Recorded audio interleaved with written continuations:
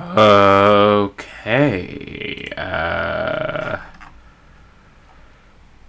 Oh, my neck is actually hurting me. Holy, that's not good.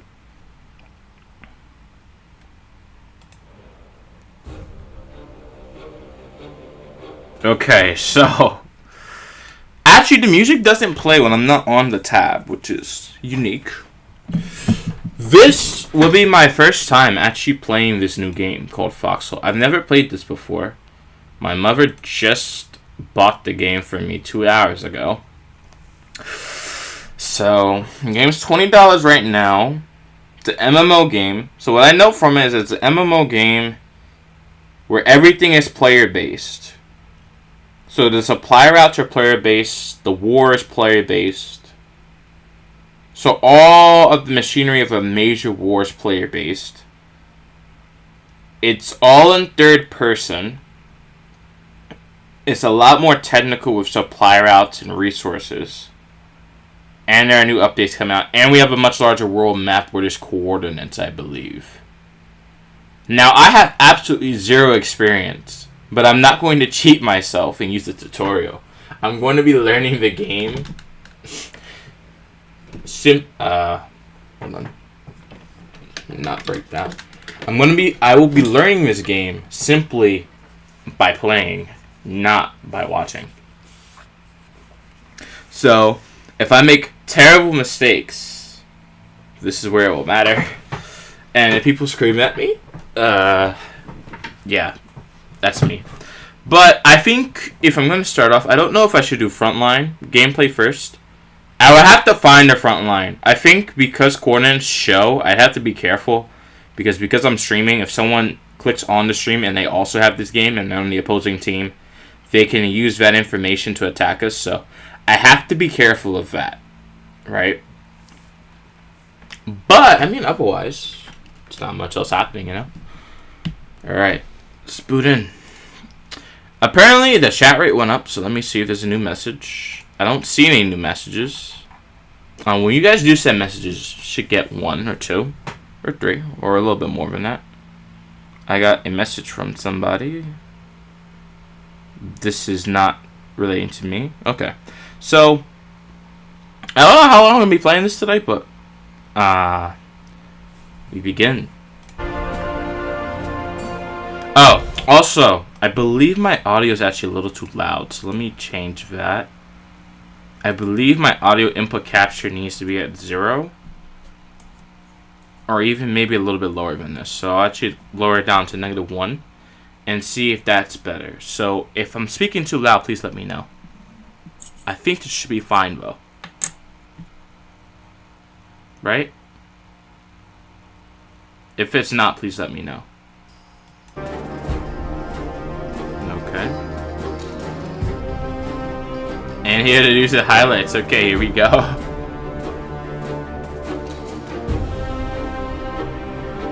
What does this mean?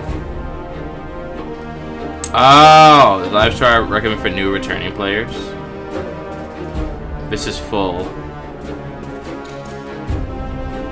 Charlie has a high population. This is full. For new returning players. You know what? We're not even going to go to the new one. We're going to go straight into the highest ward that we can.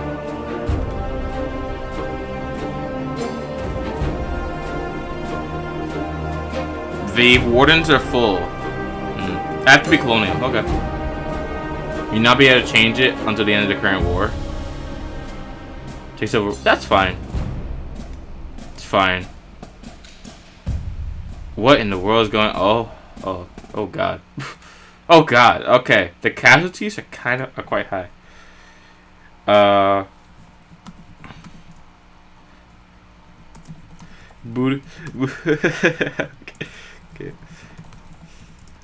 Okay, failing begins now.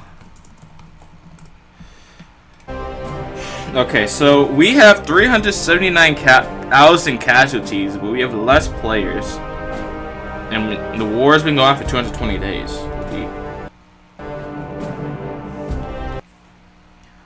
Okay. This is going to be interesting. Has blocked. You want to allow public-private networks to access this. Sure. I didn't make a mistake, did I? Training grounds. Oh, they do give you a tutorial. Training grounds. Play through a basic training course that teaches you the basic combat logistics. World conflicts, join all the large-scale conflict. I want to do logistics first. But combat might not be bad. These are controls. So, WASD to move. Right-click, left-click to fire, right to aim. And then this is to rotate your camera. Psycho weapons. Reloads R. Okay. B. Okay. These make sense. E is to use. That might be a problem because my E key is bugged. Otherwise, these are pretty simple. M to toggle map. Okay, this is going to get very complex very quickly. Q to enter a vehicle. And L to lock the vehicle. R to rotate. Space to climb. Cool. Where am I? Uh-oh. Region chat. Wait, how do you type in chat? I might be... Oh, I might actually be stupid. wait a minute. Oh, no. Okay, wait. Wait, this is the island. This is a home region. Wait, no, this is the island. I'm not actually on the war. I'm not actually on that war island, so I'm actually pretty safe.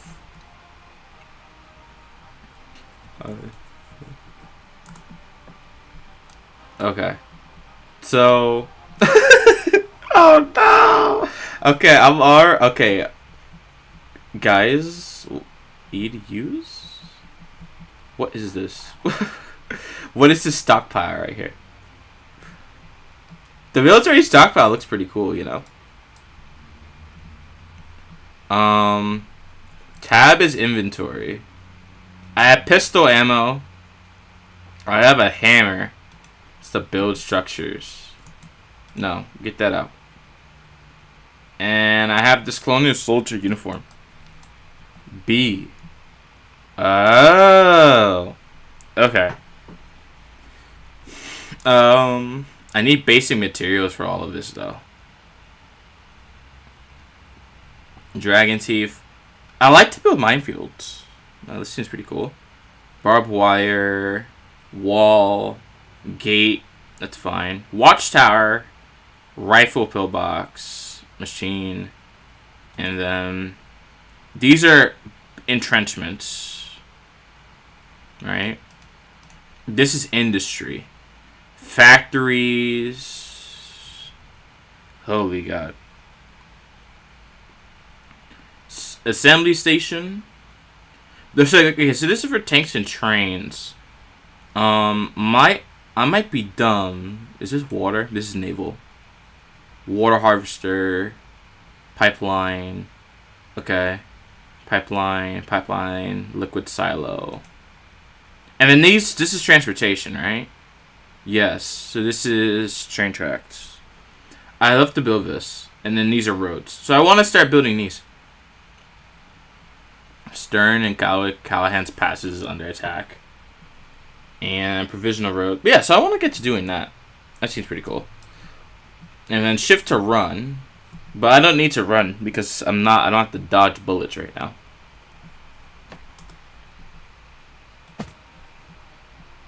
Okay. And that's the punch option. Pretty cool. Alright.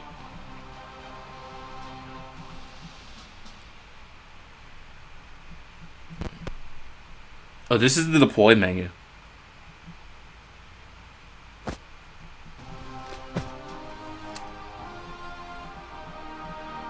Is this the national anthem?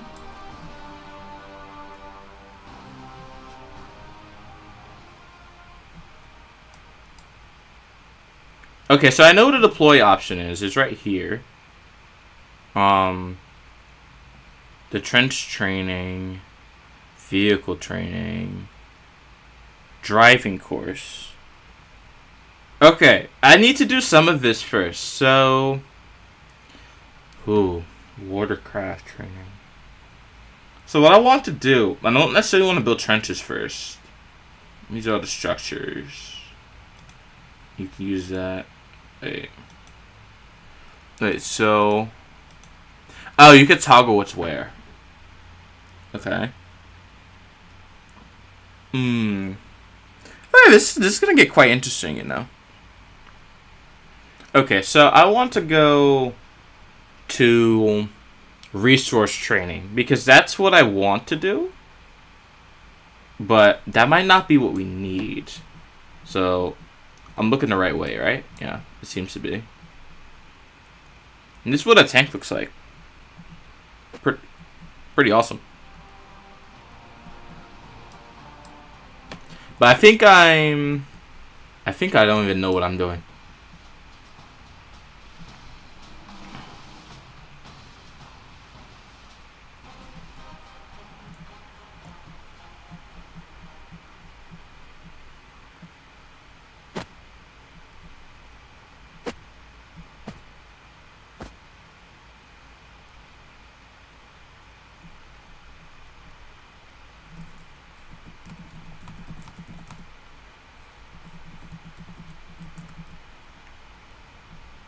Is that an airplane? What is that?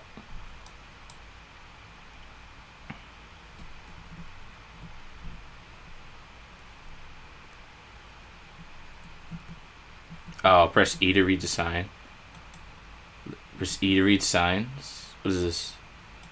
Signpost. Yeah, that signpost is pretty helpful. How do I not read the sign though? E.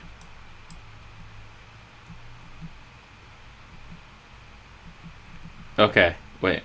Welcome to basic logistics training. Here you'll be able to interact with various structures in the game. Press E to interact with a unique menu.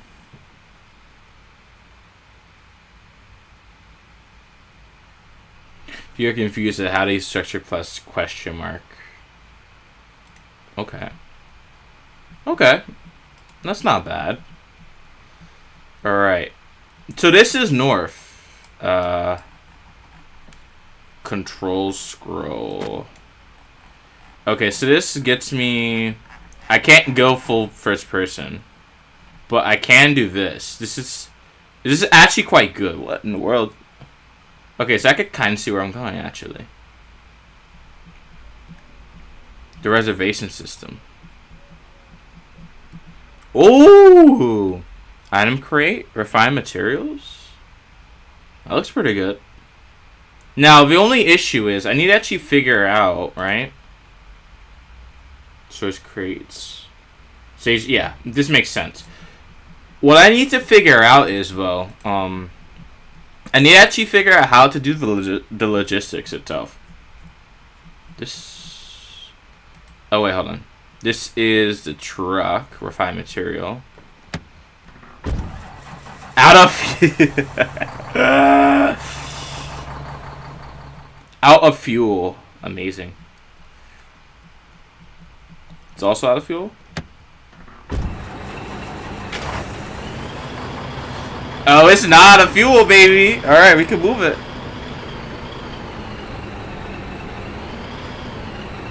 Alright, let's see if I can pass my driving test.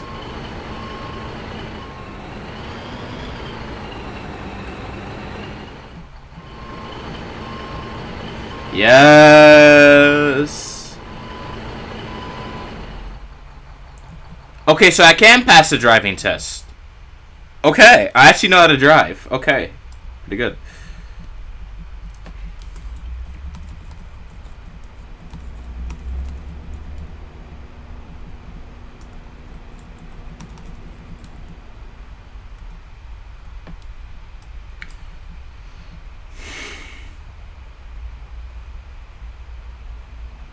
Refinery converts scrap into other. Okay.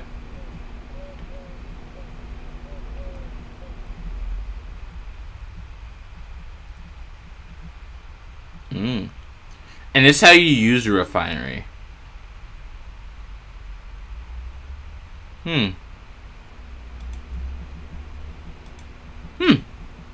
That makes sense. Okay.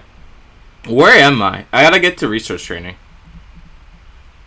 Oh. Look at this. That looks pretty cool.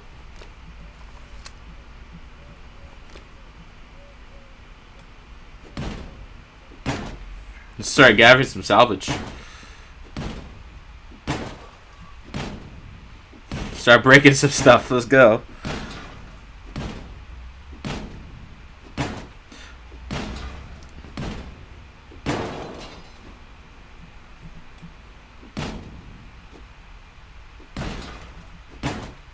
Huge.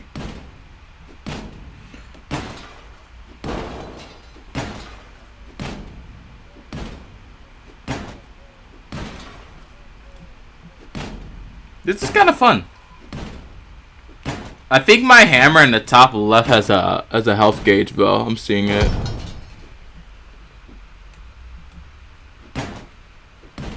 I think it's slowly going down.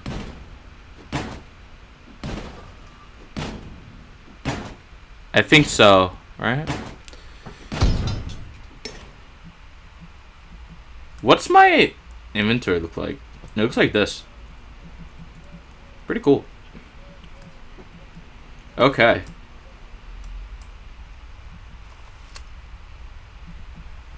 Okay, so that's the pistol. Alright, reload. Okay, how's the pistol work?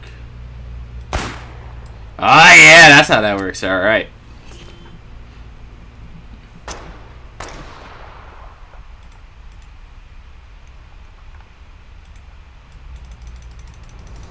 Oh, come on,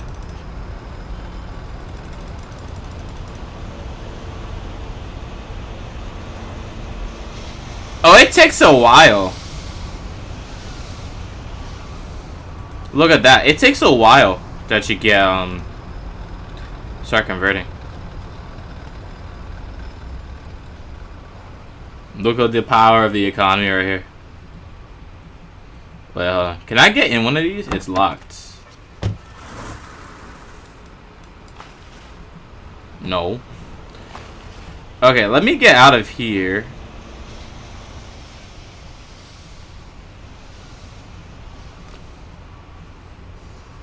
Oh wait, that's my stamina bar. Hold on.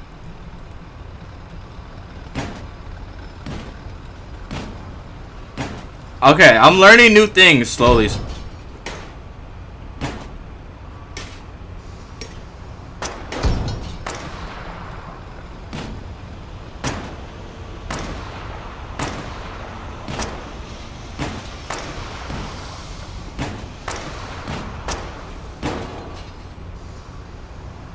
And that's my stamina bar. Okay. That's huge, actually.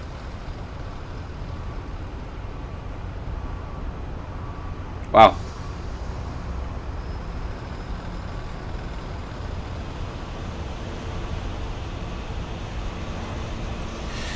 Okay, so I'm actually slowly learning how to do this. The only issue is, I'm kind of slow. What's this?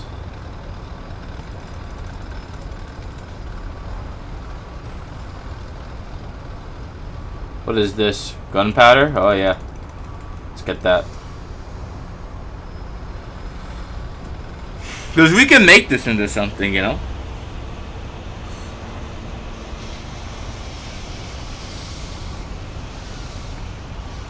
I can't hold it anymore. I'm kind of over capacity now.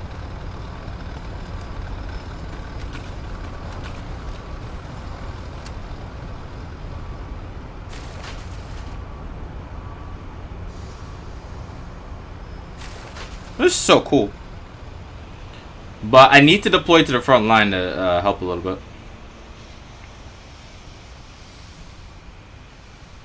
Oh, I know why I can't run. I'm burdened by a lot of things right now. I have a lot of whatchamacallit. I have a lot of resources on my back. That's why I can't do anything. Yeah, I'm overwhelmed. That's what's happening. Message. I see nothing here. Pretty helpful sign.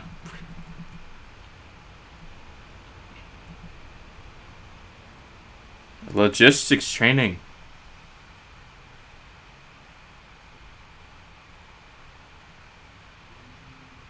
Okay, so it's in here. And these are hammers. Cool. Oh, you could put hammers in there. That's pretty nice. Okay, my player can barely walk. Oh my goodness. I need to find a place to actually do something with all the resources I have now. It's quite dark and desolate around here. But I'm moving on the right path.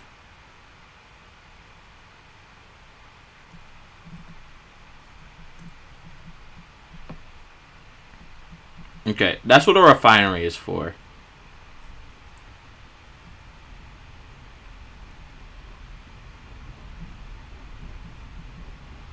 Mines can be... Research can be acquired to mines. Where I feel to operate will automatically generate resources over time. Okay.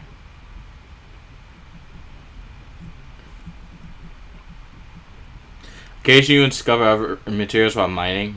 Okay. Iron and aluminum seem to be pretty important. Right? Like, they seem to be something we should be looking for. And then basic scrapping. Yeah, so everything seems to have to be refined. So we need refineries first.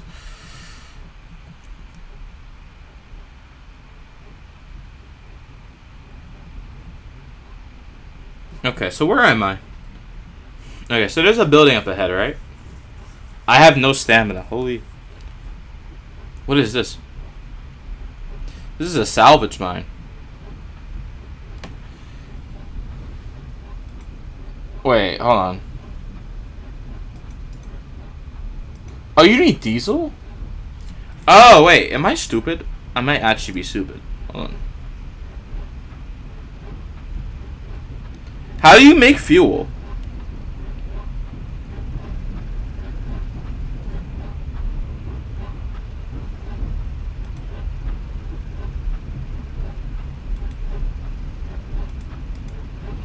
Wait, no. That doesn't help it.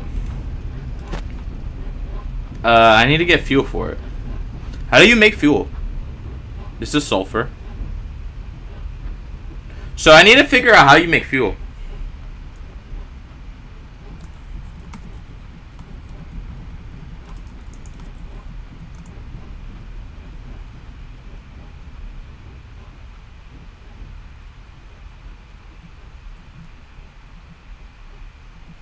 Free Larry. Okay, how do you make fuel, actually? Oh, I'm stupid. Oh my goodness, wow. Look at that. Wow. Look at that. This is how you make diesel. It's pretty efficient, right?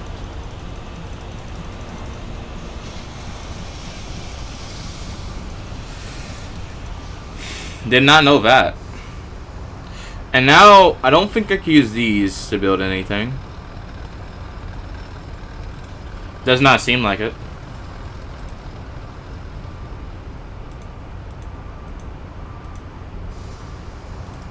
Alright, but we're going to mix a lot more fuel. So we're going to wait the full 9 minutes for that. And that's just for me to learn how to actually make stuff. Now, in terms of build mode... Ah! Okay. So you can make water pump stations. And pipelines. And valves, but that requires pipes.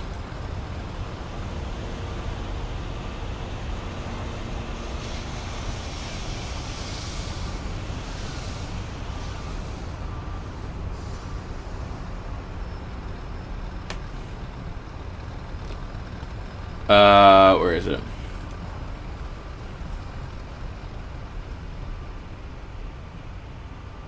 Area obstructed. Bro, what?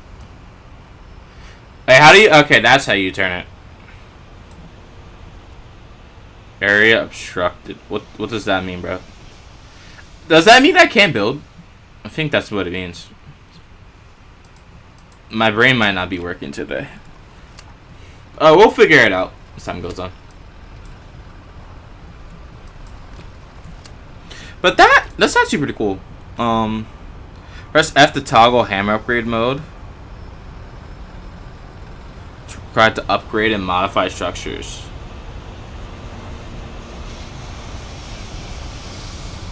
No repair needed. Okay.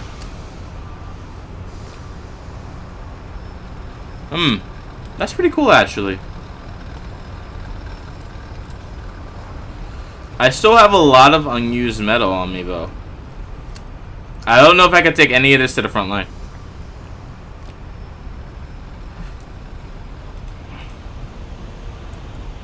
Producing items. Okay, what can I actually build with this?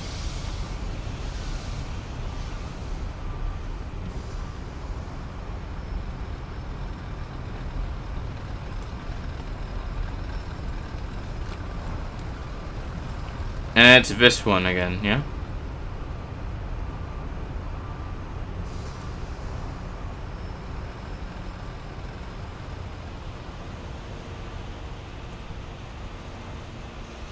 So it's not connected to a supply source, so the structure will decay. But I can't learn how to build it here. I think I have to actually be in the front line for that. It seems. But generally, now that I know that, can I just drop item? That'll make it running way faster. Just drop it right there.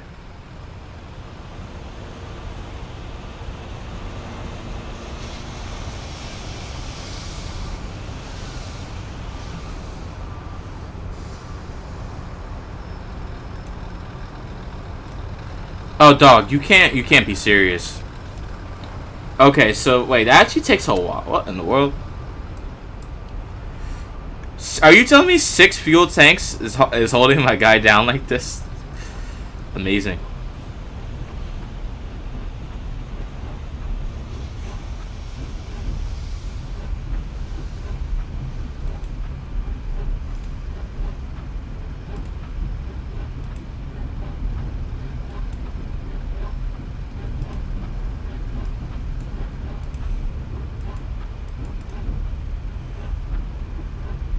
Wait, bro, I literally have diesel right now. How do you refuel this thing?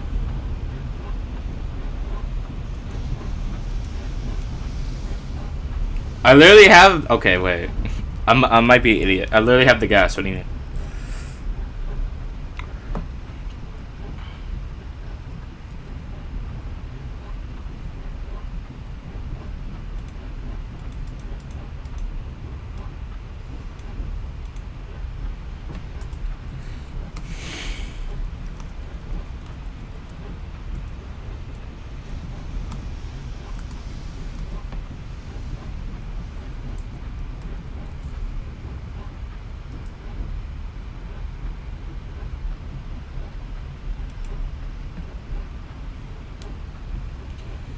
Okay, I might actually just deploy to the front. Hold on.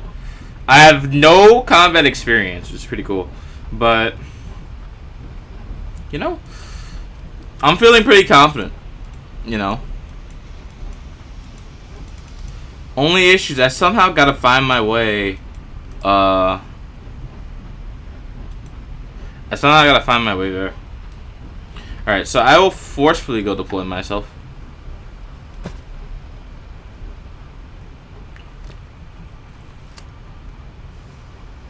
I'm going to physically walk my way to the base.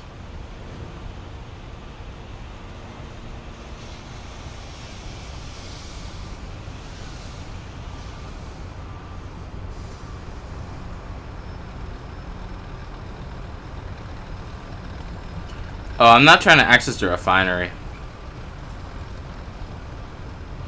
I'm trying to access the truck.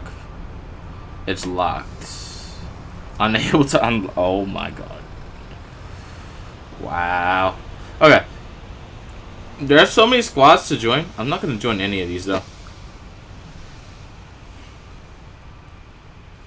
Now this basic training. I should learn a little bit about this. Because I know how to shoot my gun. Right? But I need to figure out how to climb.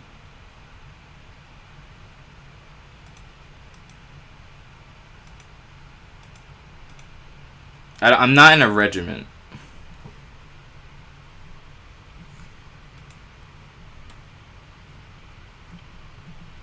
So let me just go to all.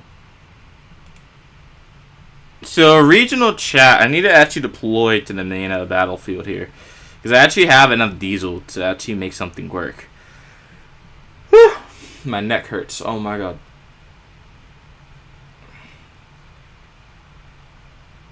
So we're slowly walking our way back to the zone here.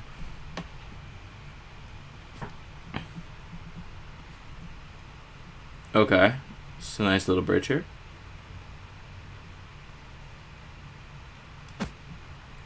What is this this meter down here, this shield icon? What does that mean? Wait, does that mean my water intake's getting low? Maybe.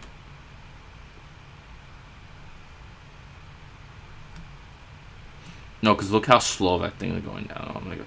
Artillery training. Oh. I know what I want to see now. Artillery training. Cool. Is this way.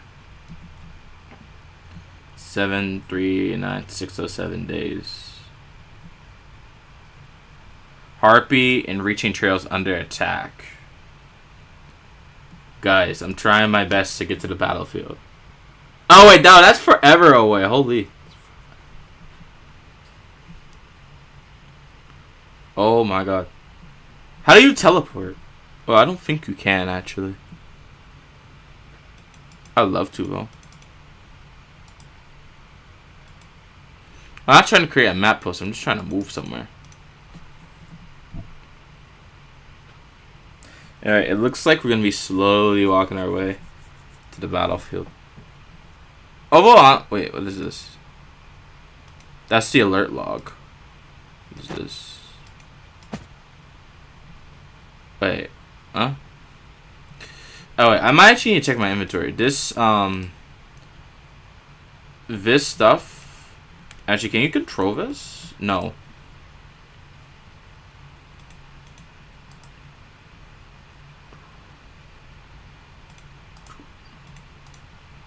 I have to drop a lot of this.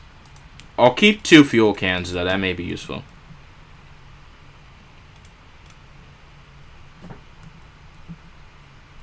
Okay, my character is still extremely slow. But I'm doing a little bit better.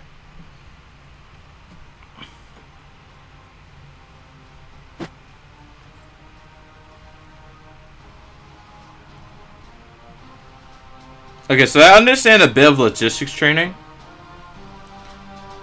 But now I need to understand something else.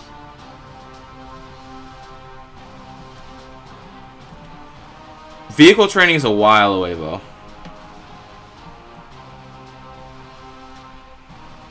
All I need to know is how to understand how to refuel a vehicle.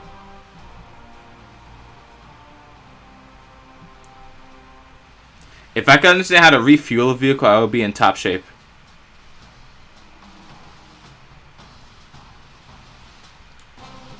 Everything else is gonna come as I play the game and get yelled at by people. I will not deploy to the battlefield just yet. I need to understand how a vehicle... I passed the driving test for vehicle. I know how to make a vehicle move.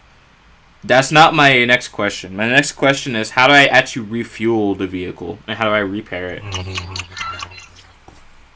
That's my main question. Okay, I just heard a person. Oh my goodness. I don't think I'm supposed to go this way. Wait. This is vehicle training, though. So, let me see. I don't think people hear me. Or do they? They may or may not hear me. So, 4 pads printing right now. Imagine someone saying you ruined my Christmas because I had to cover my base. Okay, so we're in vehicle training now. A structure near Petridia in Ecrifia is under attack. Use garage. Oh, wait. Garage is how we produce vehicles. Right. That's why I should have kept all those materials I had on me. Chariot, shuttle personnel. Okay. And these are construction vehicles. Alright. Tanks. It's gonna take a while to produce those. Actually, believe it or not, it doesn't take that much to produce half of this.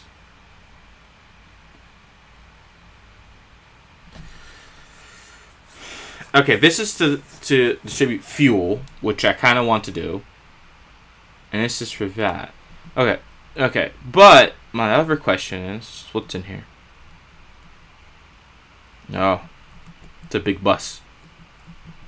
What are these other things in here? Like, what's this? I better not actually hit that thing. I don't want to blow up anything. What is that? Uh-oh. Did my guy actually fall? Oh my god. Did he fall over and trip himself? Okay. That's something new. That is something new entirely. Wow. Look at that. I'm so terrible that my character actually fell over. Wow.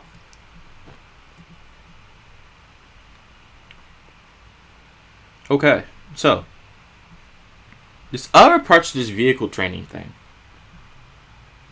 This is vehicle training. But that's for vehicle construction. There's other stuff down here, and that's facility and trench training.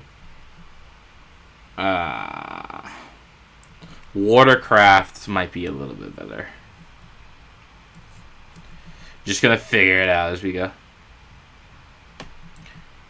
Yeah, so we're gonna go this way. And we're gonna deploy to try not to deploy to a frontline position. Try to deploy to a position not next to the front line.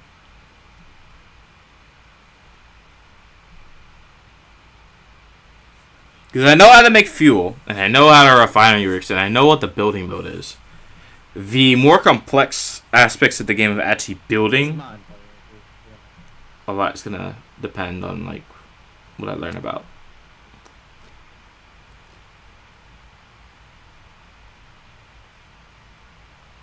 Okay.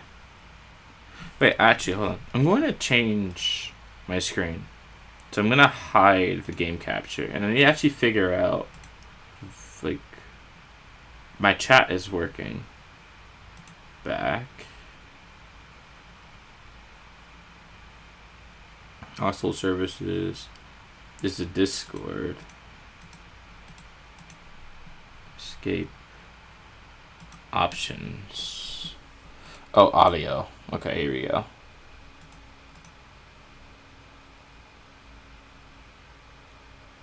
Oh, I do have voice chat on. Okay. Music volume. Turn that up a bit. Ambient volume. Turn all these up.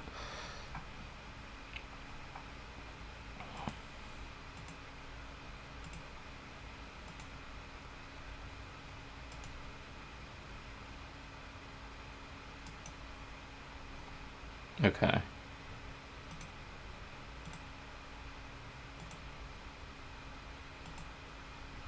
Oh wait, they have streamer mode. Turn that on. Okay. Okay. Screen should be back on now.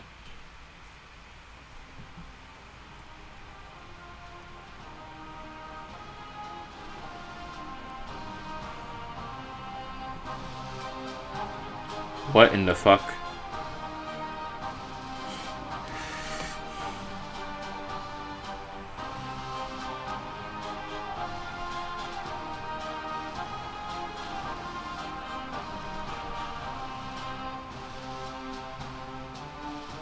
Okay, so there's contestant.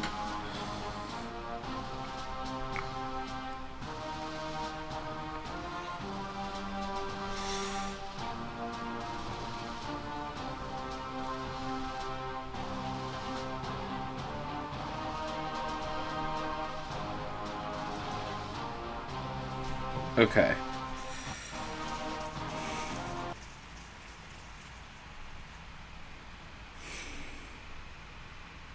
Okay, and so it begins. Alright. I remember this. Oh, local voice chat is T. Okay. That's something now. Wait. Oh. Okay.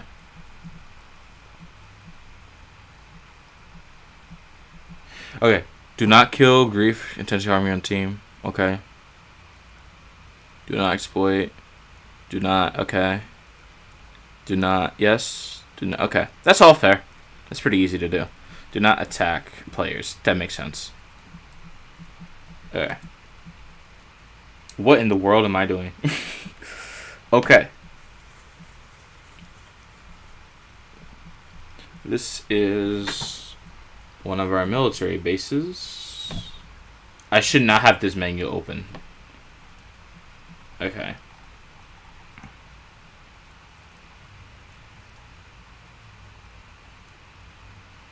Neutral enemy. Need ammo. Okay, this war map actually gets quite complex now. I'm actually not in a bad position, but I need to start moving. I need to actually use my brain and start moving some places. Hammer to repair. Got you. Oh, I don't have any materials to repair it. Ah, that makes sense. You were getting muddy. Okay. Okay, we have a lot of things that actually need to be repaired. It's a maintenance tunnel, but I don't have any resources on me.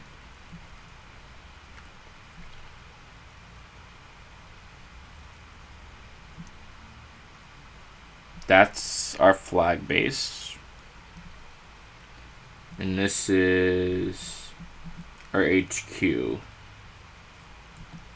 Okay. If I'm here and the front line is somewhere around here, then I know there's attacks going on over here, but that should take a while to link up. I'm here, so I need to figure out where the resources are. So hold on.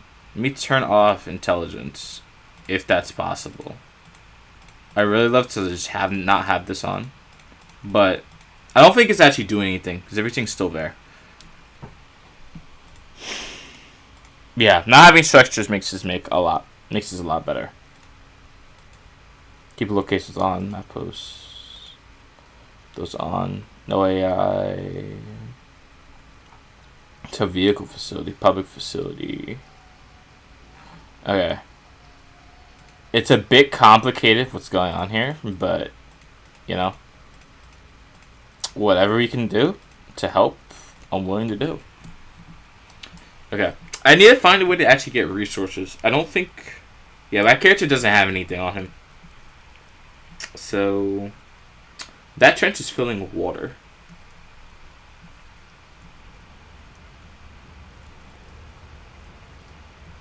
You read train is coming? I think a train is coming.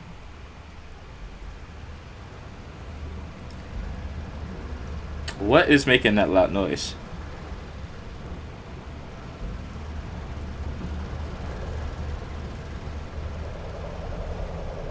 I hear vehicles down this way. These are all artillery. These are trench networks.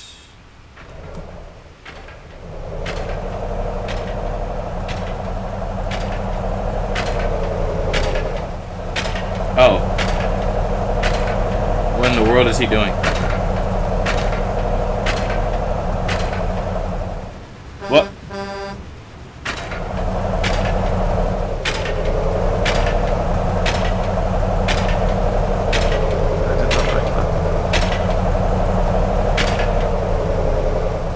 You need to write it down? Yeah. I'll jump in. Can I proceed? Stand behind my truck and press Q and you should get in. There you go. Thank you.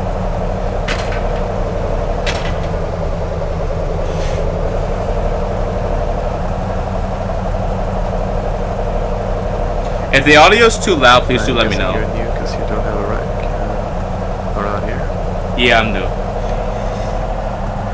Welcome to Foxhole. You chose the right side. Do you want like a basic tutorial and everything, or do you just want to experience it yourself? I'm trying to experience it for like trying to do logistics, but I guess tutorial will be good. Yeah, we will give you a tutorial.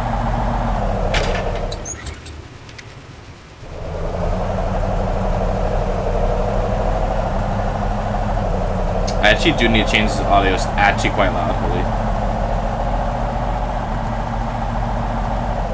I'll just teach you the basics. If you want to learn more, you can always come to our facility sometime. We'll help you understand everything and stuff, but to get a proper facility going, you need a lot of people. Okay.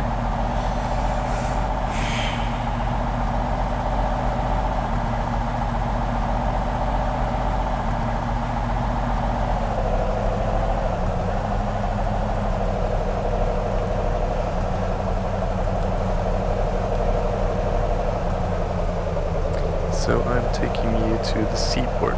In the seaport you can find a bunch of public vehicles and crates of things, basically. And then you can take those to the front line if you want, or you can do it from the ground up, where you produce the weapons yourself, put them in your own stockpile, and then take them to the front later. Yeah, I did see the front line was moving, but I'm not really sure what to do about that. Well, if we open your map real quick, and you look at, for example, the region next to us, Shackled Chasm, there's a bunch of blue stuff there, and we do not like that. If you zoom in closer to where the front line is, or blue meets green, there is a enlarger list mark. Blue, bad, green, good. Do you see that? Yeah, I see where the front line is. I think maybe my intelligence is off, though. Okay. I'm still getting... all the markers. I'm still getting used to the map system. That's fair.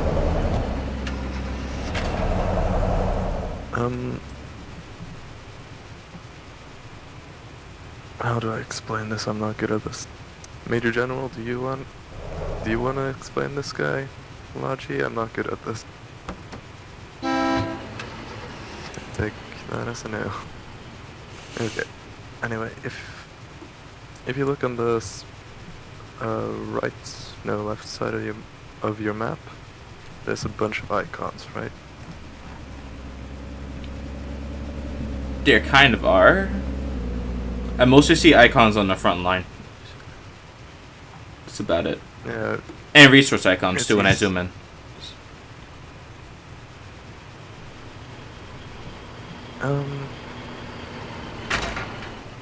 Can I get your Discord real quick? It's easier if we're in a call, so I can explain your shit.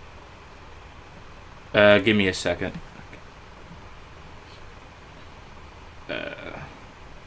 Biggest thing you need to know. Blue, bad, green, good. Yeah.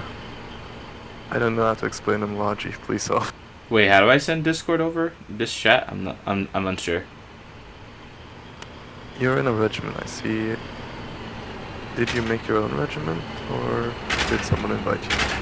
I didn't make a regiment. You cannot run out. You need to be, I think, sergeant or something like that. Maybe warrant officer. Okay. I didn't know how to do that. Colonel? No, okay, I'm horrible at that. Anyway, if you see the front line, and you see there's a bunch of green dots and a bunch of blue dots, that says there's players there. Do you see a front line where there is players? Let me zoom in and see. I don't see them there. Hold on. How far do you have to zoom in to find players? Not that far. Okay, we can do this easier. In the top left, no, top right of your screen, there's a search bar. Okay. So, or savages. S-A-V-A-G-E-S. Savages. And then click enter, and it should zoom you in on an area. Alright, so I see the town. I don't see any troops there, but I see it's under their control. Correct. So are we trying to retake that, or what are we trying to do? Yeah, we currently have a front line on that bridge going over the river. Okay. Wait, hold that. I just gave you off the map. It's a radio. You just need to update your intel with a radio. It's quite an important part. So I need to get a radio then. Yeah, it's laying on the ground in front of you if you exit the map. Okay. Oh, thank you. Press E to open dropped items. Press on radio. Press tab to go in your inventory. Okay. And then press on the radio again, and it should go under your uniform. Okay, so now if I check a map, I should see where players are. Is it under your uniform now? Yes. Wait, hold on. Yes, it is. Nice. Now when you look on the map again and you go to that area, you should see a bunch of dots. Is that correct? Okay, let me check. Hold on. Yeah, I see a bunch of dots there now. Nice. Oh, wow. Do you see like arrow down saying Logilist? Yes, I do. If you hover your mouse over the Logilist, it tells you what players have written and that they want on that front line. Right now it only says shirts. Do you see that? Yeah, I see that it says shirts.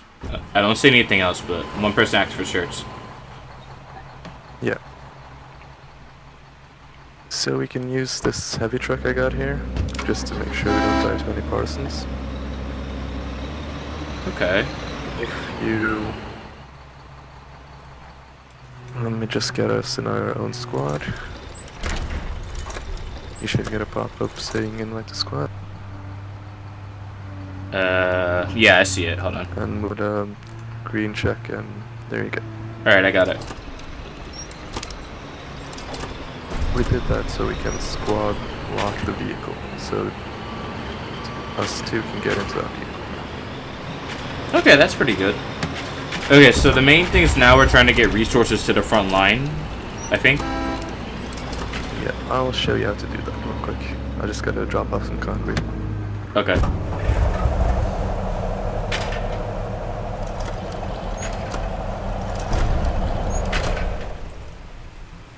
You can also talk inside of the squad, by the way. I did not know that was a thing. That's pretty cool. I don't know the button exactly, but because I'm using a different button, but you can check that in settings. It's a common way that big regiments communicate. Anyway, now stand there to the Taurian rigger, which is this vehicle. On Okay. this side. Wait, can you still hear me or no? Oh. Just wait. stand right here Okay. and get in the driver's seat. Okay, and then Swift Q. Yes. Oh, I didn't know the minimap's in the bottom left too. Yeah, that's when you're in a vehicle. Hi Geo, I'm trying to teach you people to do logic. I'll come for a ride. Okay, so where are we going now? Well, where do we need to go? Drive over to my mark on the seaport. Okay, so let me find that. Do you see it? I'm trying to find where it is. It's not on the map, by the way. It's off the map. You can place a marker by pressing H and then look here. Okay, so where would I see the It's marker just then? straight in front of us between the two tracks, and then to the right, I believe. I can't see On it, the other so you just go straight to the right. Straight over there. wait, is there anything else here or no? Wait, Don't go too far. Okay, Actually, there's a let me- boat let me here. just walk to it. Yeah, we don't need the boat. Come over here. What in the world? Just Okay. get back in your truck. Okay. Come over here. And drive to me. Gio, if you know a better way to explain this, please tell.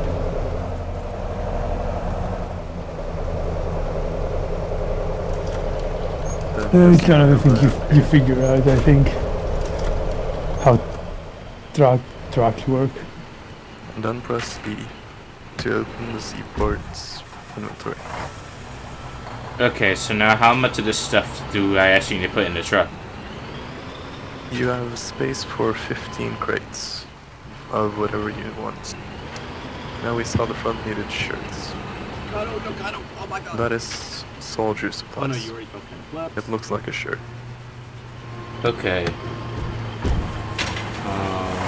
Would it be like a Villian flak or no? No, it doesn't. It isn't a uniform. It's under. How do I explain this? Sorry, flap it. Okay, back up a little. Scoot over real quick. Can you scoot over real quick? Oh, wait, hold on. My bad. My bad. Wait. StormCoder, just back up a little bit. We need to give that I'm- flatbed ahead of space. I'm trying to close the menu. okay. But, Press E again. See? Okay. okay, hold on. Thank you, Valerie. Thank you. Thank you. You can stand like here and access it. Or even back here. So you can find the soldier supplies. When you open the seaport, there is a cross icon on top. If you click there, you will see some search there. Will show less options for you. Okay. Okay, I'm pressing E. I'm not able to access the seaport from here, so I think I had to move up a little bit Oh. more. Move up a little Yeah. bit more. Okay. It Okay, should now. sit in one of the bottom corners seaport. Okay, now it's available to me. Okay, so I'm still looking for Can you this access vest. it now? Yeah, I have the seaport access now. I'm just trying to find the shirts that we're looking for. If you look on the top, there is categories. If you go into the one with the cross, like the medical one, Okay. you'll see them there. It's the fourth option, I think. Fifth. That's the a fourth shirt. one because we don't have first aid. All I'm seeing right now is soldier supplies. It doesn't look like a Yeah. shirt. Well, someone does, but it doesn't say it on Yeah. there. It doesn't say shirt, it's just a name we in the community have given to it. Is it just So soldier background, supplies? It's just Yep. soldier supplies, yes. Okay. Grab about 5 crates of that. You can also shift click it to grab 3 crates at a time. Oh, I did not know that. That's pretty cool. Okay, Now so what else do you think the front need?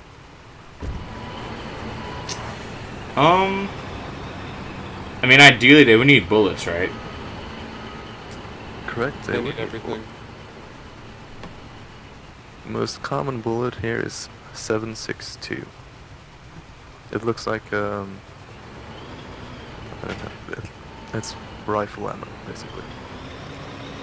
Well, 7.62, rifle right? Correct. And in Okay. the categories, it's the first category, except for all. Okay, so how many crates of that will we need? Grab about 5, I would say, of that as well. Okay. Oh wait, this person may need to actually get out. Hold on. Wait, no, never mind.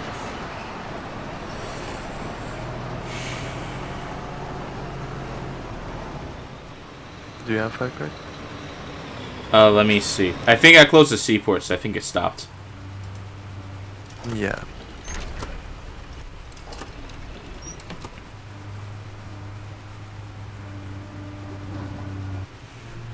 And to clear off my facility front. vehicles, so I'm going back and forth all day. That's fair. Do you have enough crates now? I have 6 crates of the bullets now. That works. Okay, so Now, do we bring katinas? Just why not? It's in the same menu. It's a rifle. It's called a katina. okay, so I'm looking for that now. Yes. A katina. Just fill the rest of your inventory with that. Happy holidays, boys.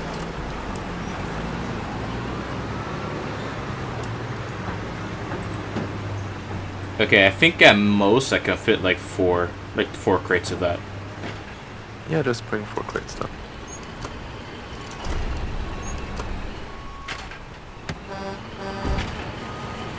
Okay, I'm full now. Perfect. Now if you see in your menu, or in the top left of your screen, there is a bar which is quite low on your finger. Right. Is that correct? It's like That is the halfway. fuel level. It's not halfway, but it's like a quarter of the way full. Yeah, that's the fuel level of your vehicle. We want that to be top level. So you're gonna drive over here. Okay.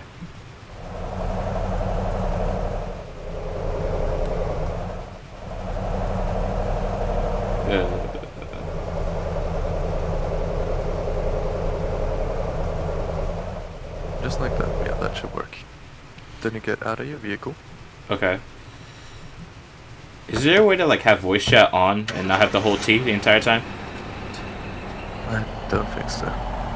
Oh my god. So I'm trying to take advantage of it. The rain's It's not that like- bad. It's only you like can change the key 8.8 by hours having per it hour memorized. dry, so it's Makes gotta it come easier. down. Yeah.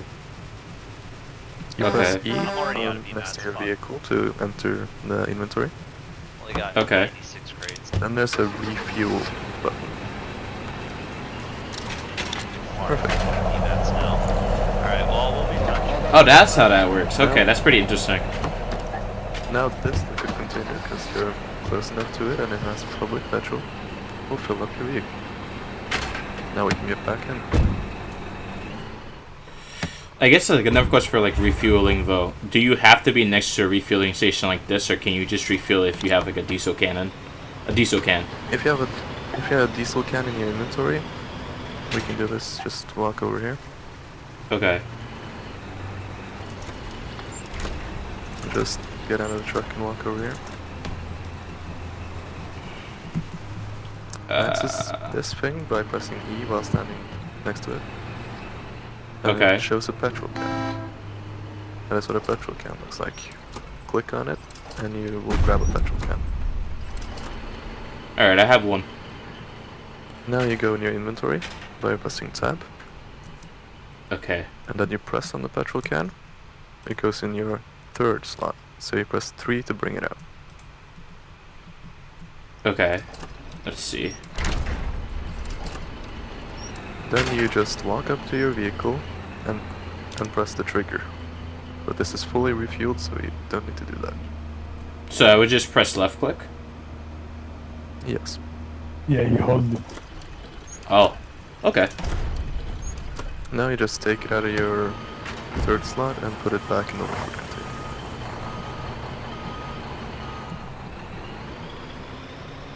Hold on. Let me find it. You need to press tab and take it out of your third slot first, and then you can put it in. Alright. Then you press submit stockpile button on the bottom of this UI, basically. Wait, where is that? Oh, okay, I see it now. Yes. I see it now. You see it? Nice. And Okay, then that's it's in the actually pretty good. stockpile. That's a pretty efficient system, okay. It is. Alright. Now we get back into the truck and bring it to the front line. Do you know where you want to drive? Whoa, what's the fastest way to the front line without getting blown up? I would say belaying trace. So look on your map and try to locate belaying trace. Okay, I'm looking for it. You can also search for it if that makes it easier. I think it will, because this mouse is a bit difficult to search for things. How do you spell it? Have you found it? I'm trying to figure out how you find it. Hold on. I'm trying to figure out how you actually find it on the map. Like, what's the spelling for it? B E L A Y I N G. Belay, and that should be enough. Alright, I found it on the map. Nice. Now you just try to look at the roads and see the fastest way to belaying trace. It seems like going north is the fastest way. Going north is the fastest way from here, yes. Okay. So now you drive us north.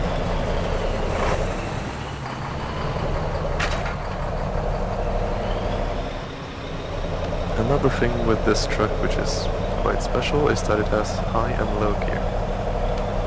By pressing F you can go into high gear. So if you do that while moving on a road you will go faster. Wait, I think I just hit the one that went slower. I don't know. You can not move. You have to move in lower gear. You have to build momentum in lower gear and then go into high gear, basically. Okay. So if you press F again to go to low gear. Okay. I just pressed F again. And then you drive forward. Now you're moving in low gear, so when you build up enough momentum, like this, you can move in high gear. Okay. By pressing F, you go in high gear, like this. Be careful not to drive off the road. Oh. Okay, first car crash. It's an interesting vehicle. It is. We should have just went with a hauler, but hey ho. Okay, I'm trying to back up, but it You seems need like to it's go not working. to. You should go into low gear again. It's kind of finicky. Okay. It's the only Right. vehicle that has this feature. Yeah, and then the Warden one, it's only the heavy truck. Alright, I'm checking the map again. Alright. It seems like I have to go west now. That's correct. It's common courtesy for both factions to drive on the right side of the road. Just The correct side of the road. yeah.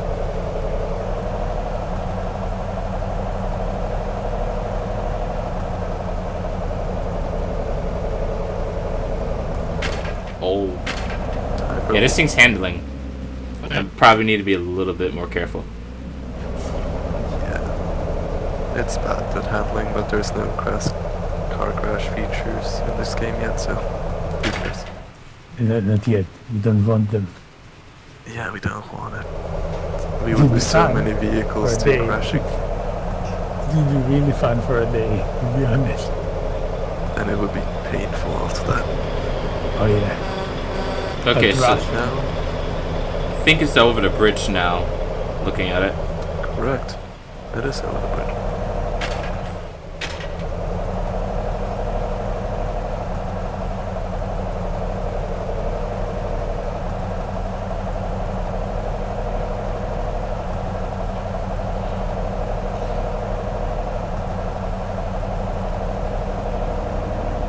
There are websites that can plan your route for you when doing logistics, but it's a good skill to have just trying to figure out how to do or make your routes yourself.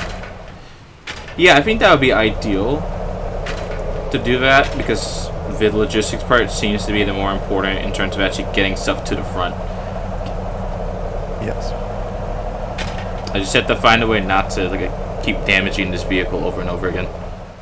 Alright. You're not damaging it. It can take hitting anything at top speed, really. Yeah, there is no collision damage. Yeah, and this thing got as well armor on top of it. You went past it, it's that way, by the way. Oh wait, hold on. Let me go back.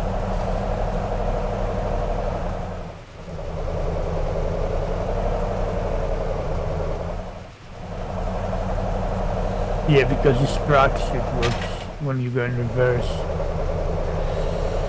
The steering is even weirder.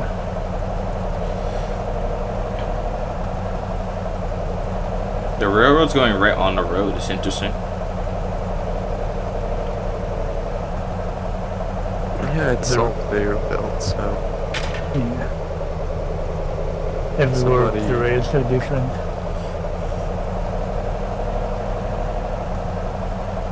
Okay. Okay, so just keep going along the road, it seems. yes, just keep following the road. This is not the road. This is... That's a train trip. We'll leave you here, guys. Thank you for the ride. But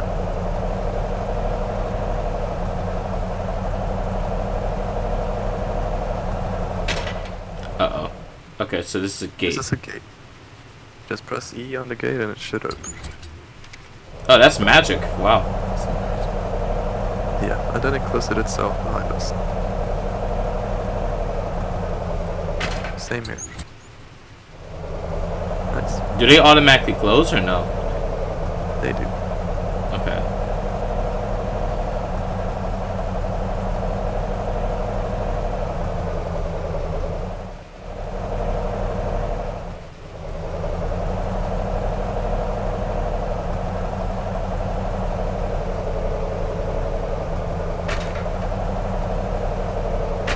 Okay, wait, it's getting a bit more complicated.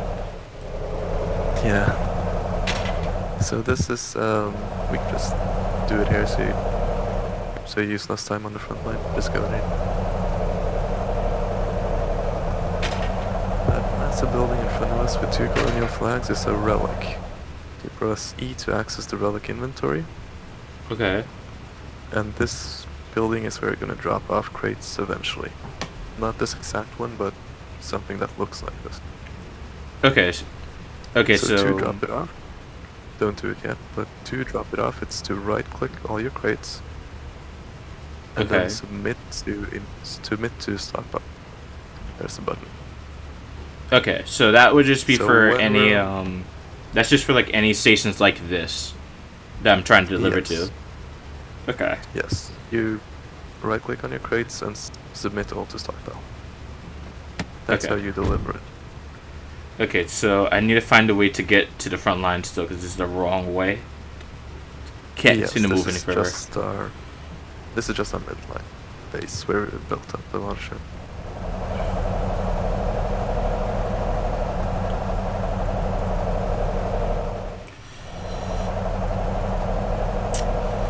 Hopefully I'm not making this a little bit too much to take in, but you're doing well so far.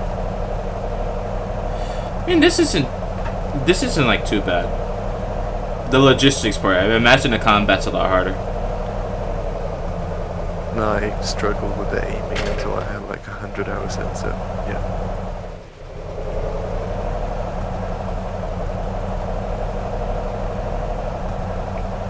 Here's a perfect area to go into high gear.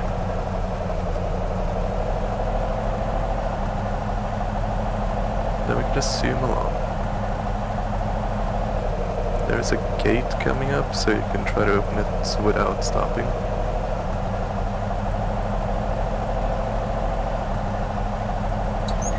Oh, wow. Perfect. Okay.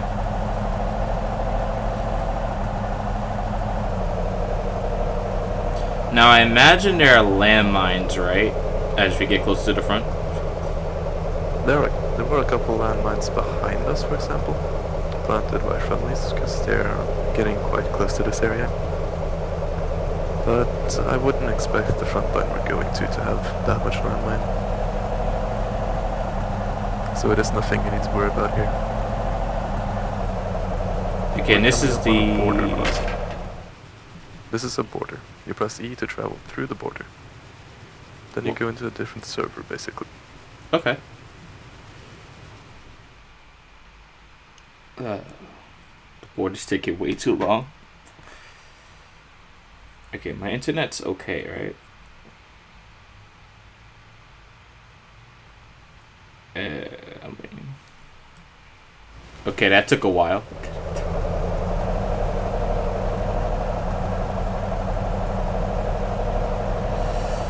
Okay, now players can actually build roads, I think, as well, right? It takes some people a little bit longer to load in than others. I'm quite a slow load time, by the way. Okay.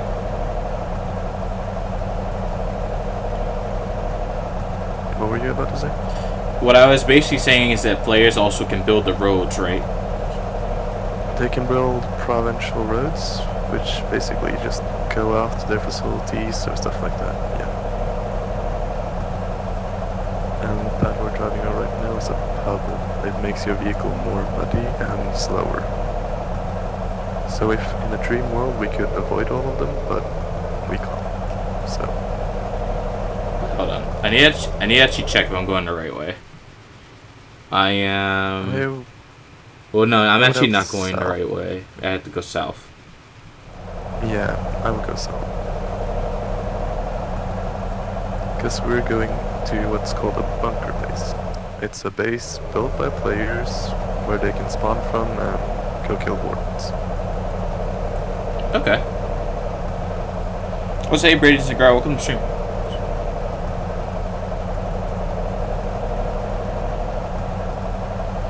Now, is there like a way to upgrade roads and make them like less muddy or no? Not really. Evman shows how the roads are. But in some wars we have had things called shovel patrols, where they go around in jeeps and use shovels to remove most of the puddles on the road.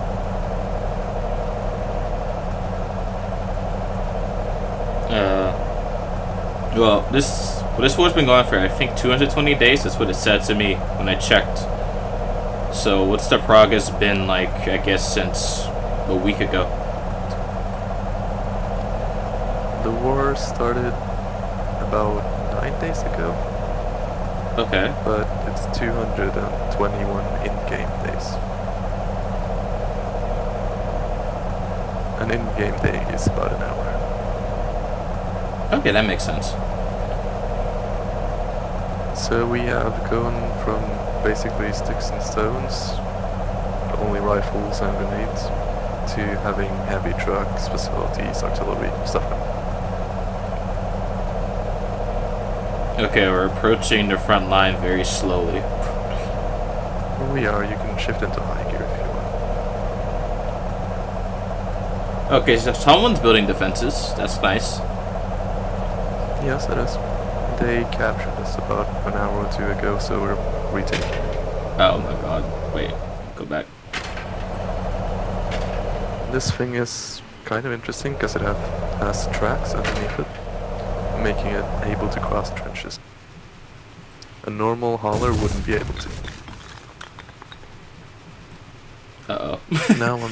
Now on this T intersection, you go north.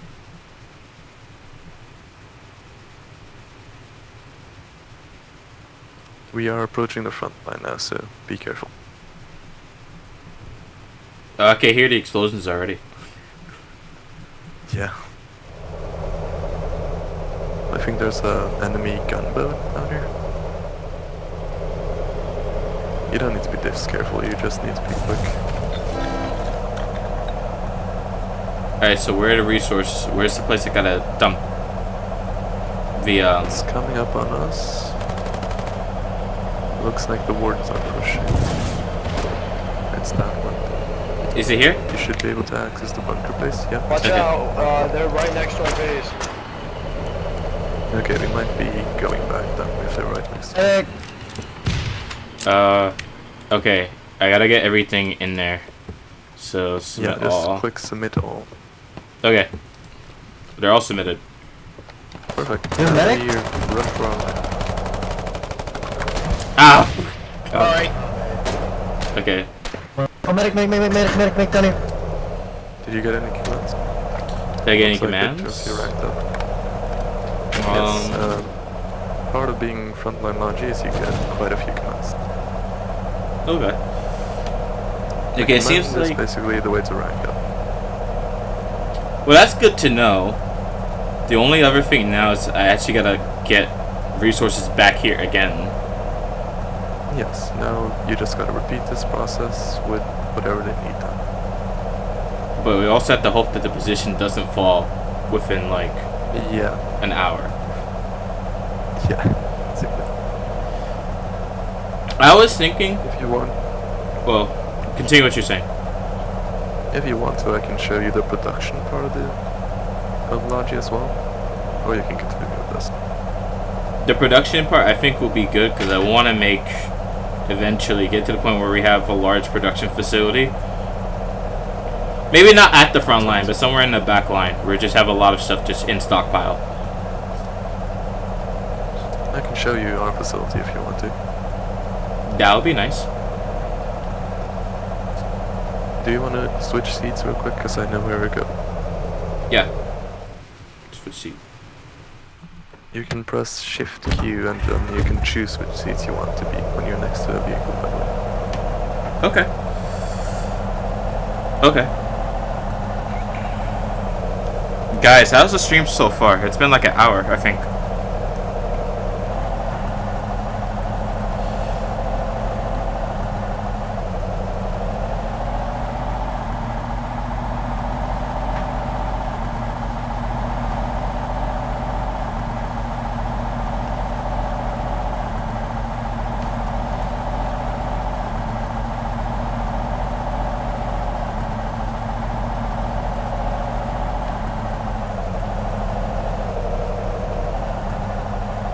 We'll get you a hauler and then we can build you a hauler actually, just so you know how to do that. Then I'll show you how to make rifles and stuff. Okay, that sounds good.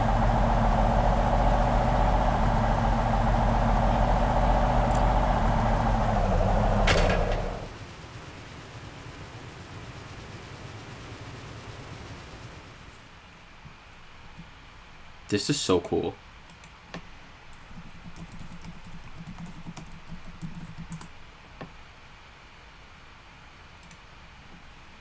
Okay. Okay, now we're moving to the next area. I think he's gonna take a while. Alright, spawned in now.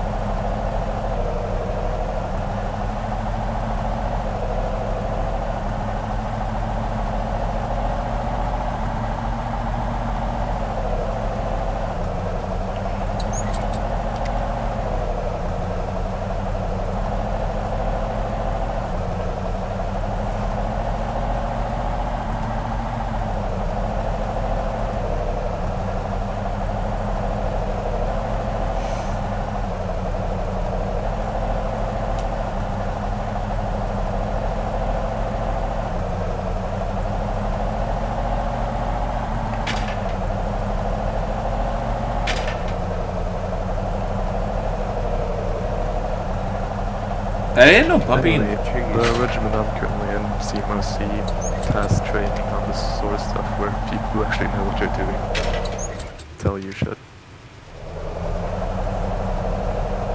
So if you're interested, I can get you in contact with them.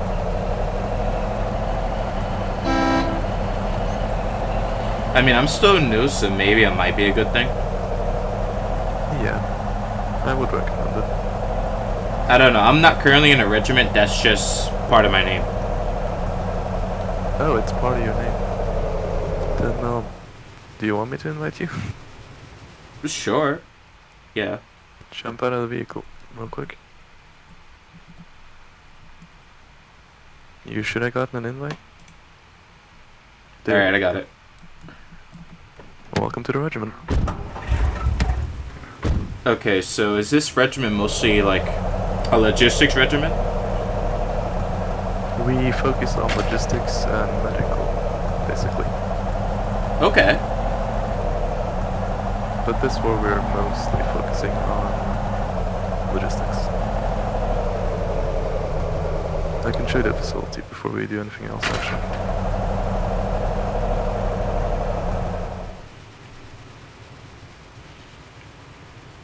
Yeah, at least from how the war is going. The southern front seems to be okay, but there's people behind us. I don't know why that is.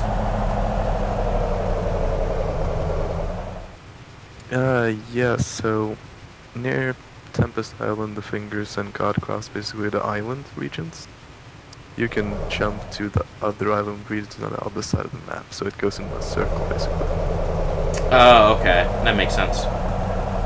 So they did some naval invasion stuff, and then they landed behind us. Okay, because I thought So the we're map was actively- binary in a way, where like, if you just hit one side, I mean, you can't progress any further. But if it's a circle, then that makes sense. It's a circle, so the Wardens with their navy, which is a little bit better than ours, invaded that island, basically. Okay. So this is the facility. This is the outer part. We have a bunch of pads over here where we can produce and upgrade a lot of vehicles. Hey, School5, welcome to the stream. For example, if we come over here, Okay. this... No, not that. This one is a field station. It can build the heavy truck we were currently sitting in, or were sitting in. Alright, so these... Same as this one. So this is mainly to get the logistic vehicles to the... like, mass-produce them so you could get them to the front line for, resource transport, right? If you press E on the station, you can see what it can produce. For example, in this one, it's the heavy truck, the Turin rigger, the couple of trailers, an anti-tank gun, APC landing, and a advanced construction vehicle, and a harvester. That is what this pad can produce, as well as the basics, which is on top. I also saw it could produce motorcycles too. I don't know if those are viable. It can. The motorcycles need to be produced in a garage, but we can bring them here, and then we can put a machine gun on them. That is what this pad will do. Okay. We can do the same with our basic logistics vehicle. We can also put a machine gun on that. Okay, so as far as like production, right, for resources, how... I think I see the train track is in the back there. Is that how we're getting the resources to build everything here? That's how we're transporting the resources from inside the facility to the pads, yes. Okay. I can show you to the facility itself. It's a little messy because it's a public facility. It produces stuff for the public, basically. In these, there are public salvage. Salvage is what you use to make almost anything in-game. So we will use some of that when we're building your truck. I do know I saw salvage was in like the training yard, but I'm not sure how they actually make it. Well, the salvage comes from this field. There's a lot of these, you know, around the map, but this is ours. Does the salvage just regenerate over time? Yes, the field itself, which you can click here and press E to see how much left of, respawns every 40 minutes or so. Oh wow. And then we can go in our bunker base, which is concreted up, and grab wow. a sledgehammer by pressing E in the inventory. E to access the inventory. Going on the wrench tool, or the wrench category, and then the long hammer, basically the sledgehammer. Hold on, let me find it. That's the wrench, that's not what I'm looking for.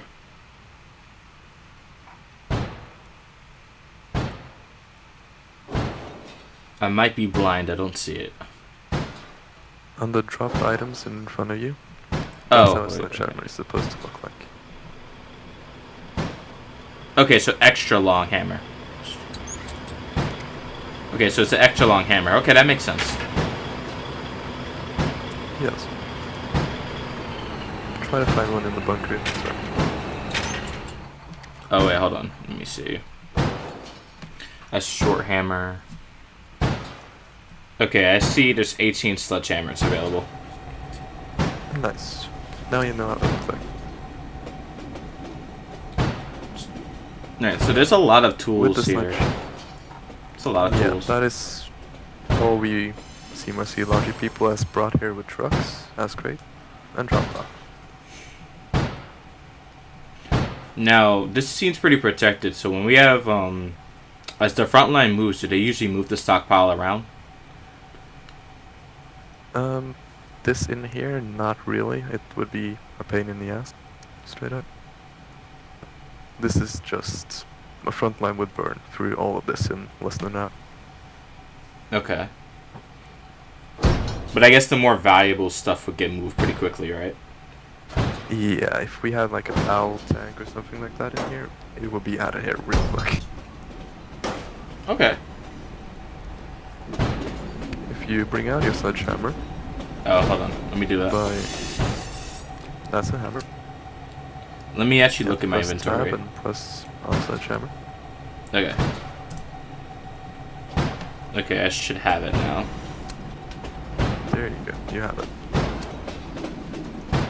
If you bring it out, you can hit salvage with your sledgehammer. That's how you get salvage.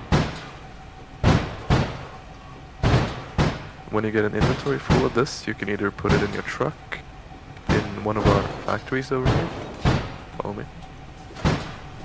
Oh, I'm already If heavy. you see now, you're encumbered. That means you're heavy, and you can either need to drop some shit off, or just you can put it in here basically. Oh, cool. Then you do the same as if you were delivering crates. Just right click and submit all to stockpile. Alright, I did that. Nice. Now the more complicated bit is the facilities. These are facility buildings. They take power and salvage basically to produce stuff. And where's the Because that was the electricity most- coming from? Okay, come over. I'm coming. In our coalition, basically a group of regiments, we get petrol from another facility. That gets pipes into one of these buildings. We have multiple around the facility, which get then burnt and made into power. Then we take the power tube through power poles and get it into the facility buildings. So there's like an entire oil industry too. There This. is, yes. I can take you to it afterwards if you have the time. Anyway, this building. This is our most simple building. It produces M subs. Without M subs, everything here will decay and rot away. We don't want that. And it produces them automatically? You need to set a queue here in the middle production line. You need to set it here up to public, and then you need to set a queue of the maintenance supplies. Salvage to maintenance supplies. Right now we Okay. got 5 out of 5 queues, so it isn't that important. You can only have 5 queues in a single building. Okay, so this says it's taking 21 power. Does that change over time or no? Wait. Because we have that many queues, it takes minus 21 power. But if Okay. we only add 1 queue, for example, it would only take less power. I don't know how much exactly. That's my Okay, so this seems to be pretty good. 3 power. Yes.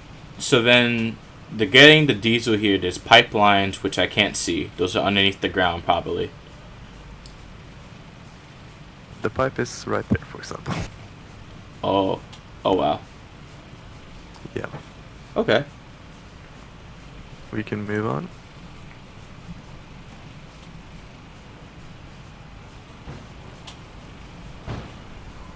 Here you can see more of the same type of building. They're called metalworks factories, or material factories. Metalworks are way off. Now what are these supposed to do? This one is an assembly bay. It can produce metal beams, barbed wire, sandbags, and also the 2 basics that the other ones produce. This one has been upgraded so it can produce the other stuff. Okay, that seems pretty good. It is. This one is the forge. Because we make a lot of public vehicles, they need assembly materials. This one produces assembly materials 1 and 2. What's the difference? We have got. The difference is what they're used to and how they're produced. Assembly materials ones take coke to produce. They're used for the most basic vehicle. Coke, Assembly you said? materials. Coke, yes. It's a kind of refined version of coal.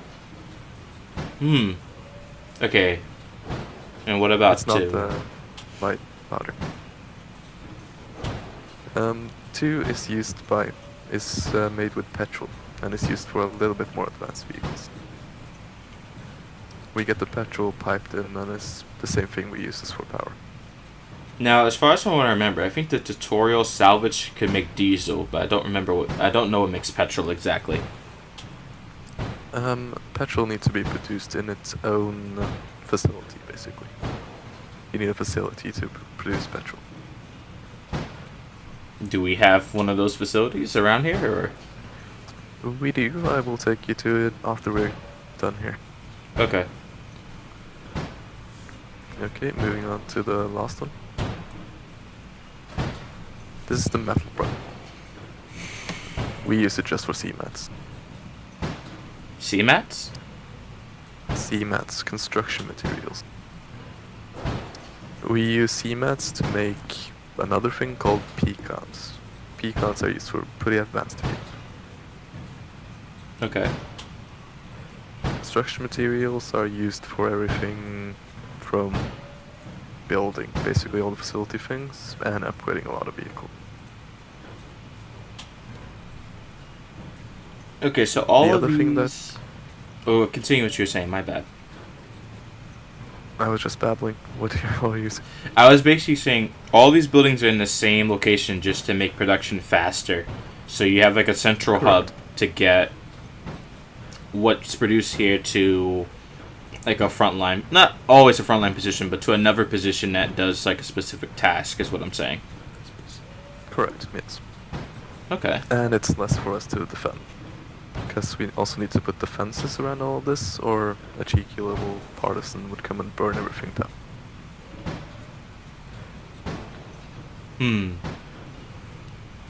How's that? That's my favorite role, by the way, being a partisan. Okay, so in terms of like the defense of like this type of facility, it's not next to the front line, so there's not as many soldiers, but I guess partisans do get behind the front line. How are they actually defending this then? Come over here then. Alright. Give me a second.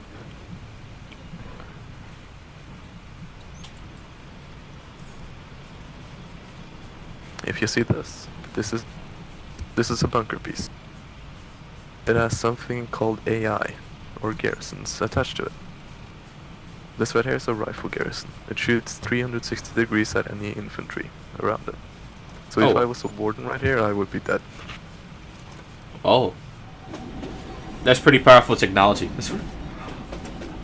Yeah. This is a AT piece. It shoots any vehicles or tanks that come and attack it. Okay, and these also have 360 vision, or do they have limited vision? These have 180 vision, basically. So Okay. if I was a warden tank sitting right here, I would not be dead. Okay. It would be hard to get a tank here, but I can understand it. Yeah.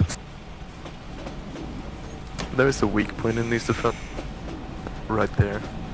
They have a tank called the Outlaw. It has a speed boost. And if they're skilled enough, they can speed boost on top of the rocks and outrun our AT, basically. Or run past. And you can't put anything on the rocks, right? Yeah, the rocks are kind of fucked.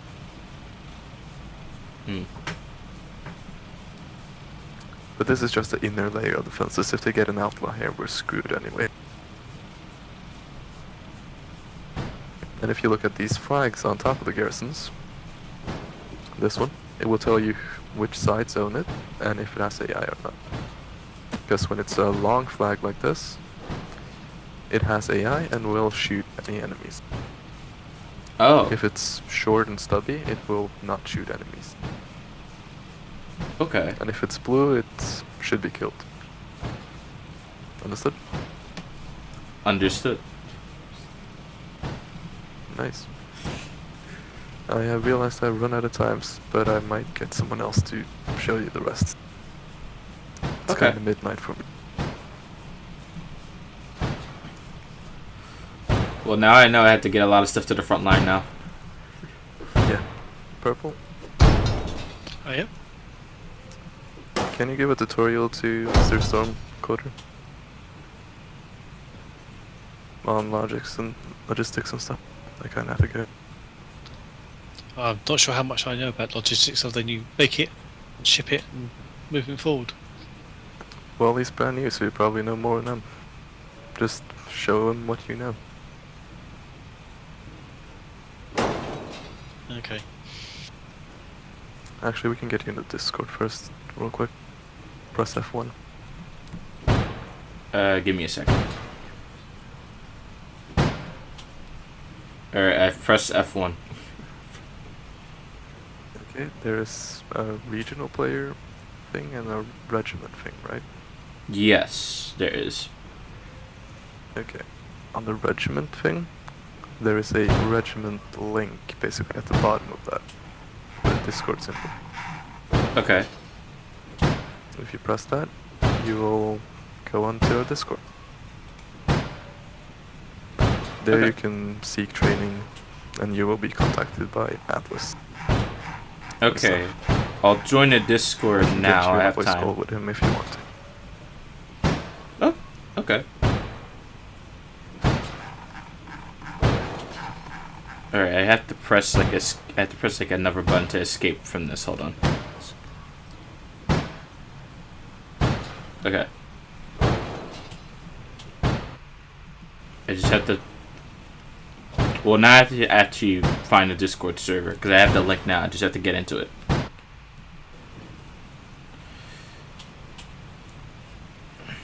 Alright, let me join the server. Guys, do you guys remember how to join a Discord server? I'm kind of dumb right now. Okay.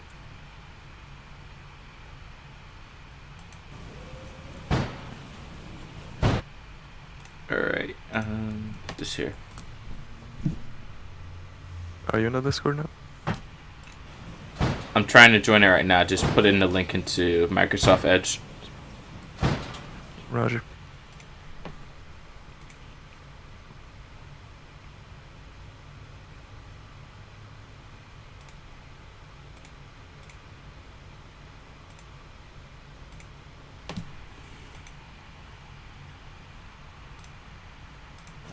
Okay, I've entered the Discord server. Nice. There should be a game night and a public VC active when you scroll down. Go into the public VC. Me and Atlas are waiting in there. Okay. This is exciting. We'll be just a logic person of no rank.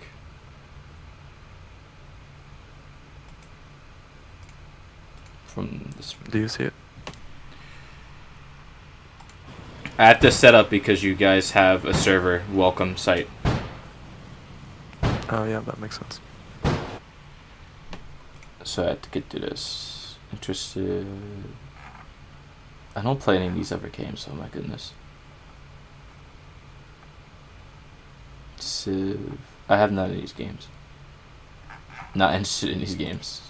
Finish. I'll be back in a minute. Alright, I see the room. It's at the bottom. Yep, just go in there and start speaking with Atlas.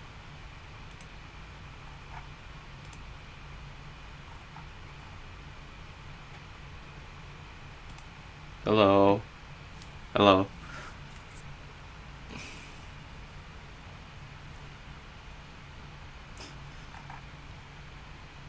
Alright, so...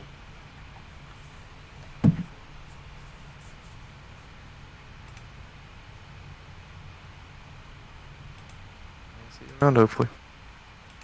Yeah, so you already invited me, so I'm already in.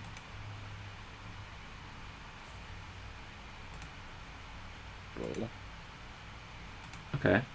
on the Discord, and then I can quickly talk about, you know, a bunch of stuff, essentially just sort of concerning, I don't know, organizational matters, really. Hold on, let me just...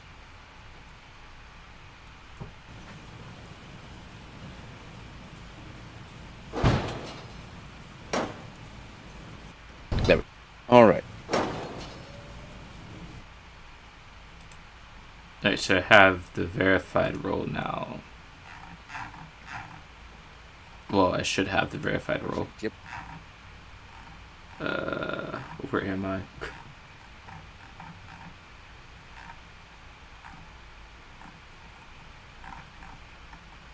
Yep, you now have the verified role. Okay. Oh, SC, are you in a different regiment already? No, that's just part of my name. I'm not in a different regiment. Ah, alright. Oh, and I see you're streaming on YouTube as well. Hell yeah. Alright. Well, this is my first time, so I think probably should stream it. It makes sense. Yeah, it does. Yeah, it does. Okay, so I'm quickly just gonna go over, before we even start with the regiment stuff, go over like a bunch of OPSEC stuff. Okay. Because like streaming on YouTube especially gives like offers a bunch of challenges, and honestly I don't mind it at all, or we in general don't mind it. The one issue is just that you should, when you open the map, instead of pressing the M button for opening the map, you should press the N button for November. N button? Yeah. Oh, because it doesn't give troop That positions, opens a right? secure map. Oh, okay. Yeah, exactly. It basically gives you the sort of... Yeah, it just hides like sensitive information, and all this information you can see there is just for... you know, everybody knows it already, right? Because they're the pre-built structure. Okay. So whereas the M map gives the sensitive info that I would need if I need to check where our troops are versus where the front line is actually sitting, kind of thing. Yeah, and if you want to really look at sensitive information, what I would say is on your stream have an overlay open that opens right when you press the M button. Okay. Right, because like that could get you banned actually if you showed friendly intel and people reported you. That would be a pretty bad idea, because that is technically halting. Oh wow, I did not know that. No, it's all good. It's just you get mass reported. It's a bit of a touchy subject in the community. Yeah, it's just, you know. There's one ban you for that, but so what could happen is the community just reports you, which would mean that you get them banned for like a day at most, or two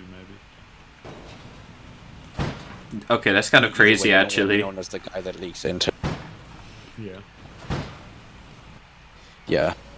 Yeah. So be aware of that. Of course, be aware of when wardens watch your stream. They might get intel of just like looking at where you are, right, or just looking at like what's around you to figure out like what the best plan of attack will be later. Yeah, exactly. So it's a bit of a, you know, it's a bit of a weird topic. But yeah, in general, just like activate the secure map mode. When you're talking about regiment stuff, don't really talk about where our FAC is, right? Because like that's like where you are right now. That's our public or our facility. But you know, we don't need the wardens to know that. You know what I mean? Well, I'm already serious, so I don't know. It's kind of like the thing. But yeah, that makes sense. I mean, it's completely alright. Apart from that, what else? So I've given you the verified role on our Discord, right? That means that essentially you have now access to stuff on our Discord that people outside the regiment don't have access to. Okay. This verification will last until this war ends, right? So basically when this war is over and one side has won, then everybody on our side will become unverified. Okay. So basically all the members from our regiment. And what that means is just that, first of all, we basically keep track of who is active in each war, and also when you plan to like take a break from the game at one point, which is completely fine. You will be spared a bunch of ping spam, right? Because we essentially have like, we ping usually the verified people, and we don't ping the people who aren't verified because they're not actively playing the game. So essentially, you just won't get pinged as much. On that note, you can play the game however much or little as you like. Some other regiments in this game will have like minimum or maximum playtime requirements. We don't. So, however much you want to play the game, completely fine with us. If you want to take a break, no judgment. You can also play the game however you like, right? So as long as it's helping others and you're not like going against our rules or whatever, that's completely fine with us as well, right? So essentially, just play however you like as long as it's helping others, which it can be doing anything. Now let me see what kind of role you selected. Did you select medic? Oh, you selected logistics. All right. So basically, whatever role you selected, right, that's for us is your play style preference. Right. That makes sense. I'm just saying that because other regiments as well have this thing where they have you doing one thing for the entire duration of you being in that regiment, and then that's it. But for us, it's just basically okay. Well, you prefer playing logistics, so we're going to tag you when we have logistical things going on. But when I don't know, medical things are going down, we won't tag you, of course, because that's not your preferred playstyle. However, of course, you can still be part of that, right? So I don't know, if you want to learn more about how to be a good medic or something, then might as well just do a bunch of medic stuff for combat support, which is essentially our style of doing infantry combat, which is sort of it's kind of being infantry without being infantry, if that makes sense.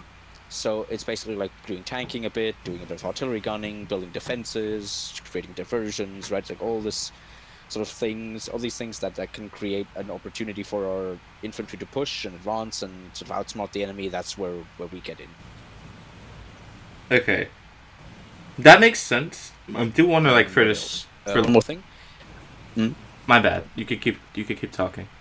Oh, all good. No, the only thing I would just want to just tell you is, because you're obviously new to the game, is that we offer training, right? We offer training in 3 different tiers on a couple different subjects. So we, for example, have one training on how to be a good medic, how to do logistics, how to build facilities, how to do combat support, right? So basically, all the things that we're sort of doing anyway. You can have the 3rd class, 2nd class, and 1st class training there, and essentially they are just like increasing tiers of complexity in each subject, right? Mm-hmm. You can also do that completely voluntarily, right? You don't have to. You can learn the game at your own pace as well. However, if you wanna, I don't know, hit the ground running, get some stuff told to you by some people who've been playing the game for a while, just hit us up. The channel is called Get Trained on our Discord, and you can just click on there, open a ticket, and tell us what you want to get trained in, and we'll find a time and date and sort of a curriculum to, get that information transmitted. Okay, that sounds pretty good. One thing I am wondering, right, is there's this road network on the map. So I'm noticing the front line where the savages are, there's only one road in there. So logistics is pretty constrained in a way. Yeah. To be fair, Savages is an enemy territory, right? So right. We can't deliver logistics there. Well, not to Savages directly, but I mean to the people on the front line fighting.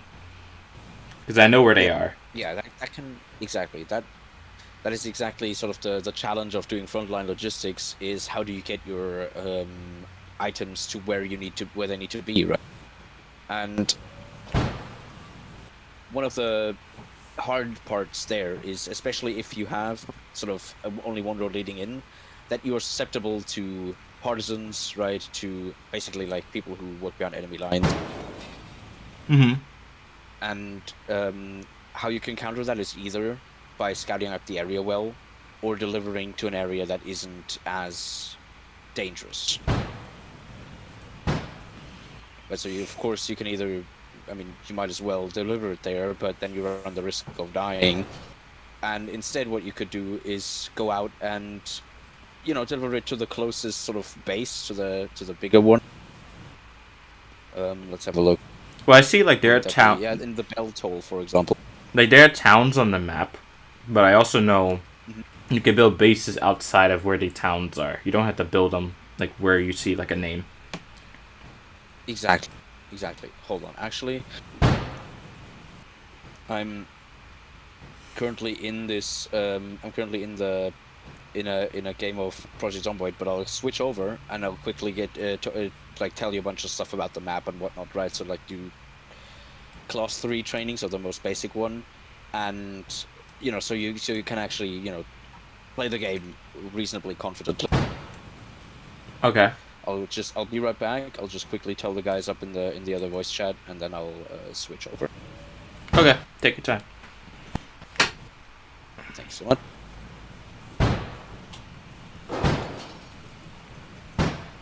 I need to check my inventory. Oh my goodness. I have nothing on me right now. Goodness. Maybe I'm in perfect position to start grouping then.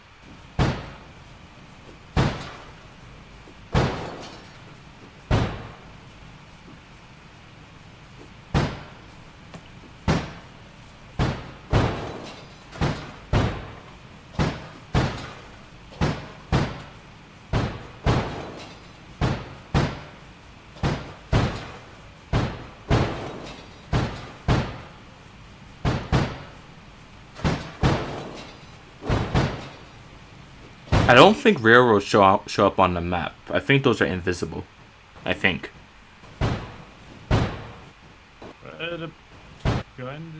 Yeah, I mean they show up on like the M map.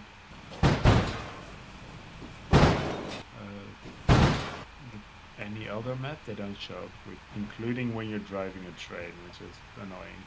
It's like when you're in a vehicle, you have a mini map in the bottom left, kind of like showing you where the roads are and everything.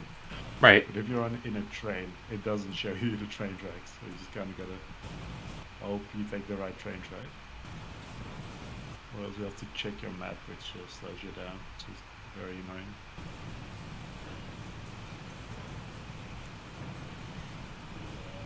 Alright, I have a lot of salvage, but I need to actually do something with it.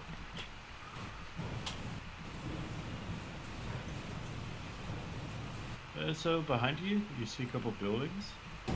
I mean, the one on the edge is the one that uses the most, but like these are the material factory where you turn salvage into all different kinds of products.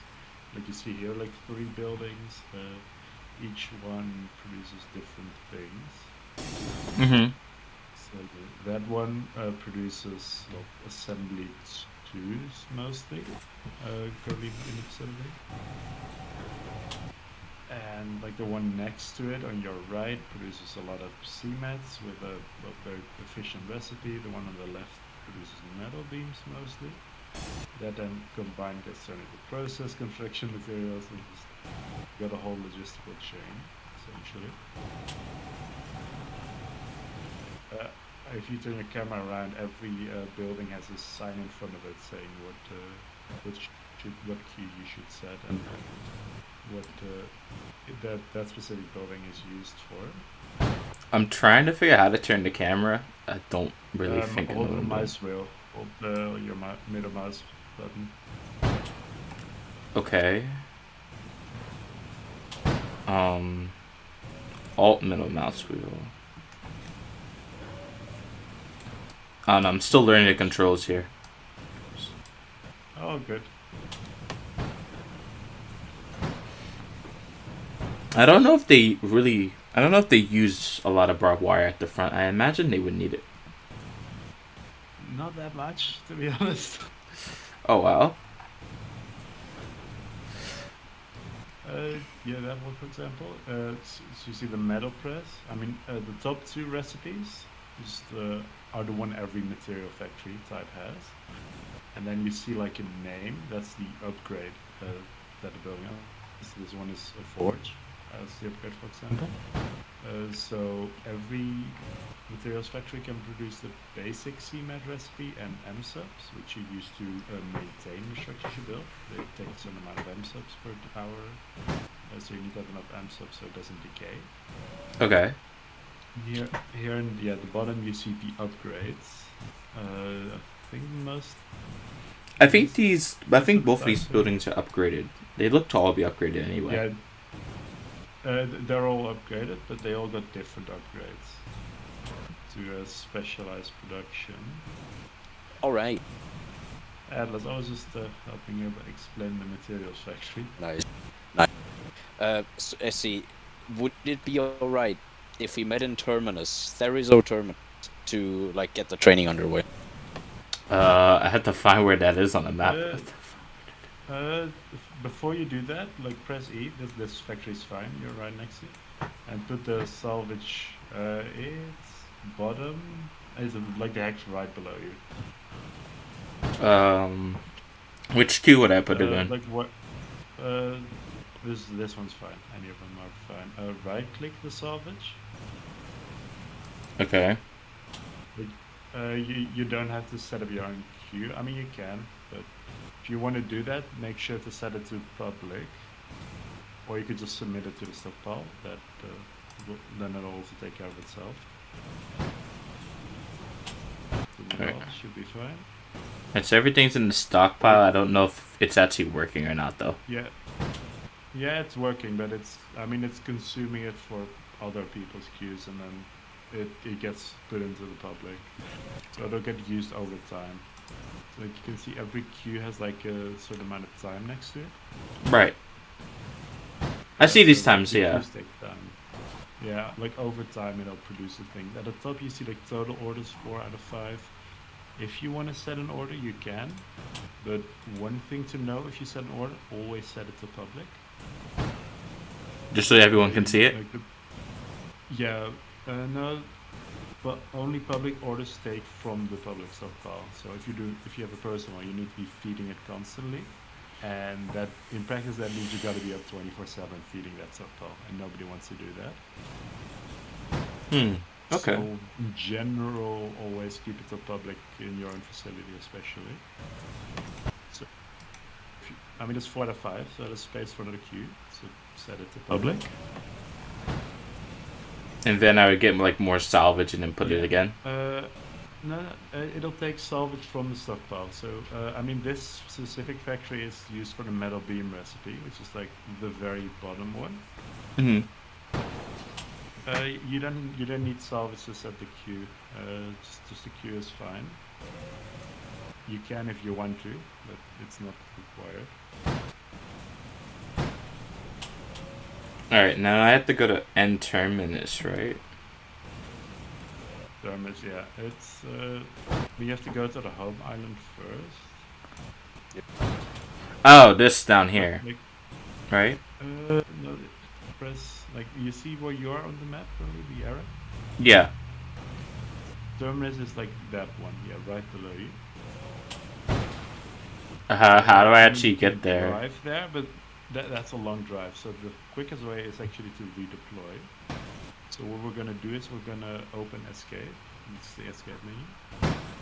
Okay. I think you might have to leave the map first. Okay, so I have to exit the game and then redeploy at terminus. No, return. Do you see the multiple options? You have return home, which is actually brings you to the home island. In like press escape again. Okay, and then return to home island.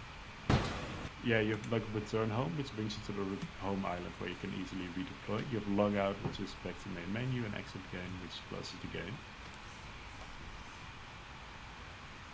Oh, this takes a while. Yeah, it does, but it's still a lot faster than no driving or even walking over there. Oh wait, no, now I have to find the redeploy area. You see at like the top of the screen. There's like it's written out. It's on either side. It's like both the airport hangars and the docks, and you see like deploy with an arrow pointing that way as well. There we go. You're walking past it. I walk past it. You're good. No. Yeah, that's signed to your right there. That's signed to your right there. like the airport hangar itself and any of the docks.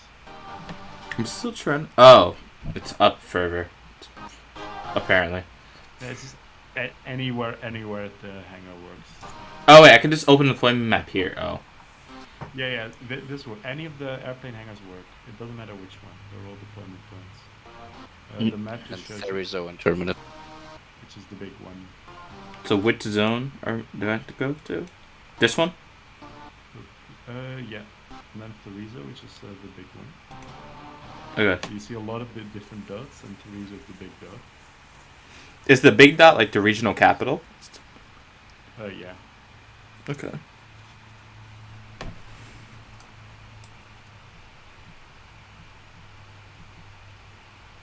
Okay, it's raining. Test. Oh yeah, I'm double speaking. That's my bad. It's okay. Right, Atlas, I'm gonna go do my own thing again, but see you guys around. Alright. See you then. Alright. Now, time to get started, right? Basically, I'm just gonna cover like a couple, like, you know, very basics so that we can, you know, you sort of have a knowledge of sort of most things in the game, and you can essentially meet stuff confidently when you come across it. So essentially, let's open up the map. Like, you press N, of course. I'm gonna open up the M map. It's gonna complicate matters because I'm gonna have to show you some map iconography that you shouldn't, that, you know, the N map doesn't show you. But essentially, one of the most basic things is if you zoom all the way out, you can see that the map is made up of hexagonal structures, right? Yes, I've seen this map before. Exactly, and these sort of hexagonal structures there are called hexes. So, zoomed all the way out, you will only see one name in the middle of each hex, right? So basically, those hexagonal structures are hexes, and in the middle of that hex is the hex name, right? So, for example, the hex that we're in right now is Terminus. The hex that's, you know, to our southwest is Acrithia, and to our northeast there is Reaver's Pass, right? So that's basically sort of, you know, so every hex is a server. So essentially, the different servers are now are these, and we're logged into the Terminus server right now. Okay. In each hex, you will see a bunch of polygonal subdivisions, and those are called regions. So if we zoom further in, even on the N map, we'll see that the region we're in currently is Therizo. The region to our west is called Cerberus Wake, and the region to our east is called Bloody Palm Fort, right? So essentially, a hex is divided into regions, and each region has a name. And when you go to the home island, like you did just now, you can deploy to every single region. And essentially, if you zoom in a bit and you see the region name, below it is a certain little structure, right? So, for example, where we are, it's a little circle with a flag inside it. On our west there, you see that it's a relic base. It's like a little, I don't know, little castle icon almost looking like, and so on and so forth, right? So basically, those are the deployment points from the home region. Okay. All right. Now, let me just, there we go. Now, you see a bunch of different icons as well, especially on the secure map mode. They pop out a lot more, and those are logistical buildings, right? So essentially, you can build a couple buildings yourself as a player, as a group, essentially, and you can also have pre-placed logistical infrastructure that the devs have essentially just placed there on the map, right? And you can use it. If you hover over each one, it kind of tells you what it is, but essentially we'll go over that in broader detail after we have gone over some more stuff about the map, right? So essentially, well, now we run into a problem because I'm going to have to show you a bunch of stuff that is Intel protected. Oh, so I'm gonna have to hide the stream. Yeah, that'd be right. Okay, hold on. At the hide game capture. Do I have to mute audio as well or no? No, that's all right. Okay, so I have to check Discord now, right? Yeah. Okay. Okay. Hold on. Actually, I could stream Discord so you know what I'm looking at. Okay, there we go. Let me just watch it. Okay. All right. Now, so this is of course what you see in the M map, right? So this is basically pretty convoluted, and there's a bunch of stuff there, but we'll go over each sort of each icon here, and at the end you'll hopefully have a little bit of an understanding what everything means. So, essentially, right, we start with the roads. Roads are the lines. I have a map mod installed, so essentially my roads look a bit differently, but essentially yours are gray lines, where you, of course, you know, that there was demarcated road. You have these black lines here, which denote rail lines, right? So that's basically where large gauge rail can drive. You have the little triangles, which denote vehicles. You have little green dots, which denote friendly soldiers, and the blue dots mean enemy soldiers. Red, blue means warden, green means colonial.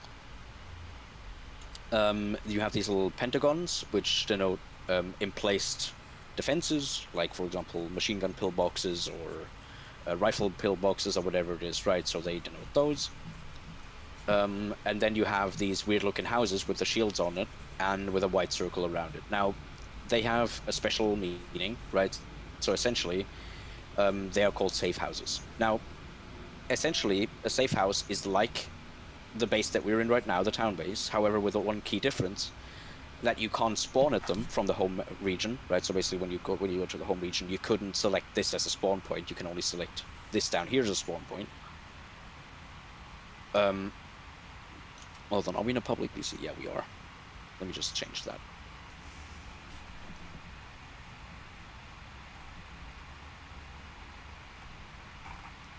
There we go. Sorry about that. I'm just, you know, it's essentially, if I stream it to public, it's the same as you streaming it online. So, classified information leak. Yep. All right. So there we go. I'm streaming again. Okay, let me see. I kind of knew the information would be protected this well. Yeah, it's crazy. You'll have wardens or even colonials from both sides really snooping around each other's discords, trying to get any sort of intel that they can, and we don't want any of our intel to get leaked. You know, the last thing we want to do is have our regiment or, you know, our community known as people who leak information. That's pretty bad. So yeah, we'll take extra precautions about that. You'll see other groups not taking as much, but you know, it's important to get that sorted and get that handled really. Okay, so where was I? Yeah, the houses with the shields on it and the white circles around it. So essentially, they count as, you know, you've told me about, that you know about bases that you can place on the map. And this is basically something similar. However, the devs have placed it there, right? So you can't necessarily build a safe house wherever you want. It's in ruins when you capture a town, and you can rebuild them. And then they count, and then they basically function as deployment points, right? So you have to basically walk there, set your spawn point, and then you can, when you die, respawn there. However, you cannot deploy at them from the home region. Mm-hmm. All right, so yeah, that's basically the safe house. Now the white circle around it is something curious. It's basically, it denotes that you have in this white circle real-time information about enemy movements if you have an item equipped, which is called a radio. So essentially, if you let's go over that real quick, right? So let's look at the map. Let's, like here, right? You see the safe house that I'm pointing at, and this white circle around it. Now the screen is the screen's gray on my end. I can't see anything. That is great. Why is it that? Why is it gray?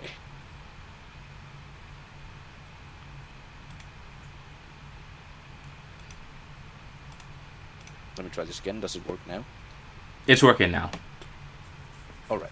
Okay. Now, there we go. You see that safe house that I'm pointing at, and this white circle around it. Now, whenever I come to a base like this one, or a bunker base, or even a safe house, and I press E, then you will see on the left-hand side of your screen, map intelligence has been updated. Oh. Right? That means that if we press M now, the green dots have moved, right? So basically the intelligence here for friendly or enemy units has been updated within that white circle. And when I press E again, then they have moved again, right? So basically I don't get real-time information about enemy movements in this game. I can only kind of guesstimate where they go, depending on where I saw them last and where they have gone. However, if I have the item which I told you about, the radio equipped, I can have real-time information on troop movements inside those white circles. That's pretty powerful. And it's not only the safe houses that do this. It's also when you look at a bit to the east there, the little diamond with a little dot in it, right? Is that like a watchtower? Exactly, that's a watchtower. And you can upgrade the watchtowers to have a larger range and so on, but essentially that watchtower does the same as a safe house in the sense that it basically gives you real-time information. Yeah, so that's why radios are very important, and why if you, for example, do logi runs, like right, if you basically play as a logi man, and you have radios available, I'd say you take one, because you can have real-time information of, for example, if enemies are about to catch you off guard on your own roads, right? Because like that's what partisans do. They go behind your lines into your backline, into basically the colonial backline, and try to destroy enemy or disrupt enemy shipping, friendly shipping. And that could be a hindrance to our logistical and war effort. So always good to keep that in mind and have that be sort of always be vigilant to where wardens are and sort of don't go there, right? At least if you're doing logistics. Now, let's go into how you win the game actually, right? Because like that's it might be convoluted a bit. This map is a bit convoluted, especially when you look at it for the first time. But looking at the top left-hand side of your screen, you see that that there's like state of the war, right? And then you see 16 of 32, 21 of 32, and so on, right? And we basically there's like a bunch of information there, and that tells you which side is winning and which side is losing currently. Spoiler: we are losing currently. I can tell, but it's okay. Yeah. So, well, yeah. To be fair, it's not really about winning or losing, although that of course feels great. But it's more about just how you got there. So, like, if you have a bunch of great defenses or whatever it is, or if you're having a great time fighting on a front line, it doesn't matter who won or lost in this game. It's just for the fun of the game, to be honest. Now, anyway, however, if you really care about winning or losing, here's how you go about doing it, right? So, if you look at Therizo, we have this little circle with a flag inside it, and that denotes a victory point. Now, a victory point means that if you, as a colonial, have taken a victory point, or if a warden has taken a victory point, that number there, 16 of 32 or 20 of 32, would increase by 1. And you do that by essentially destroying an enemy victory point, like the one we are in. So basically, the wardens would have to destroy this town base completely, and then rebuild it, and then this region would be blue, right, instead of green. That sounds like it takes multiple hours to do. It can. So basically, what usually happens is that you essentially a massive group of friendlies or enemies, whatever, assault a strategic point, like for example Thetis Ring there, right, in Acrithia or something, right? So essentially, you fight over a region for days at a time sometimes, and then at one point one side will break through, will destroy the base, and then they will actually rebuild it and have captured the point. Now the fighting gets stronger and stronger and harder the closer you get to victory points, of course, because both sides aren't really dumb, right? They know what they need to do to win, so they will defend the victory points a lot better than regular bases, and that means the fighting will get rougher and rougher the more victory points you've taken. So for this type of battle, for them slowly trying to push up to get to a victory point, I'm trying to think, just looking at the map, it doesn't seem like they have too many options. Yeah. Exactly, and that's sort of that's the kind of thinking you have to get into if you want to build defenses and want to build them well, is which lines will the enemy take to push to their goal? Like, which flanks are you leaving unattended, which flanks can you afford to leave unattended, which can you absolutely not leave to be unattended, that kind of thing. And this is essentially the art of building good defenses, is anticipating where the enemies are going to come from and defending that area prematurely.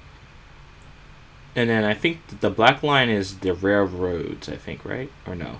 Exactly. Okay, so that's for that's transporting like resources, from what I remember, and vehicles. Yeah. Resources in large quantities. Like, you can also transport resources with a couple other vehicles that we're going to get into later, because sort of learning about vehicles is all about our sort of logistical training. But in essence, trains are for large scale delivery and shipping of resources or vehicles or tanks or whatever it is, really, right? But I guess like a risk with having those railroads though is if the enemy does if they get a portion of it, then your supply route is cut completely. Yeah. Among that, one of the things is though where you can sort of rest assured, wardens cannot attach to colonial rail lines, and colonials cannot attach to warden rail lines. So they can't. So essentially, if the wardens capture our rail, then it's useless to them. Unless we wanna like go through it with our own locomotives, but that'd be suicidal. So we usually don't do that. All right. Where were we? Oh yeah. So let's say you wanna filter for a special building, right? So we see all this stuff here, and we want to only find one single type of building that we just cannot find in this, like, whatever this is, right? So we go over to the left-hand side here with this massive ribbon of sort of the map legend, right? So where every single icon on the map is shown. You can hover over it and it tells you a bunch of stuff about it. But if I want to find a garage, for example, I will hover over the garage. I will shift-click the garage twice. And then I will see here that I have filtered everything out except for the garages, which is this one here, right? The little building that has a truck symbol. Now, if I want to unfilter it again, right? So like, for example, if I press M now, right, it still stays the filter. So if I want to unfilter it, I'm going to press shift click, and then I'm going to click the garage again, and then everything's back. Oh. So I guess that's helpful if you're trying to like filter stuff. I guess that's helpful if you're trying to find a specific structure, not necessarily if you're not necessarily just if you're on your side for building, but also if you have people look for enemy stuff, then it'll also be good. Yep. That works as well. Exactly. And you can do that, for example, for you can filter out different pings as well, right? If you want to have facility pings or something on, or logistics pings on and off, right? So it basically all works like that. You just click on it and unclick it, and then that's basically that.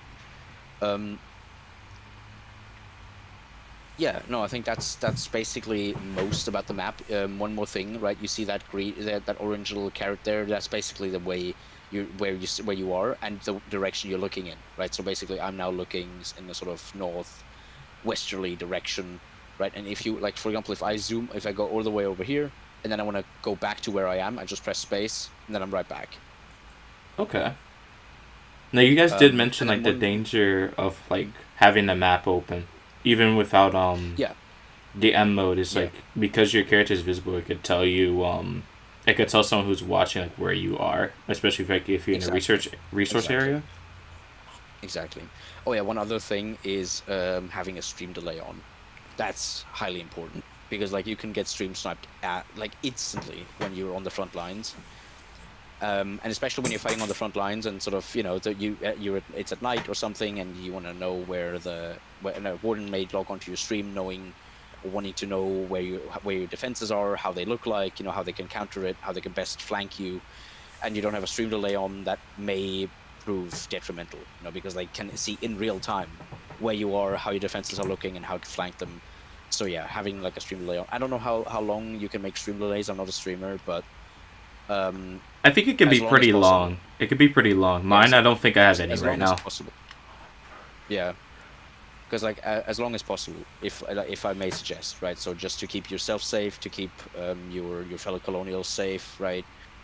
Intel leaks are a pretty big thing here, and it's it's something to watch out for. So always have a good long stream delay on. I think Basil told you about the minimap already, right? When you're driving. I believe so. It's in the bottom left corner. Yeah. So I'd always say if you're in a vehicle or something, have that be hidden. Have world chat hidden, right? So basically the chat window. How are you supposed to hide that? Just have like a box on there. I see a lot of other streamers having like just the colonial flag on there as a box or whatever you want to have on there. Because like that, there can also hide a bunch of nasty little intel that the wardens may not want to have access to. Okay, this game is a lot more complex than I thought. Oh no. Yeah, it's for streaming especially. There's a bunch of stuff you have to think about. So yeah, just keep that in mind, and you'll be all good. Okay, now one other thing I want to quickly go into is how the inventories work here, right? So essentially, they are a bit complicated, as per this game. But if we go into the this town base and press E, right, we'll see the inventory of this town base, and you see a bunch of different things here. So they are characteristically divided into 3 ribbons, as are basically every single base where you can like go and spawn or go and on respawn or whatever is built like this, right? So every single one looks exactly like this. And you have on the very left, you have your temporary inventories, as I call them. In the middle, you have your storage, and then the right, you have your tech, right? So the technology that you can unlock in a given base. Okay. Now, what does that mean, right? So essentially, when I come over to the space and I want to deposit something into the base, then there's 2 ways I can do that. Either I can, like, if you look in the inventory right now, on your own screen or something, you can see that when I submit my 2 8mm mags here, that they now appear. They appear in the 8mm in the town base inventory there on the left, right? Yeah, I see them. So, if I now want to deposit them, you can go to the bottom action row in the middle. You can see that there's a house, a little hammer with an arrow upwards, and a box with an arrow upwards. And if I click that box with the arrow upwards, or you can do it even, those 8mm mags should disappear and should appear in the storage there. But so yeah, feel free to do it. And you also mentioned something about like researching too, I think. Yeah. We can. I'm gonna show you the fully the fully placed logi buildings once we're done with this sort of very basic overview of inventories, whatnot. Just like we're going from the most basic stuff of the basic stuff to a bit more advanced and so on and so forth. Okay. So yeah, if you want to submit those, all good. If not, I'm gonna do that, right? Clicking the box with the arrow upwards in the action row at the bottom, and the mag have disappeared, right? That's basically what you do. Now, let's say I wanna submit them without having them in this inventory there. I can just right click, submit all to stockpile, and then they're already in there. So yeah, both work. The middle here is the storage, right? So essentially, if it symbolizes everything that's stored in this space. So you essentially have, like, if you look through it, the first one is 389 792 mags, 957 ferros, 2.1k 8mm, right? So basically just like, all the stuff that's in that base, and every single item that you can pull out is right in here. So you just click once on it, and then you start to retrieve it. Depending on the item that it is, it's gonna take a bit longer or a bit shorter, and then you have it in your inventory at the end. Okay, that seems pretty good. Then on the right hand side, you have your tech, right? So essentially, you have different upgrades that you can give your base. Like for example, on a town base, you have provisional garrison, small garrison, large garrison, and so on. And when you spawn somewhere and set your spawn point, then you can vote basically on what should upgrade. And if you click on, let's imagine this wasn't all unlocked already. If you clicked on provisional garrison, then a little check mark would appear, and that means you have voted for this tech to research. if I wanted industry to unlock, then I just press industry, a little check mark would appear, and then I just essentially, I have voted for this to then research. So the goal is to essentially give your base all the upgrades that you can, because it gives you noticeable bonuses for your for everything in the vicinity of the space. You can see if you hover over it what it does, right? And then you can, if you are unsure on what to vote for, just hover over it, have a look what looks best to you, and then just click on that. Okay. This is interesting.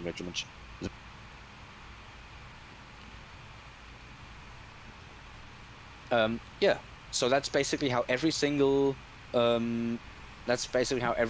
inventory of any base works here, right? So that's the same for everything.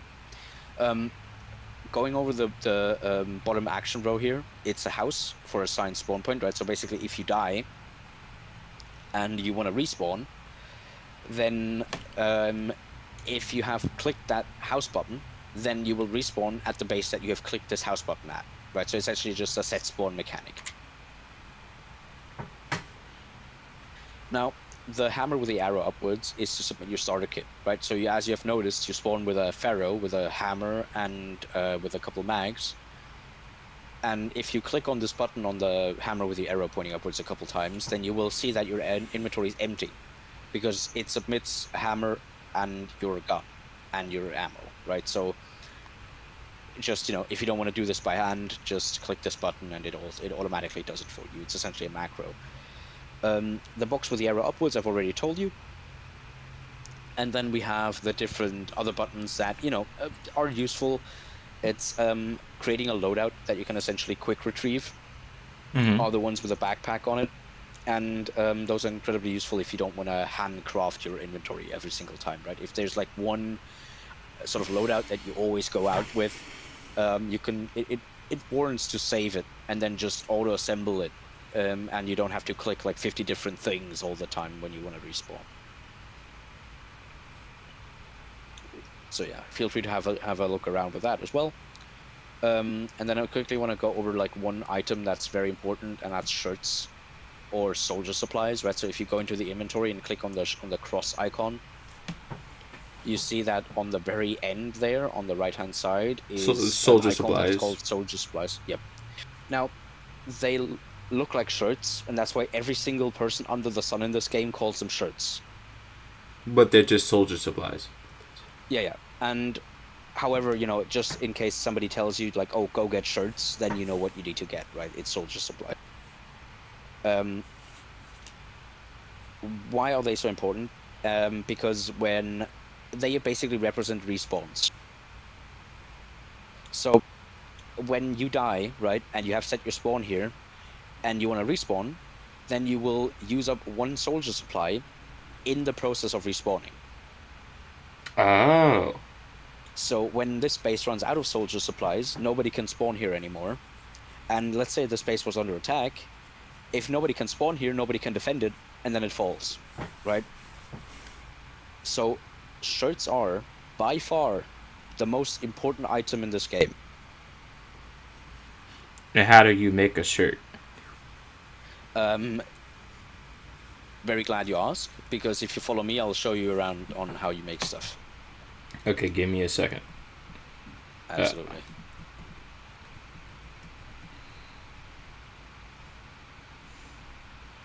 All right, now you build stuff in the pre-existing logistical infrastructure, right? So, okay.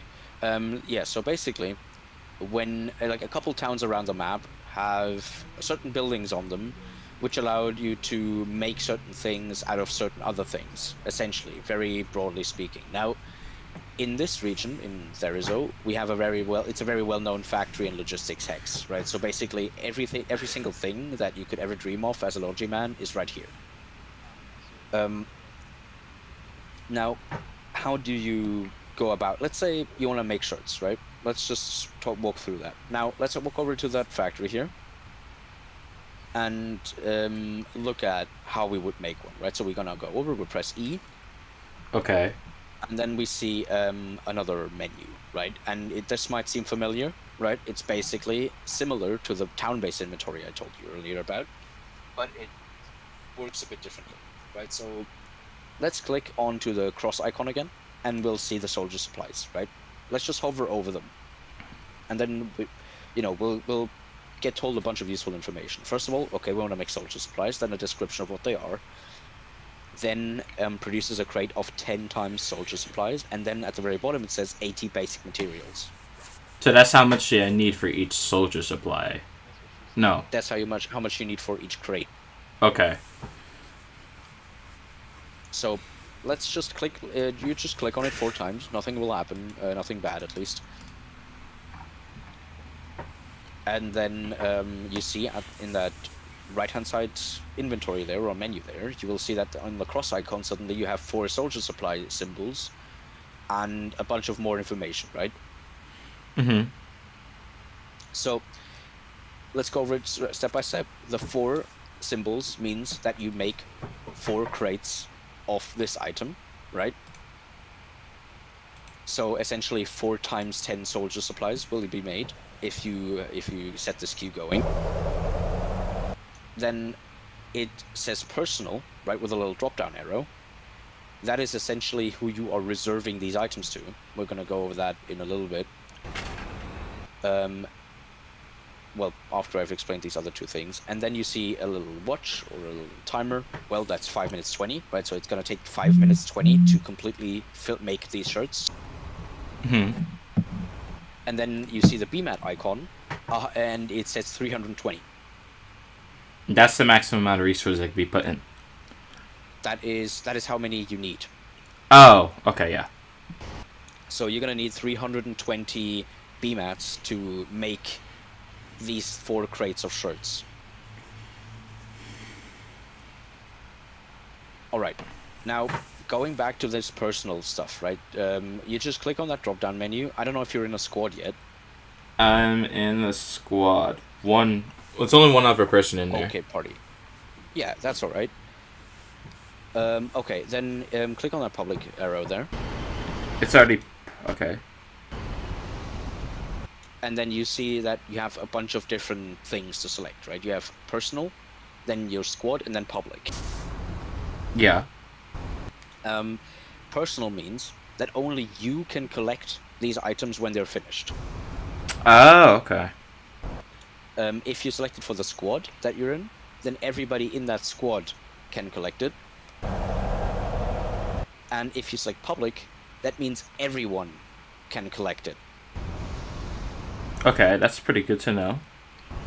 It's especially good to know because the sort of if you want to reserve stuff, right? So basically, like for example, you want to make stuff for our regiment, then it's very important to make it reservable so that only basically people from our regiment can make use of it. Okay. We will distribute like the CMRC at least will distribute it to the public anyway, right? So what we'll do is basically we make a bunch of stuff for ourselves and then stockpile it, and then make one big delivery of stuff to the front line, right? That's usually what we do. So until that happens, though, better to stock it up in a private stockpile, and what that is, I'm going to tell you later. But essentially, this is just so that you know who can collect your items. For example, if you make this queue of shirts, right, and you don't have time to collect it at any reasonable time during your day because IRL stuff gets in the way, then somebody else can come and collect it for you. Yes, I think for the crucial stuff that everyone needs, probably is good to have public, but if you have a big project, then private would be better. Exactly. Now, one other curiosity about factories is that you see how there's already a timer going and it says 1 queued? Yes.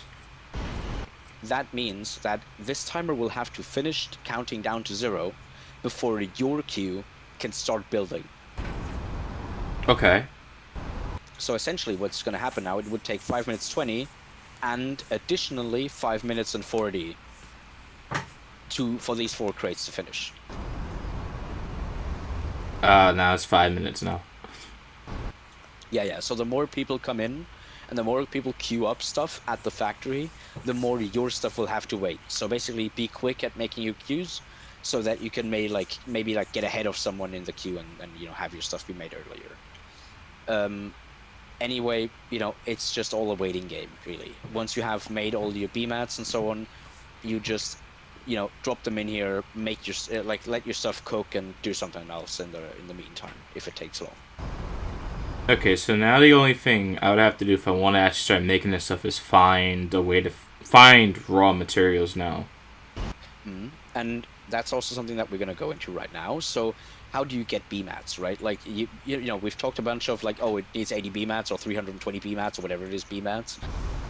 But how do you get BMATs, right? Like, how do you even make them? So follow me. Give me a second. Hold on. Absolutely. Let's go over here to this building, right? Which is called a refinery. Now, this is essentially the building that every single resource gets turned into usable materials, right? So let's enter this thing again. Let's press E, and wouldn't you know it, we'll be confronted with an inventory or a UI that has 3 different ribbons on it, right? As always. Left-hand side is your temporary inventory, stuff that you have in your backpack, in your truck, in the refinery inventory. And the middle one is sort of where the magic happens, and the right one is the storage. Mm-hmm. Now, if we want to make BMATs, you can see that there's a little salvage thing, an arrow with a little ratio on it, and then we have a BMAT, right? That's the very top one there. I've seen this in the island tutorial. Ah, yeah, perfect. So yeah, I mean, it's very basic, right? So you bring in salvage, you shift click on the salvage icon, if you have any in your inventory. Then with a ratio of 2 to 1, it gets turned into basic materials. Mm-hmm. Right? That's basic. That's all it is, and that's the same for every single resource here. Now, I guess the only thing I'd have to do now for looking for salvage is finding a place to get the salvage. Let's have a look at the map. I think you have to press N. Yep. You have to press N. Hide your screen. I could probably hide my screen. Be better. I need more specific information. So, Lord. well, we're confronted with all this stuff again. Now let's go over to the ribbon on the left and look for the screw icon under resources, right? Okay. Now click on that, shift click on it twice, and then you see... Alright, I see it. I see it's 2 zones, yeah. See that, yeah. And this is where you would get your salvage from. Okay. So what you do is just you drive a resource truck down there, you hammer away at the salvage, you collect it, you put it into your truck, you then bring it to the refinery, right? With your truck, you can still sit in the truck, you just drive right up to it, press E, and then you shift click on the salvage and it turns it into BMATs. That's basically how you make BMATs. Okay. Simple as. If you want to, I can accompany you doing that, after we're done here with the whole training stuff, just so you can get to know what it is like. But if you want to do that on your own, completely fair. If you have any questions or something, feel free to ask at any point. Right, we're here 24/7 mostly, so if you wanna know something at any point during your day, we can probably answer you within a reasonable time. Now, I think essentially this is how you make BMATs, right? And sort of the main, yeah. I think for me, what I'm trying to think about is once you have the salvage, it's the fastest way to actually get it produced into the materials you need, and then get it to either the front, which I think is important right now, or get it to backline, which would be easier. Yeah. So basically, just like I told you right now, is you grab a truck, you grab the salvage, you bring it to the refinery. Then you will have to wait a bit, right, for your stuff to finish refining. Now, when you have this stuff in the refinery, let's go into the refinery inventory again real quick and have a little look, because there's a drop-down menu at the very top, right? Personal and public. Oh, okay, yeah. Set it to personal, please, because if you set it to public, it gets put into the inventory there on the right-hand side, which means everybody can take it, right? So your hard work, which you want to, turn into items yourself, might be grabbed by someone else and turn into items for them, right? So always good to, do the full loop yourself. Essentially have because if you put it to personal, it doesn't go into that inventory on the right-hand side there. It goes into your personal inventory. Yeah. Well, it does, but you need to collect it. So it's essentially, how do you explain this? All right. Let's say I have like 100 salvage in my backpack. I shift click on the salvage icon on the top. Then at the bottom of this salvage icon there would be the number 100, right? So essentially it would have transferred it all in there. Okay, good to know. When this cooking is finished, then at a ratio of 2:1, so basically 50 basic materials would appear on the right-hand side there, right at the end of this arrow, in this window. So basically you have turned the 100 salvage there into 50 BMATs, and they would stay right there where they are. Okay. It's hard to explain without like, actually doing it. So I'd highly suggest that, we do that at the end. But essentially, they are right in the middle ribbon there. They're right in there, and you can right click on them and then retrieve them. Right. So that's basically how you keep them to yourself. Yeah. So that's basically how you make BMATs, and then we drive them over to the factory. And we do what I just told you, right? We basically select something that we want to build. And then get it built. Build it. Yep. Get it built and then get it to the front or another place that needs it. Exactly. Now, where do you want to store these? Very good question. So let's just follow me. Because you can bring them to a place where it's essentially a warehouse, right? And that is called a seaport. I don't know. I feel like I have to have my screen hidden for all of this because it's all sensitive information. Yeah, it's a bit hard to discern at the start. That's true. So, essentially, right here, right, the warehouse, or seaport as it's called. If we press E here, right, we see that there's a bunch of different, items in here as well. Yeah. Now, if you look at the top row there, right. Earlier in the bases, you didn't see this little crate icon, that was added, like tacked on the bottom right-hand side of each symbol there, right? I think I was in the port originally, so I think I saw them for the first time, but this would be a bigger explanation. All right. So, like the little crate icon there means that all the numbers here you see aren't individual items; they're crates of items. Mm-hmm.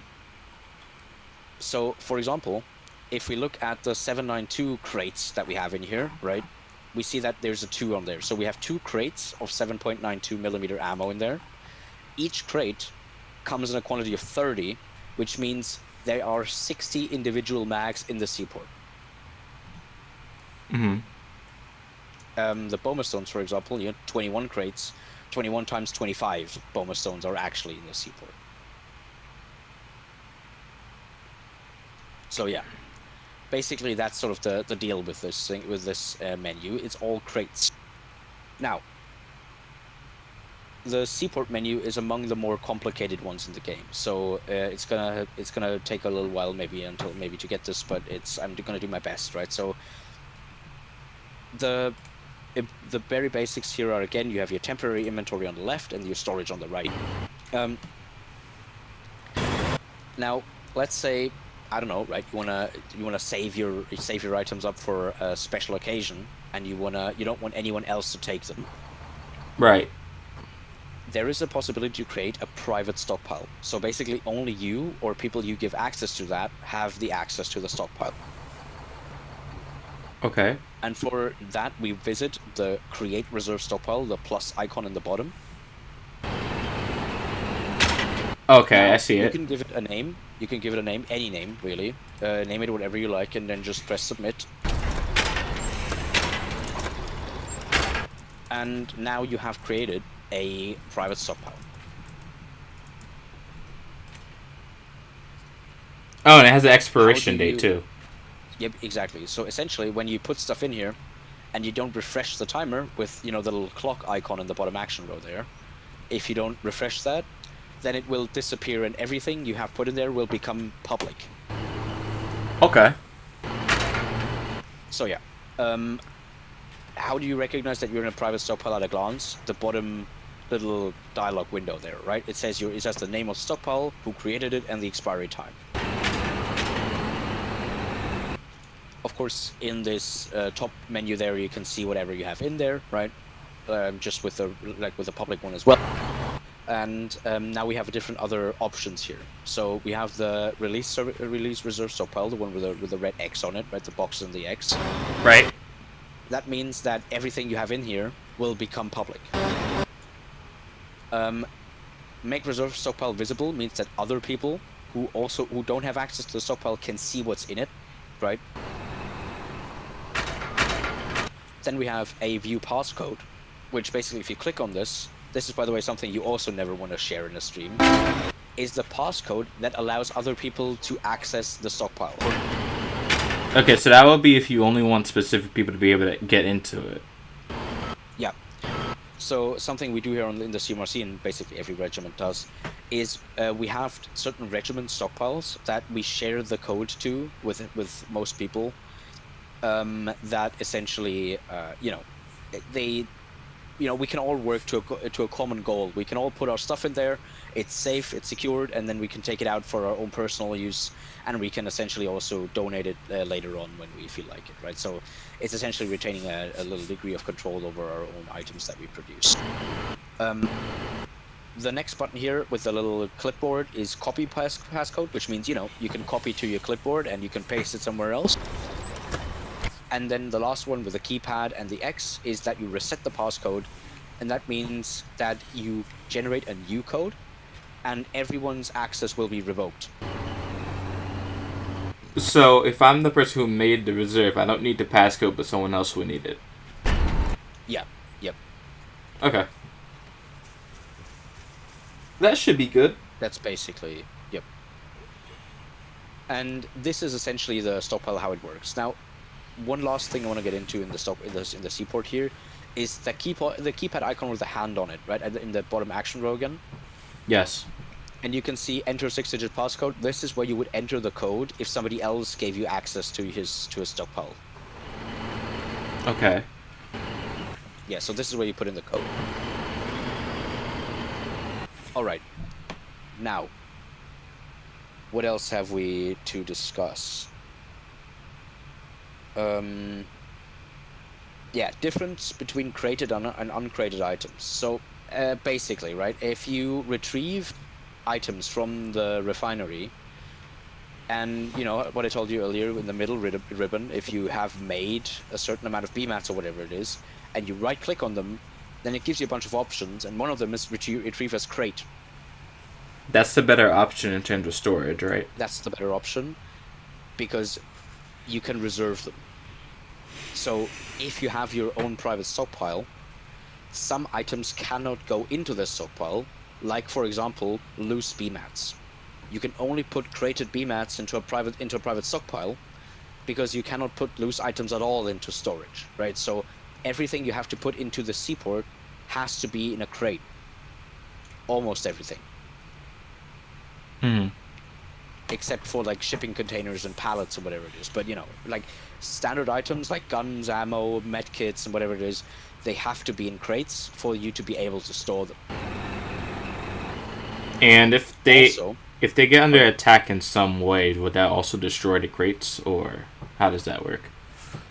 You mean if your truck got killed? Yeah, basically. They will be put into a small little crate that is where your truck died. And anyone can just access them? Yeah, anyone can take it. So that's why, for example, people destroy your truck as the enemy. They just want to have access to what's inside, so they just destroy your truck and take what's in it.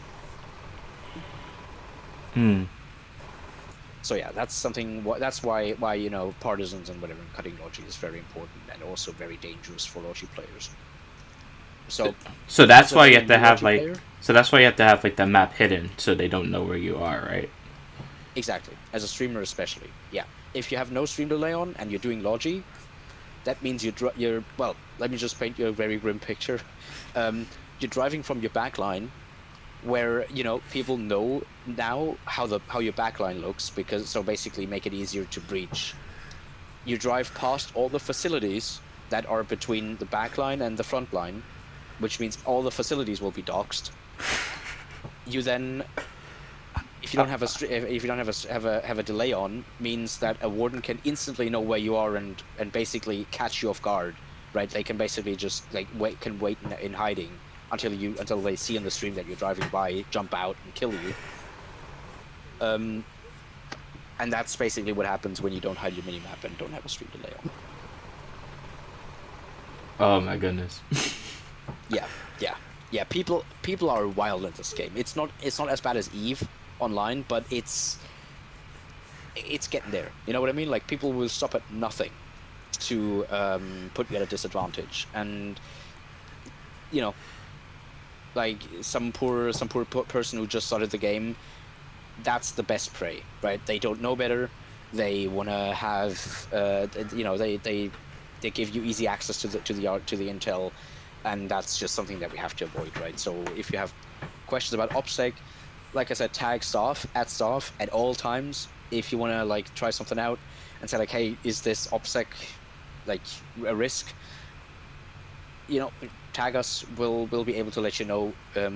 There's people here who have 2,000 hours in this game, so like we know what's an OPSEC risk and what isn't. Okay. So like, I guess the second question would be, so if you have like if you're streaming and it's in real time, the base itself without the minimap, is that still like a problem?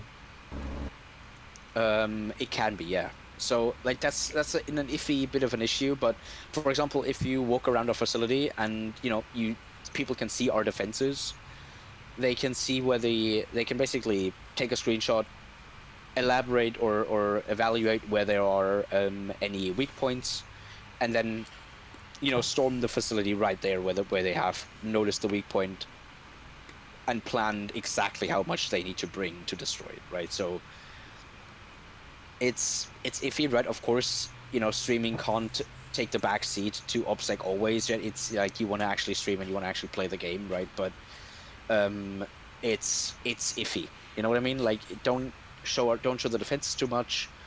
Don't I don't know.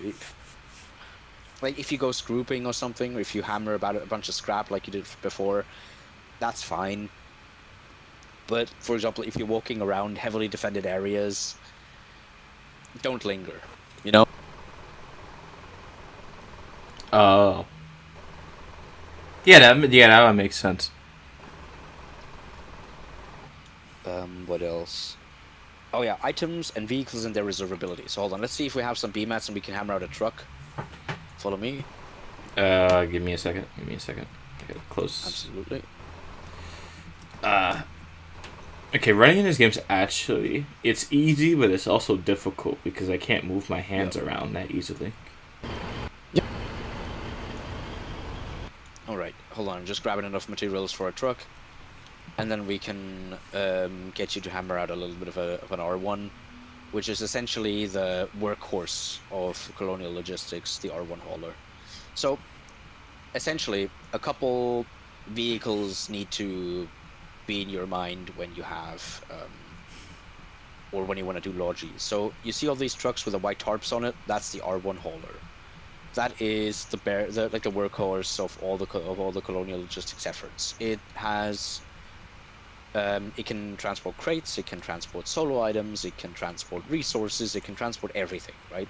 So it's the sort of the jack of all trades and master of none. It's reasonably fast. It doesn't have any special handling characteristics. It's just a truck, right?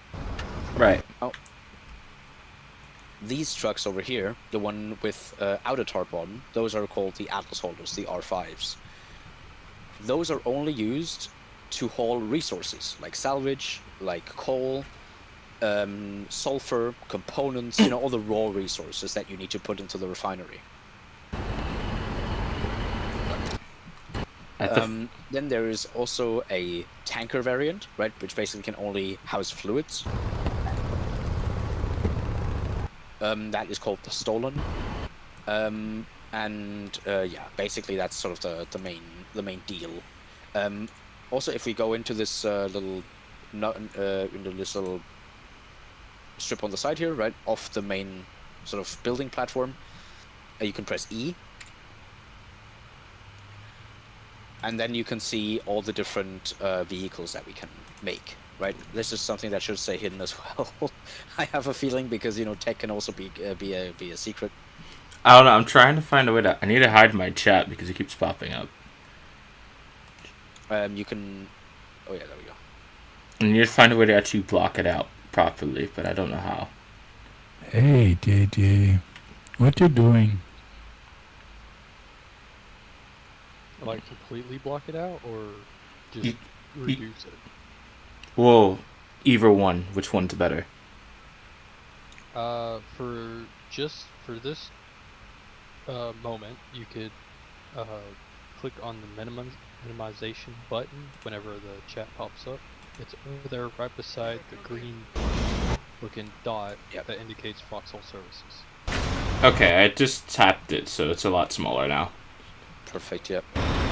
You can also minimize the squad, by the way, with a little minimization button as well.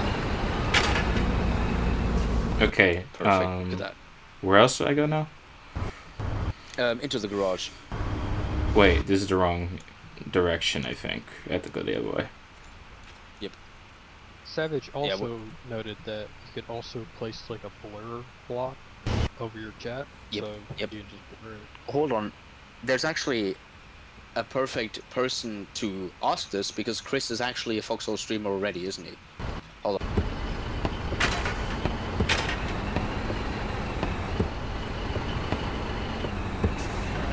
Oh, what are they building here? It's pretty interesting.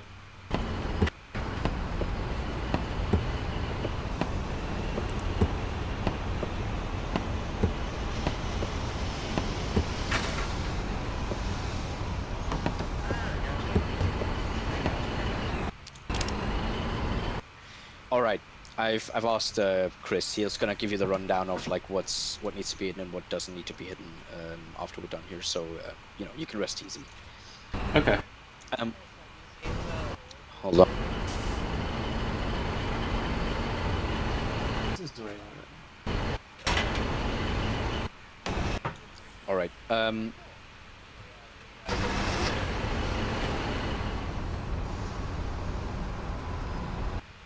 let's have a look. What is all this going on? It's on. It's on. It's on. All right. Can I teach this guy how to build an R1 real quick? Once these guys are out. Is that like an artillery gun that they're trying to pull?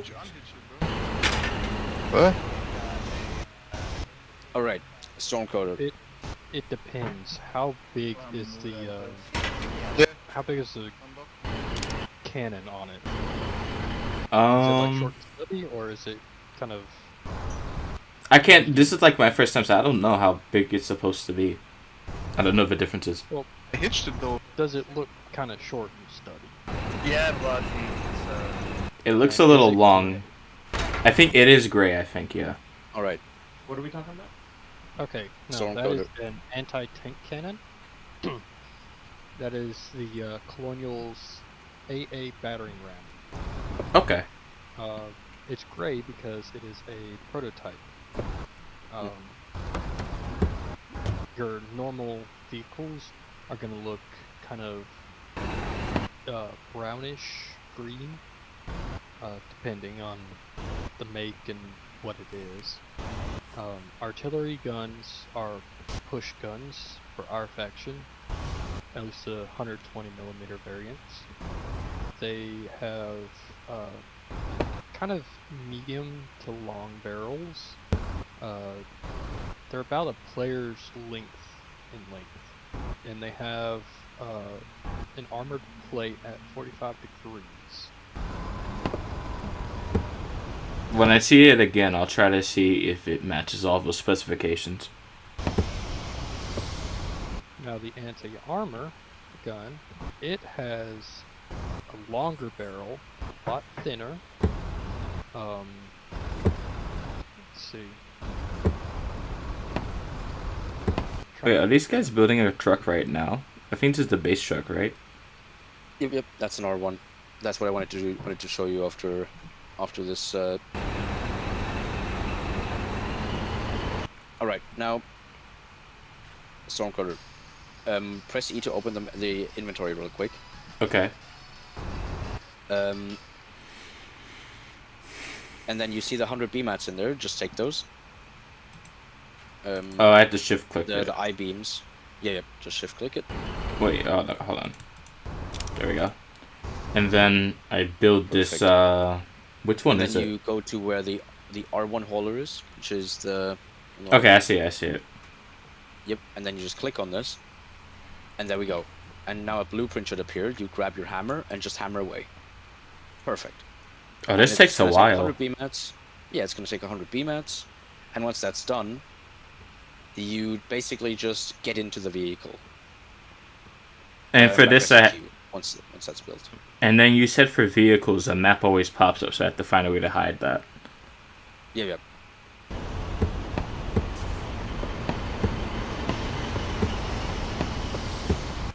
But this vehicle will teach us about reservability and what it means to have a reservable and an unreservable vehicle. And the same principles also translate to items. So, while you're building here, the most important thing to realize is that once something has been public, it can never be private again. So let's say you have made 100 BMATs that are... There we go. Press Q to get in.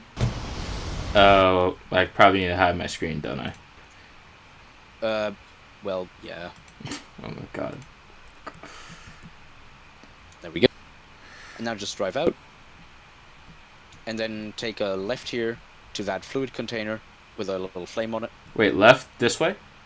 Yep. And then hold here next to the container. Let me see if there's fluid in here. Yep. Okay. Get out real quick. Now we're gonna do something that you need to do every single time you build a vehicle. Is to lock it and squad lock. So go to the vehicle, press E. Okay.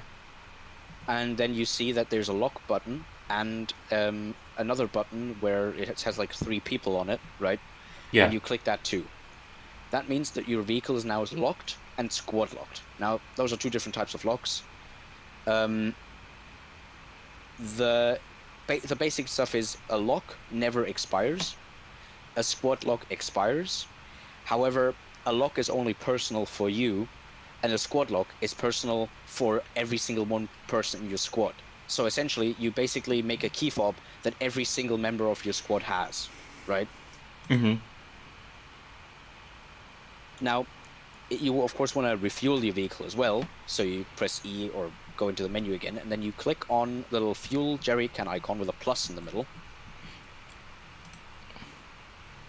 Oh, it just automatically refuels from the liquid container. Exactly. Now, you can also do it by hand, right? You basically can also just grab it out of the container and then refuel it, but that's, what peasants do, so we don't do that. Okay, now get in. And then drive it over to the seaport. Take this to get a handle at driving because it's a bit of a handful. This is way better handling than the other one. And then we come over to the seaport.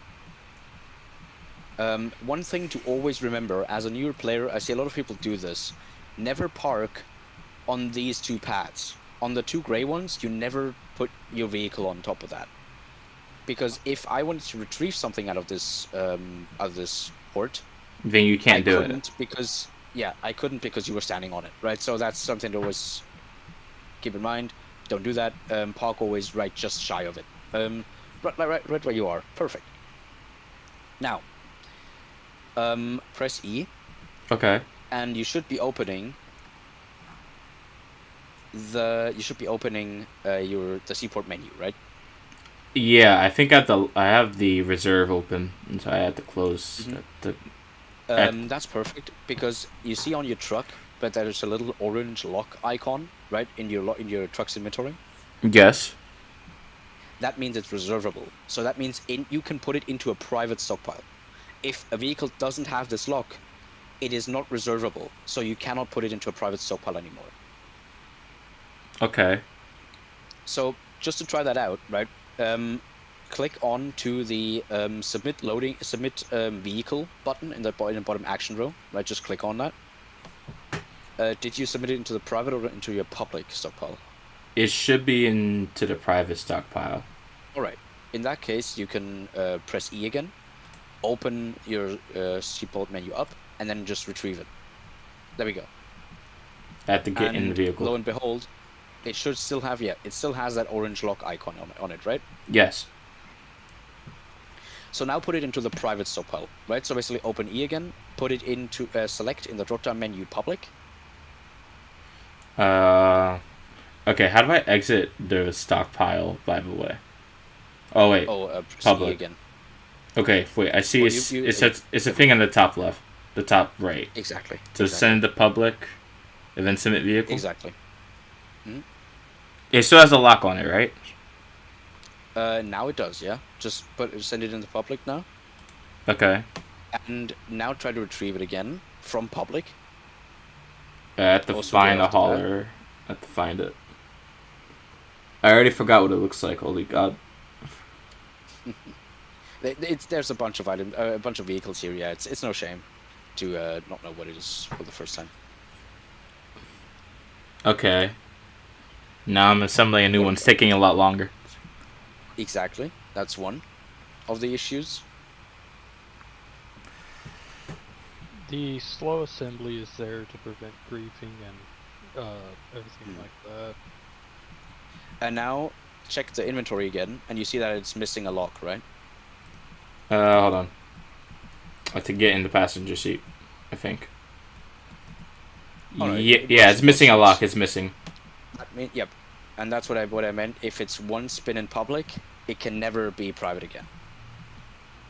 Hold on. Let me just move out the way for this guy. There we go. So yeah, that's basically reservability in a nutshell, right? You make stuff for yourself, and the second it goes into public, it can never be private, ever. Oh, that sucks. Yeah. So when you submit stuff into private, always check that you're actually having your private stockpile open, because sometimes the game just like fucks up or bugs out, and it will, instead of opening your private stockpile, open the public one. And if you just out of muscle memory immediately submit all of it, then all of your work will be for nothing. So yeah, just keep that in mind. It's a bit of a weird thing, but it's just how it is, right? Okay. All right. I think we can submit this truck. We've done the public a duty in basically making this little truck for them. So yeah, just back into the pads or like close to them and press E, and then submit loading area equipment. Also, yeah, people can't drive in this game, so don't worry. This traffic jam thing is crazy. Yeah, it's fucking wild. If you're walking down the road, whatever you do not stand in the road. Yeah, exactly. You will be run over. It's part of the experience, really. Being run over is part of the experience. Uh-oh. It really is. The wardens okay, took something. What else? Yeah, they be doing that recently a lot. I was wanting to do a route, but now I'm looking at it, it's like, wait, no, that might not be possible now. Yeah, that's basically part of the art of doing frontline logistics, is finding somewhere to go that needs it, and that also get off the road.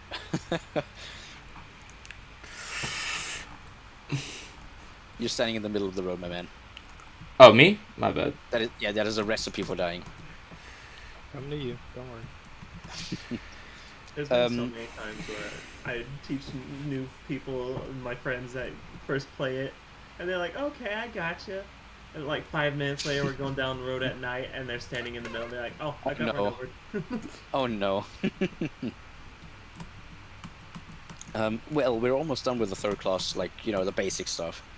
One other thing is sort of vehicle knowledge, right? I've told you a bunch or a little bit about it already. So, you know, a bunch of different vehicles can do a bunch of different things. What I would say, to not complicate it too much, is to stick with the R1 hauler, the one that you just met, the R5 hauler, right? The Atlas hauler for the resources, a flatbed. Those are difficult to come by though, because they're quite expensive for what they are. And those are essentially the ones that you should stick to keep it simple for the start, right? When you want to do a logistics run to a base in the front, do not use shipping containers. Now, what does that mean? All right, so I've seen a lot of newer people, essentially what they do is they grab a flatbed, they grab a shipping container, and grab a bunch of crates of stuff in the shipping container and want to drive it all the way right to the frontline base. There's just one problem. Shipping You container can't... cannot be submitted directly into a bunker or a forward operating base. Exactly. So basically you're just sitting there, you know, with a shipping container that really can't do jack. And, you know, shipping containers are exclusively used for midline logistics, for bulk movement of large amounts of resources from point A to point B. Exactly. So from pad to pad, essentially, right? So from the pad on the seaport here to the pad on the seaport or the stockpile somewhere else. That's basically where you submit them. Okay. A little word on, because like Badge has now mentioned midline logistics, right? So what is that even? Like what are different lines of logistics, right? So as a Logi player, it's always important to know that distinction. You have backline, midline, frontline logistics. Depending on what you do, you run into a different amount of risk. So backline logistics is basically everything that concerns turning raw resources into items and storing them in the backline. So essentially what the backline loop would be is farming salvage, turning it into BMATs, making items out of these BMATs and storing them right into the seaport that we just were at. That's backline logistics. So like what we're seeing right now. So. Yep, that's backline logistics. Why? Because we're basically right in the back line, of course, right? And we're not running really any risk of... Well, we're not in the back line, really. This is an east-west war, but you know what I mean. Terrence is usually backline hex. And, yeah, so we're just kind of covered by the front line, by all the territory we have on the front, right? There's not much going on. We're kind of on our own. And the most risk you're going to run into is maybe being run over or maybe a partisan or two, like once in a blue moon. You can do frontline logistics if you are carrying emplacements like an MG or an AT emplacement. Yeah. That's a little above your head at this very moment. We can get into that later with the higher tier logistics class. And midline, what's midline? Midline is shipping it from the back line here to somewhere closer at the front, which is also a seaport or a stockpile. So for example, let's just say midline usually, right, because usually it's the north, the Wardens are in the north, versus us in the south fighting against each other, not east-west. So what usually midline would be is taking it from the seaport here to a seaport in the Clastra, for example, or, well, there's no seaport there, but yeah, like, you know, to a stockpile in the Clastra, which is very much close to the front, and that's midline, right? So we take it from one stockpile to another stockpile that's closer up. Okay. And frontline logistics is bringing it from that sort of advanced position stockpile directly to the frontline bunkers. Okay, so in terms of that, it will kind of be like that that resource area that we talked about earlier. Yeah. And then me taking resources from there to what would be around the Savages place. There's 3 of them. Kind of thing. Warden partisan. Yeah, essentially, yeah. As far as I hear it, yeah. So it's basically that. And like Bash said, there's a different type of vehicle for each job. what you'll see a lot in the back line is flatbeds, R1s, R5s, that kind of deal, right? Midline, you mostly see trains or ships, because they allow you to move a massive amount of resources quickly.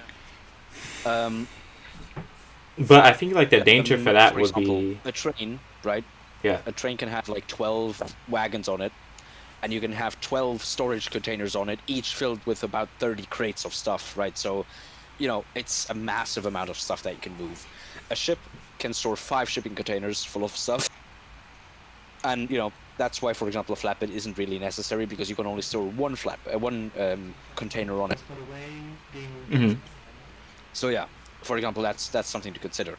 Frontline logistics, exclusively R1s, almost exclusively R1s, because they are fast enough, they have enough storage, and they have enough resiliency essentially to carry the stuff where you need it to go without, if you don't encounter too much of resistance, right? So R1s, always the number one vehicle for frontline logistics. There is a colonial unique variant of the R1 called the Spear Tip that we have an emplaced machine gun on top, so we can have armed logistics whenever you're carrying frontline stuff. Yep. It sacrifices 1 unit, 1 slot of inventory, but you get added protection. So, indeed. Almost there. All right. I think that is about. Oh yeah, one other thing I want to quickly tell you is, for newer players, it might be a bit daunting to do a full logi run, or in any backline, midline, frontline, right? So, for the time being, get started doing maybe frontline logistics, right? Sort of get a feel for what people need. Every frontline base, or a lot of them, have pings on them which says logi list, right? So they basically ask for stuff, and you can just basically bring whatever you want, whatever they want to them. Mhm. Grab an R1, load up some stuff, drive it up to the front, drive it up to the base, right, and then just deliver it. When you deliver it, in your truck's inventory, right, so drive up to the base, press E while sitting in your truck, and then right-click on the stuff in your truck, right? Right-click on your truck's inventory, and it tells you submit all to stockpile, and that means it just automatically, everything that was in your truck's inventory gets put into the base inventory. Okay. Okay, that should be pretty doable. I think I did that last time at Exactly. the base. Yeah, and once you got the hang of that, right? Because that's you know the most octane laden thing, right? That's something that's, you know, where you can actually be shot at, right? So if you can do that, then you can do the rest as well. However, if you want to remember like what you need to do for a logi run, I don't know. I don't know if it helps you, but I came up with a little acronym which is called PALE, P-A-L-E, right? So it's called Planning, Acquisition, Loading, and Execution. So you plan the logi run, right? You plan where you are and where you want to go. Acquisition, right? You load everything up that you want to bring there. I think we got him. Loading or acquisition is basically you get a handoff of every item that you want to take. Then acquisition and then loading is you load it all up into your truck. And execution is just you drive there and load it off. Mm-hmm.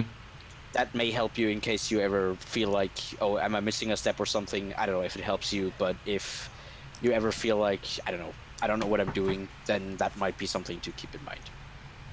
Okay, I'll probably do that. I want to try and supply one front line, but now I'm kind of thinking about it. The southern front's kind of collapsing pretty fast now. Yeah, but that means that's where logi's needed most, eh? Yeah. So if you want to be ballsy, you can drive it all the way up to the bunker base next to the bridge. Right, like if we look at Shackle Chasm there, you see in Savages, right? The bridge that leads into Bell Toll and Holdfast. There's a little bunker base there, right? If you hover over it. I saw the bunker base. I think that's where Norwegian took me earlier. Mm-hmm. And what you can do is load up a truck of B-mats right here. Doesn't have to be a private one. You can do a public one as well. And then drive there. Drive all the way to this bunker base. Submit a couple B-mats. And call it a day. Okay, I just have to find a truck for that. They're all Be in the stockpile in here, careful, man. because there are partisans in this area. I'm here at that Indeed. bunker. Indeed. Yeah, you of course have to be always careful of partisans, especially when doing frontline logistics. There's one dude running around throwing gas at the bunker. Great. I don't know, cause I'm looking at the map, cause I know I can safely go north, but past that point, I think it's just whether there's artillery shelling or not. I don't know what this blue thing in the water is. That's a ship or a vessel. Yeah, so it's right next to one of the major roads. Yeah. That was intense. I mean, what? So if you feel like, okay, I don't know if I can supply the bunker base next to the bridge right away, you can also supply the one that's a bit further down south, right? So you see where that road, where those two roads meet, and they lead straight north into the bridge. Hold on, let me find it. I remember where this is. It's around the Pyre area. Yeah, so I remember where it is. Oh, hold on, which X are you looking at?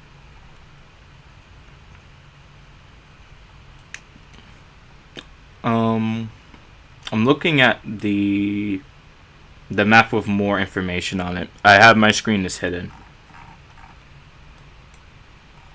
but it seems like there's a lot of fighting happening up there.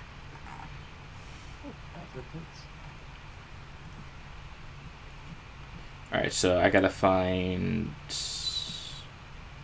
Oh, this looks amazing. I need to find I need to get a truck, and then I have to get to the front line. Yep, they're right in here in the seaport. But I also have to find a way to I gotta hide the map too, unfortunately. Yeah, that's a bit of an issue. But Chris can give you a lot more info. Which part you want to know first, the chat or the map? The map first, because I'm going to be using a vehicle the entire time. Alright, so usually what I do for the map is I will set a keybind for the map button, and then add the image over the screen, so that way they can't see anything there. And then to get rid of the image and close the map, I usually push escape and have that set as a keybind as well. That way if the image is up, it suddenly gets closed, and that refreshes and opens your screen and keeps everything still hidden. Well, that's good for the map that I pull up. I mean the mini map one. Oh, that I usually just keep a little image there, just in case. Okay, I gotta find something then. Goodness. And then same thing for like the chat area, is I'll have an image that covers all of that. Or for me, for example, I'll have my face cam there. Mm-hmm. And that'll kind of help that area. Alright, I just gotta put an image there now. Just gotta hope it doesn't leak information. Alright. It's way too big. Yeah, I do pretty good. Just trying to hold my breath with all the gas that you keep throwing.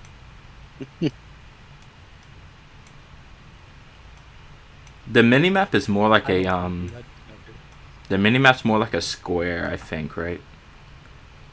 At the bottom left, I think. I need to see how big it is. Yeah. I think that definitely should be enough, yeah. I gotta see. No, that's the wrong one. By the way, guys, I'm gonna head up to the other VC again. I hope. By the way, I hope you learned something. Yeah. You're standing on the pads. Oh yeah. Just be aware. Yeah, that's the mistake. Apart from that, Chris is streamer extraordinaire. He's gonna be able to tell you a lot more about the streaming stuff. I personally have never streamed in my life, so. That should be Yeah, good. I don't know if I'll stay in Thank you VC. so much for joining. You're welcome. And yeah, have a good one. Big thing to know if you're streaming is in the option area. There is a streamer mode, and that will hide a bunch of stuff as well for you. I did turn that on, but I don't know if it's working. Hold on, let me see. If you enter areas, do big white text show up saying what area it is? If not, then you should have it covered. Yes, I mean streamer mode is on. I can turn off the mini map if I want to, but I think it would be good to have it.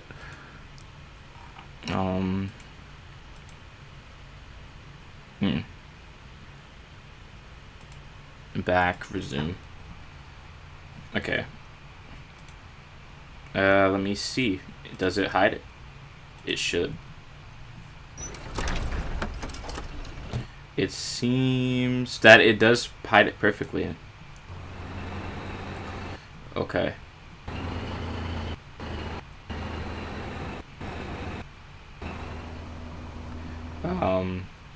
The trick is I gotta open my inventory, and if I have to find out how much oil I have.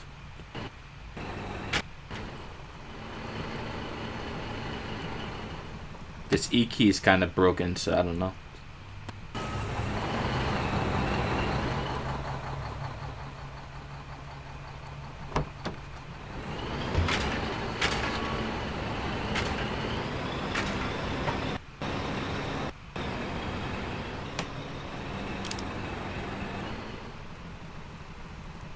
It's E to open the inventory, right? Or is it tab?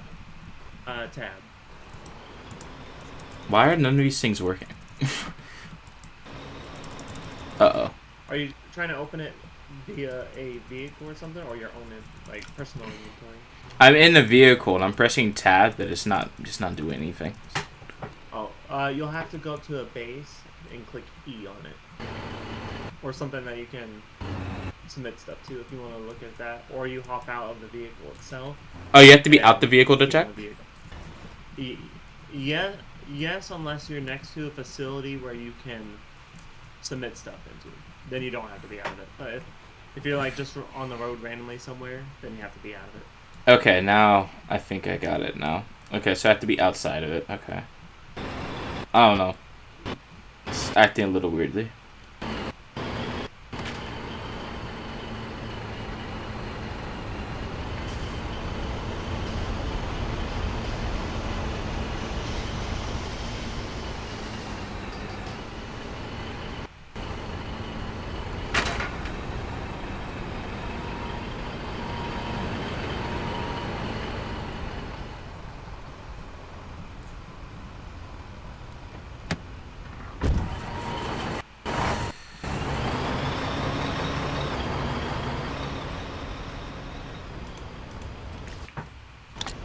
There we go. I'm refueling.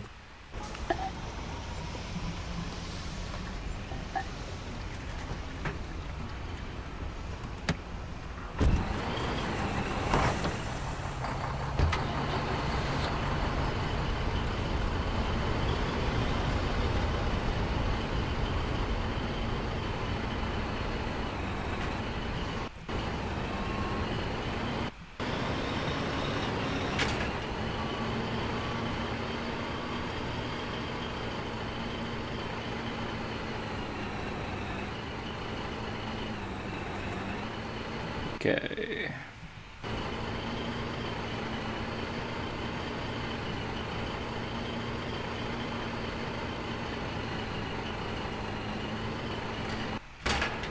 It's kind of difficult to see the roads from here, I won't lie.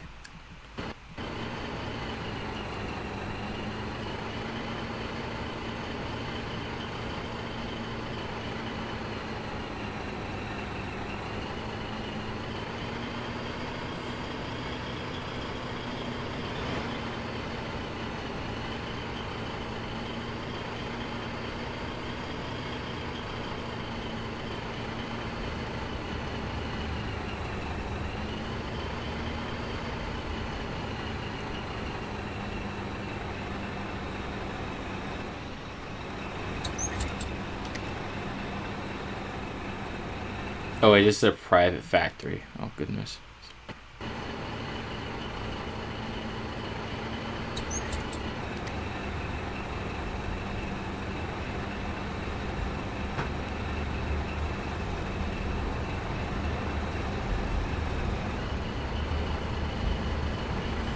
Wait, would I go to the seaport to pick up resources easily?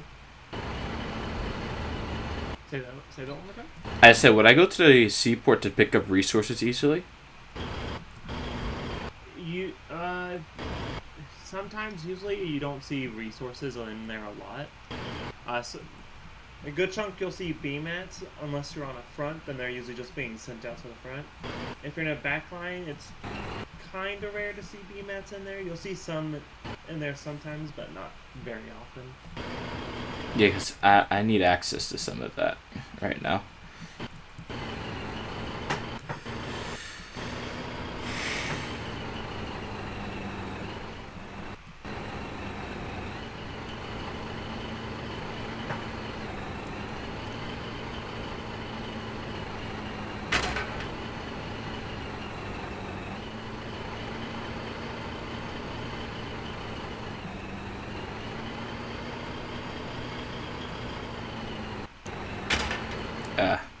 Keep damaging this car.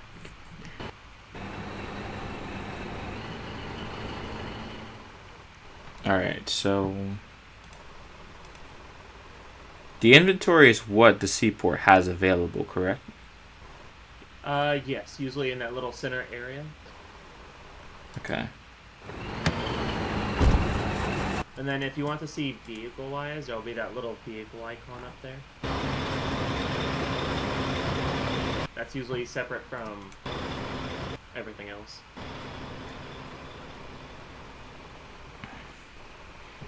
I'm trying to figure out what does a good frontline need right now.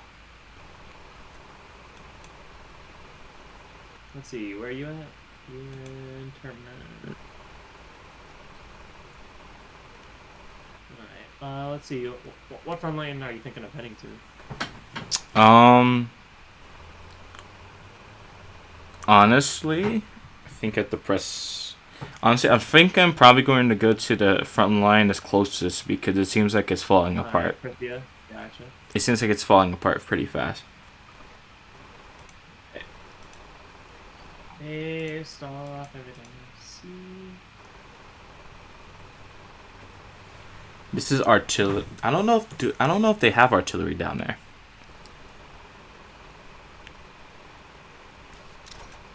I don't think they do. This one base looks like it needs some of the some trauma kits and med kits and plasma. We don't have any of those in here. Let's say, are you at the one in Terminus at the seaport? Yeah. It's not much here. I do know they are needing more BMATs, so you might want to grab some of those. Let me see what else they got.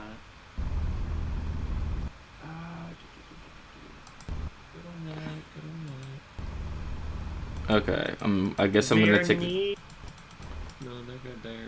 I guess I'll take as many crates as possible. 20 millimeter if you have some there. 120 or just 20? Just 20. We don't even have the. Let's see, We don't even have the bullets. Oh my goodness. There is 51 20 millimeter where you're at. It's 51. Yeah, there should be 51 crates of it. So if you want to grab a few of those as well. I'm trying to search for it. Hold on. Oh, there it is. Never mind. I'm blind.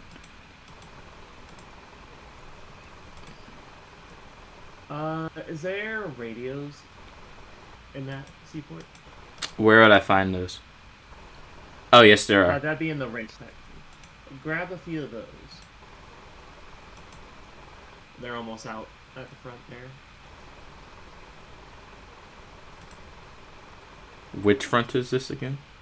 It'll be in Krithia, directly in the middle at the Brinehold Relic Base. Okay, does a radio backpack also work or no? Yes. Okay. And get those. I have a lot of very precious cargo. 99% capacity.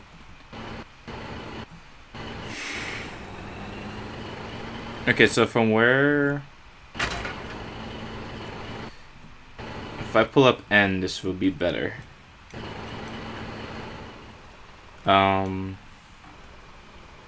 So would I be going to Legion? Or... Wait, I'm kind of confused now. Okay, so you're going to go to the brine hole. It's one of the front bases. The brine holds. I wish I knew where that was. So you see where Legion is at? It'll be directly to the left. Okay, so like closer to the bridge? Yeah, it'll be the one place is directly in the middle of the map. Okay, I should be able to find it, hopefully. Now I actually have to get out of here. Yeah, one thing to be aware of is before you cross that bridge, make sure you have a radio on you, and make sure you check the map for partisans watching near the bridge. I made a map post to make them build some stuff. And if I can get this built on my end, I'll go spawn over there and help you out. I do not have a radio on me, actually. I need to get one. Yeah, that'll be very important when doing frontline logistics. Is watching for those blue little dots going in the area that you're headed to. Okay, but how do you open a crate is my question. A crate? Once you say you go up to a base, you click E to see your inventory with all the crates in your vehicle, right? Yeah. What you'll do is right click and usually submit specific ones or submit all to the base itself. And the crates will instantly get put into where you're wanting. Oh no, I mean like if I'm trying to get a radio on me right now and I have a crate. You have to submit it one crate to a base and then take it out of the base. Okay. Okay. That makes a lot more sense.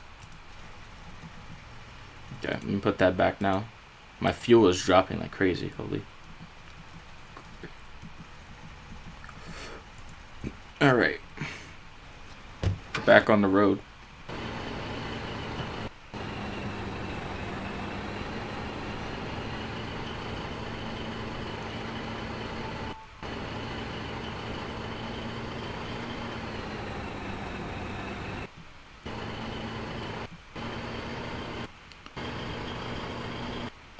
I wish it was easy to see where the roads are.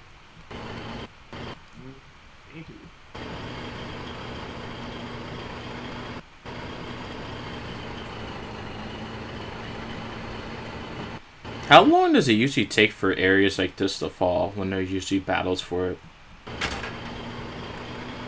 Are you talking about like the front line or like the area you're at? The area I am at, not necessarily the front line. Depending on how well it's defended and how many people show up, it could go. I've seen them fall within hours to up to take literal months. Alright, so just like real life. Yeah, it just depends on what the enemies bring with them. And it's why it's good to kind of make sure it's stocked. You have everything stocked. So you got like your AT, your medical, your ammo for tanks, fuel, stuff to repair, cement to repair this, bunkers that are concrete. Wait, why is this gate not opening? Oh my god. E. Oh, is it? Okay, it is working. My E key is not. E key is not there.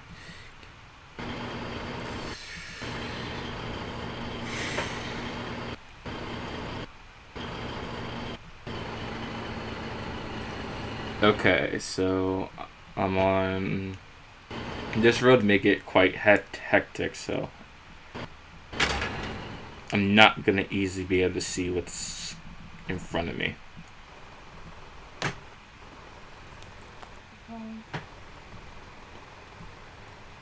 Which may be a problem.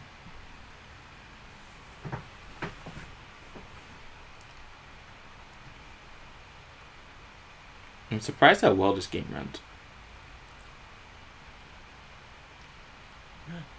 Honestly, with how big it is, I'm surprised how exactly that.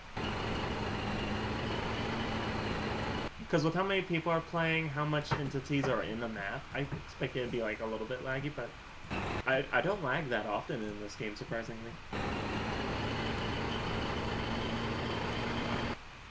Okay, this road feels highly undefended. What is going on here?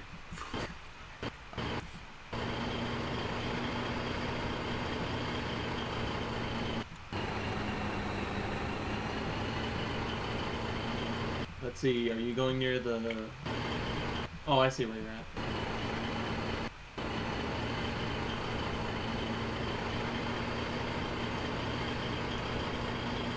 And...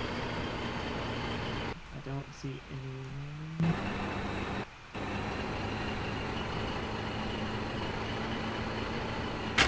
Ah, come on.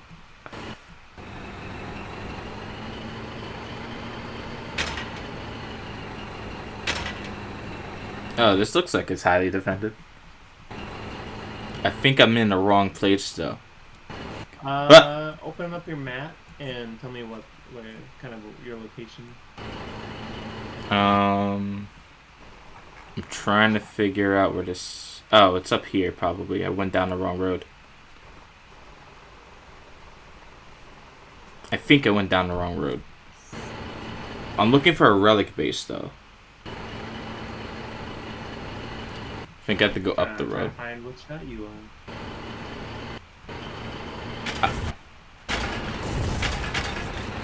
Look, I'm in Legion, but it seems like we're both trying to figure out where the logistics have to go. Oh, gotcha. Let's see, you are probably this dot here. So you'll want to be heading to your west side towards a bridge. Now, I don't know if that bridge is clear. I think it should. I think it should be because the south is where the combat is happening. No, I saw a person over there. Yeah, it is not clear at the moment. Okay. There's many ways for you to get over. Wait, so I have to cross the bridge? Yes, you'll be wanting to cross the bridge. Oh my god. And then it'll be the relic base over on that side. Okay, so I have to be lucky here. Oh yeah.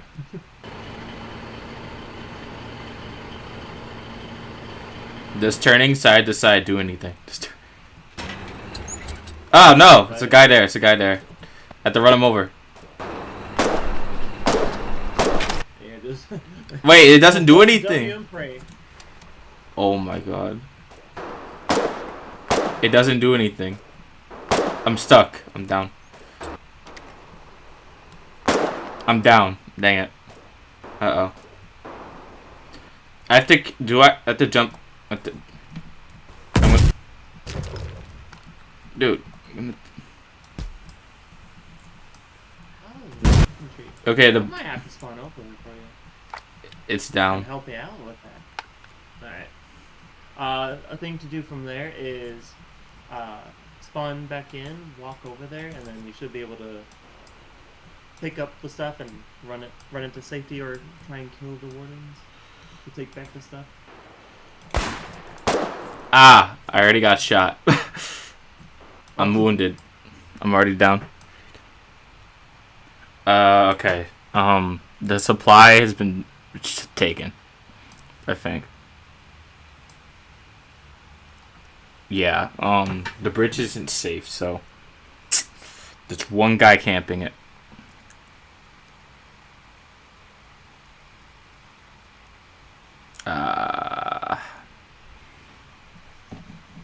They can't. I thought there was another relic base there. Oh, I have to spawn somewhere. I'm not going to abandon the war. I have to respawn at the home base.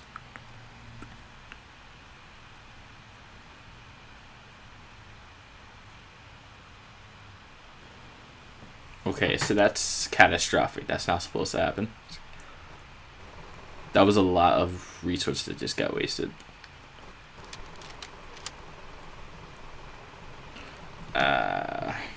Let's talk like this.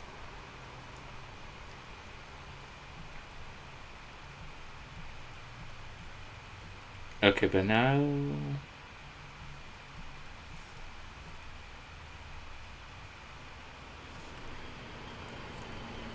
Okay, but now that I know that that's where, that just lost a bunch of radios. That now means I gotta find a way... Because I'm not gonna be able to fight him like that. And you can't run them over either, because apparently it does nothing. Usually if you're going fast enough, it should, but that's always a risky gamble. I wasn't going fast enough, so I couldn't get him. Okay, where am I going? I'm lost.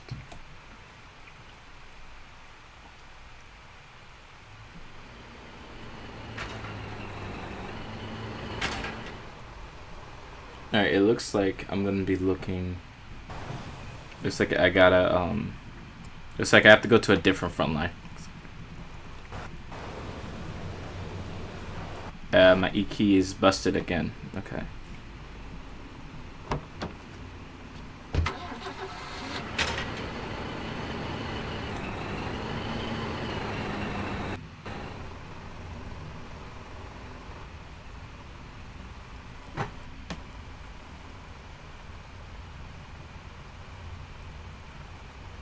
So that's what people meant by partisans, is usually one or two people.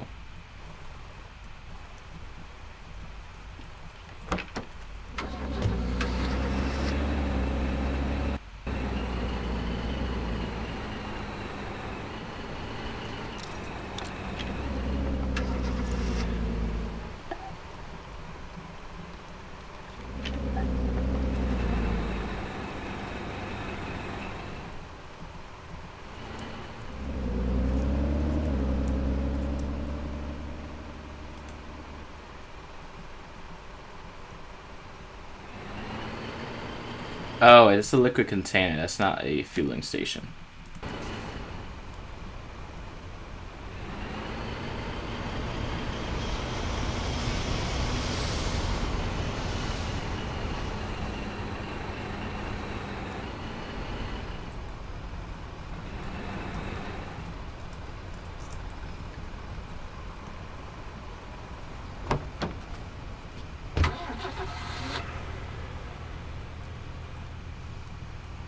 Okay, good. Refuel this.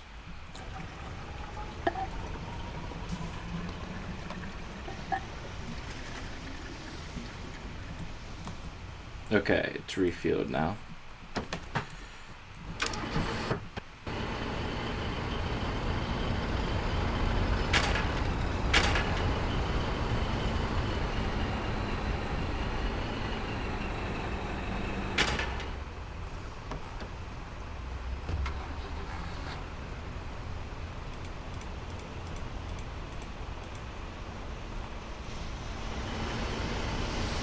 Oh, I'm looking for the basic for the refinery, I think.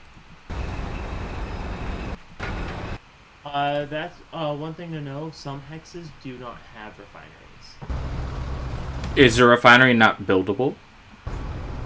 Those are just randomly spawned, and depending on what area you're in, depends on if there is one. Let's see, your area. Does not look like there's a refinery where you are. I don't know. I'm at a refinery, but I'm just wondering if it's possible to like player build them. Oh, you're in Terminus. No, they're not player build, sadly. Ah, that's sad. Be cool if they could be built.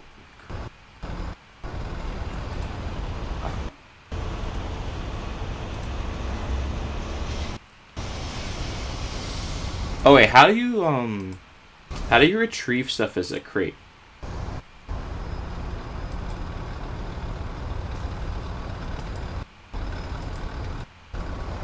Well, I Hold on guess. 1 second.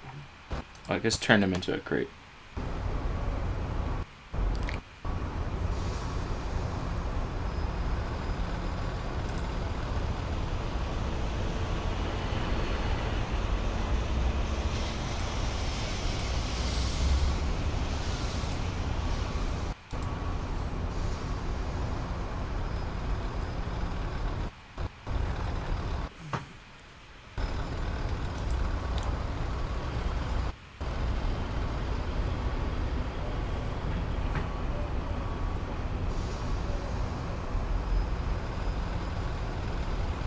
Oh, you can crate them at a shipping container. Okay, that's good to know.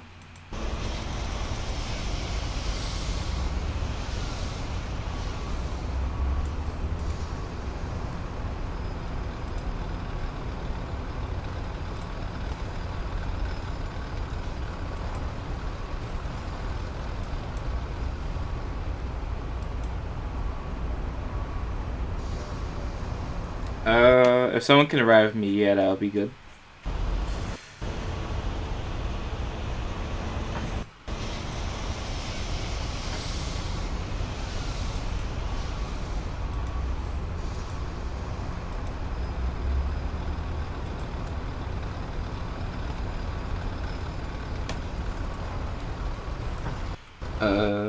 It's just, I think this is regiment chat. Wait, no, is this... Which, If you have your chat open, if you're clicking tab, it'll tell you like on the little left side of it.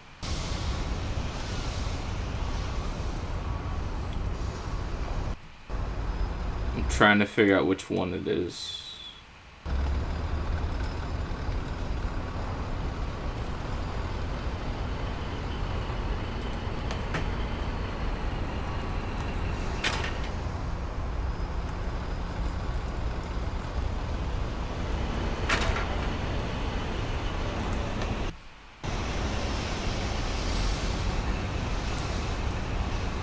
Okay.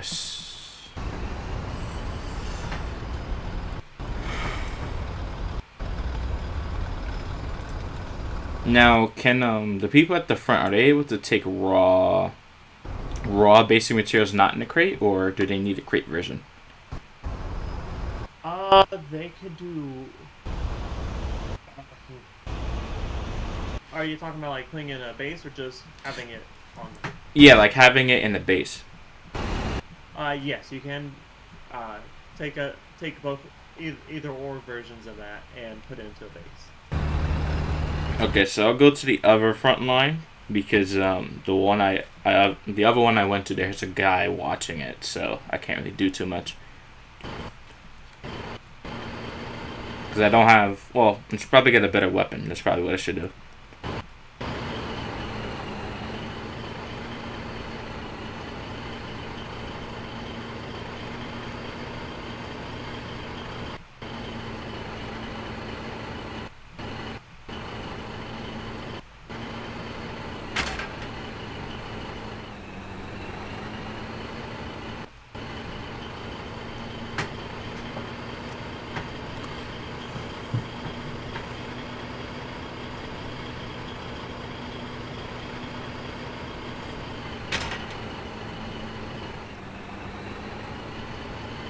I know this game has different types of weather, but I'm not sure if how much they actually affect the gameplay.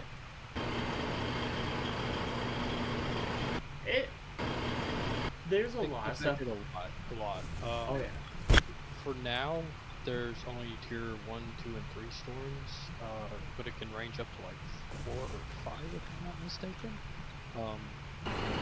And if there is a tier 5 snowstorm, rivers and any type of body of water freeze, opening new methods and areas of movement. Where, you know, if tanks and infantry couldn't move across an area for like a bridge battle, in a tier 5 snowstorm, they can't. They could just go around the bridge, for example. I got the right of way, son of a bitch. What did he say to me? Oh my god. But continue what you're saying. My bad. Okay. Snow will absolutely affect infantry movement. You will absolutely freeze to death if you do not be around some kind of warmth area. If you don't dig a hole, get in a trench, or stand by a fire, you will freeze. Vehicles will freeze too, which means they won't start whenever you get into them. They'll be effectively useless until you warm them up. There's rainstorms, which don't do a whole lot other than limit infantry movement and vehicle logistics. Mud will obviously slow down vehicles, and that's kind of the gist of it. Yeah, right now I have mud on my vehicle, so it's a bit slower than what it could be.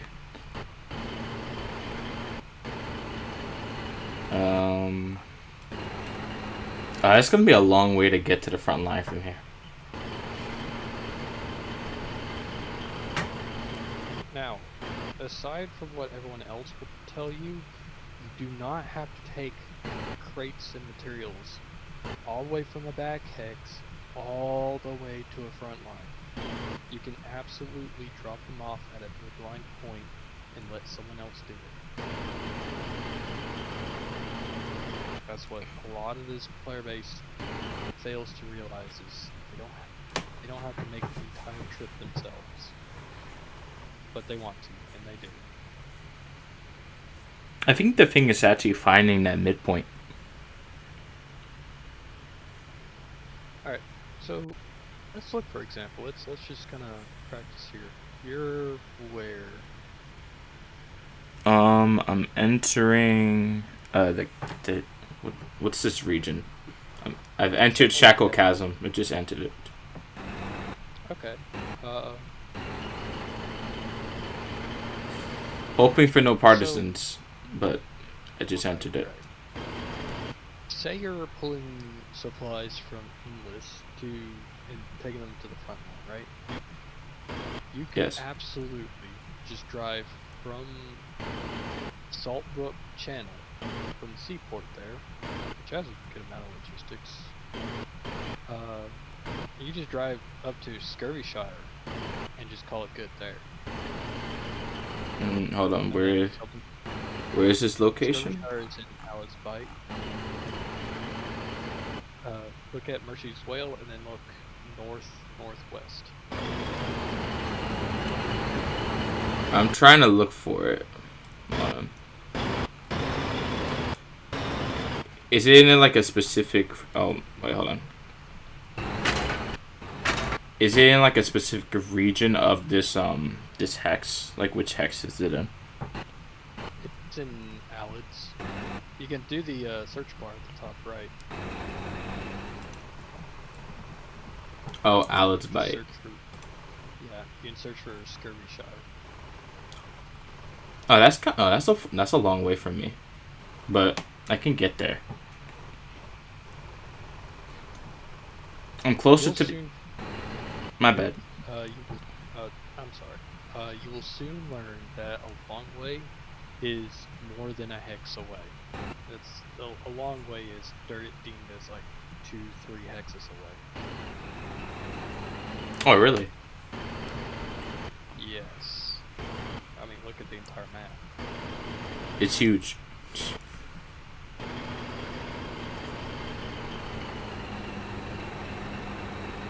I can't. I'm not supposed to go this way.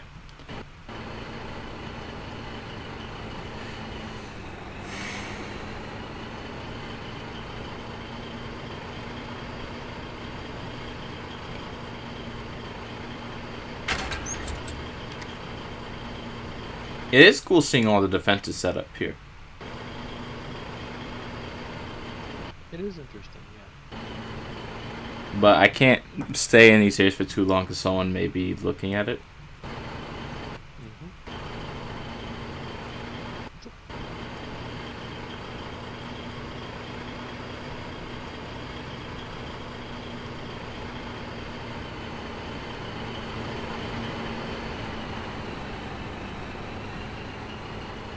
Okay, so if you go off-road, you actually slow down a lot. Yes. Certain vehicles have characteristics where they reduce that speed debuff. For example, the Argonaut, the Colonial Sheep, quote unquote. Its off-road modifier is like 100%, so it has little to no speed effect. Whereas what you just see with the truck, you have a huge speed debuff.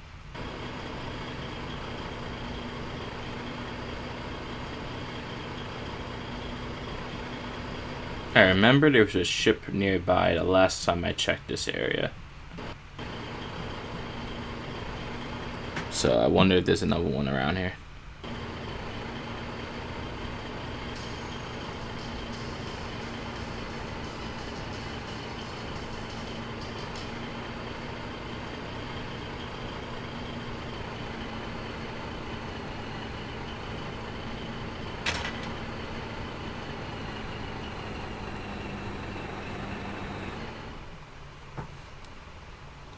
I just shift click to get everything in, right? I think.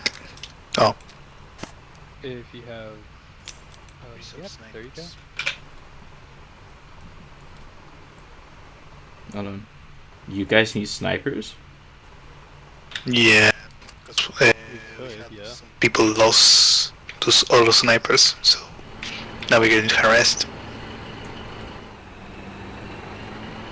Okay, it looks like they need Sniper rifles? Yeah, that's gonna be something. I don't know where I'm gonna be able to find that though. You probably won't. You'll need to make them, and I'll tell you right now, it's a bit of a pain to make. Because sniper rifles, the augers, they are a weapon that requires RMATs. It requires a lot of them. Okay, so I might as well go to the nearest I might as well go to another industrial base to see what they have and just take it from there and bring it to the front line. Yes, sir. Now you're getting it. Although it's kind of hard to tell what's in so many short trenches. It's kind of hard to tell what's an industrial base and what isn't from the map with all the icons down there.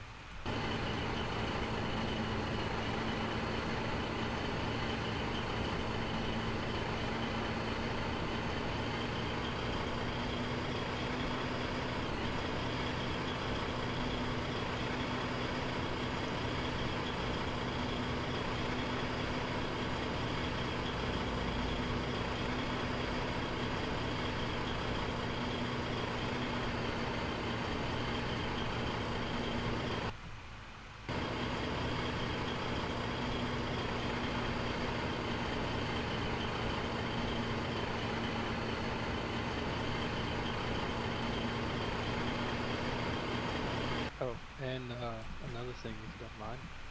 Mm-hmm. A lot of Logi players will not do it, but the best do. Never go from one point to another with an empty truck. What I mean by that is, you just dropped off a good amount of BMATs at this bunker up here, right? Yeah.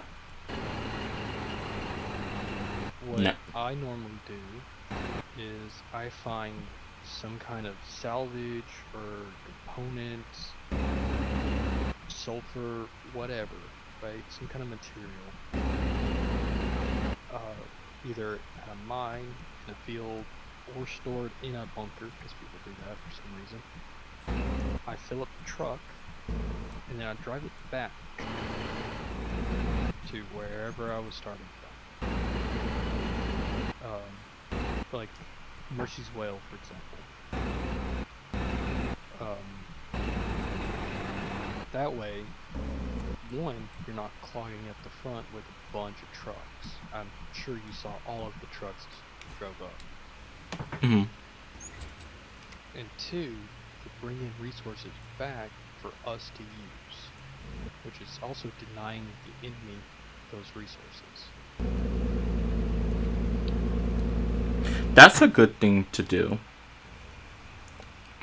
I'm mainly just trying to figure out how to actually get the most resources where they're what in the world. How do you get the most resources possible to the front efficiently and quickly? Because that's one major issue I'm having. Yeah, if you're supplying a bunker, what you're doing right now is exactly what you need to be doing. Just take a truck up to a base, drop it off. Oh, wait. I don't think trucks can't directly access bunker bases, can they? They can. Oh, they can. Okay. You drive up, press E, and then that's the bunker.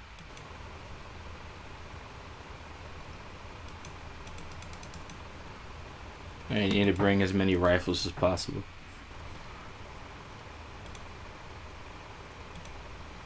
Well, the rifle's not any good without any ammo.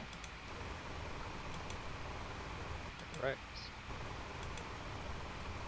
That's what got me into Foxhole is there's nothing free except the resources.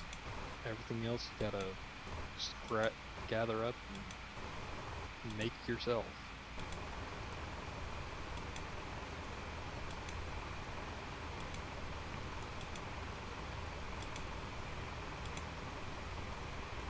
I don't know if they need anti-tanks over there. They might. At that bunker you were just at? Yeah, they might need them. They shouldn't because they have an anti-tank push gun, as well as the fact that it's a bridge battle. So usually with bridge battles, you don't really see a lot of vehicle movements. Because the vehicles themselves, they get bulky and in the way of infantry trying to cross over and secure the other side of the bridge. So they usually... So does that mean like they have to come out later? Yeah, when the bridge is secured by one side, that's when you bring AT. For now, normally people try to bring like any type of grenades, gas, smoke, fragmentation, any of that. But CMRC tends to like veer away from gas because war crimes and shit. So smoke grenades and Boma stones, those are kind of really good to bring to a bridge battle. Other than, of course, sniper rifles. Mortars, tubes, and mortar shells, those are really good to bring as well. Because it allows infantry to give themselves some level of artillery support. Alright. And if you're running a flatbed around,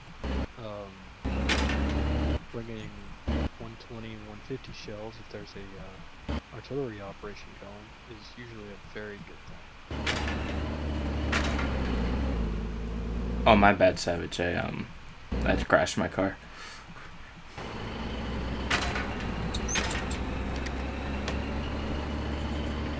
But I mean, honestly, we do, I think we need more of that production closer to the front line because we're getting...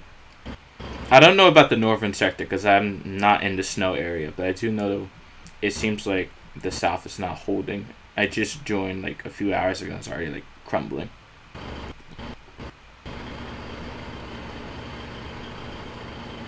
Where, over in the baths?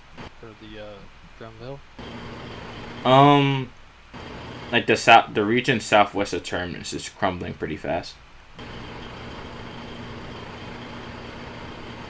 The Sats chasm is not falling that fast. Yeah, Prithia is not doing good.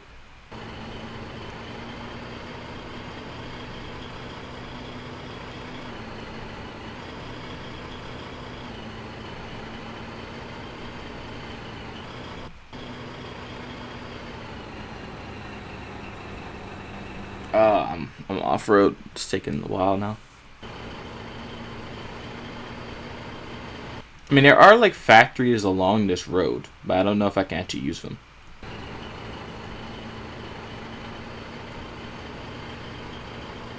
Well, wherever you go, please vocalize it, because Savage is going to escort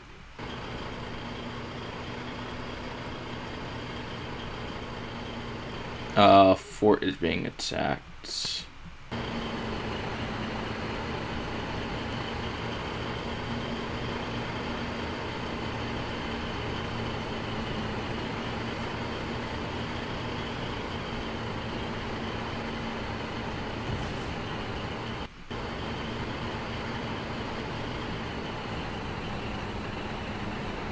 On E.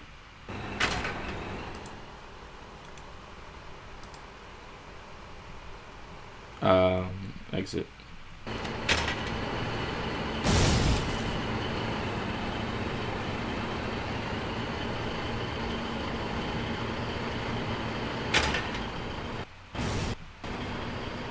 Now I know there's some I don't know if those are factories. They don't look to be, but I don't know if there's anything being produced down here.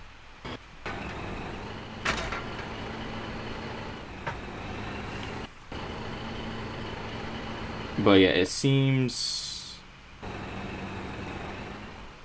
okay. It seems like a curfew is like stabilized a little bit. It's not moving as fast.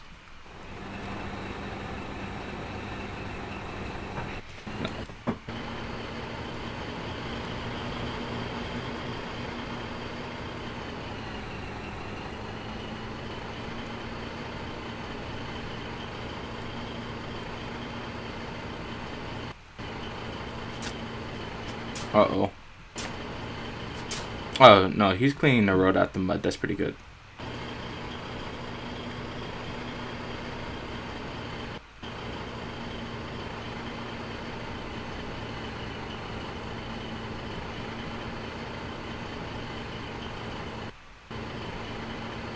Okay.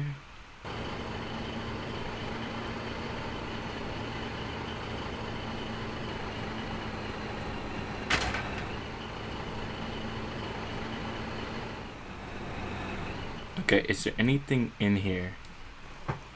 In this, are relic bases a good place to supply the front line from, or should this not be used? It really depends, honestly.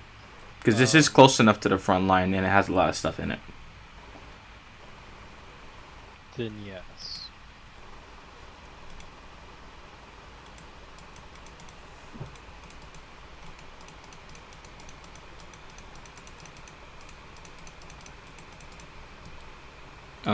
They need sniper rifles. I'm gonna get some RPGs for the boys. Those will be very, very, very useful. I need to find the ammo for them though. I need to find the ammo for them though.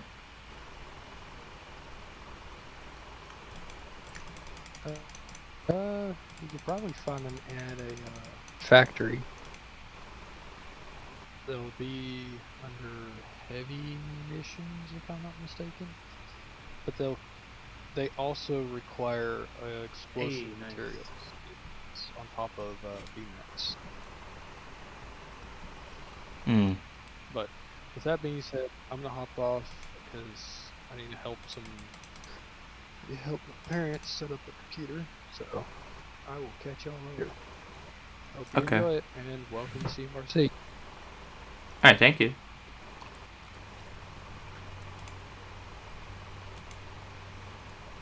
Alright, I found anti-tank rifle that might be useful.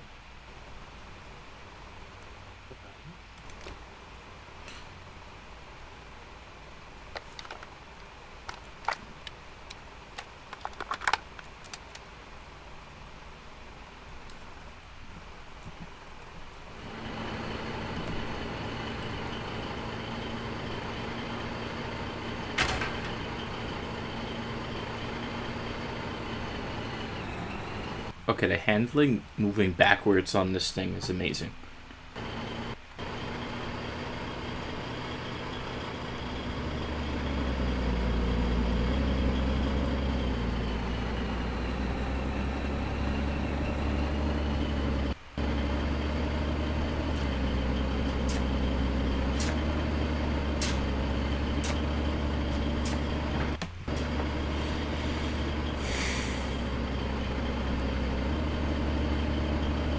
Okay, so I found at least a quick supply route. So there's an easy place to redistribute stuff to the front with.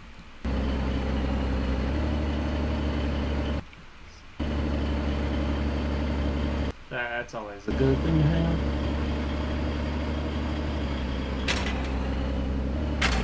Oh, my bad, my bad. I crashed this thing. Why do I have so many trucks here? I'm not understanding.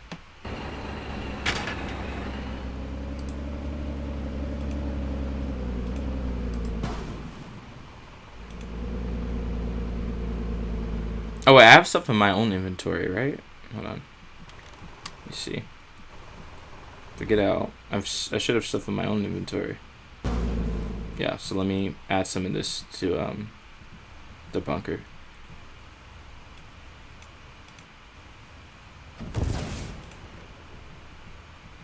Okay. Now I can add this to the stockpile. Blood plasma is pretty good, right? Yes. Okay. Yeah, usually plasma and bandages are usually always good to have. Okay, they need to clear out the road here. There's too many vehicles here. How are we supposed to evacuate if there's 20 vehicles blocking the road?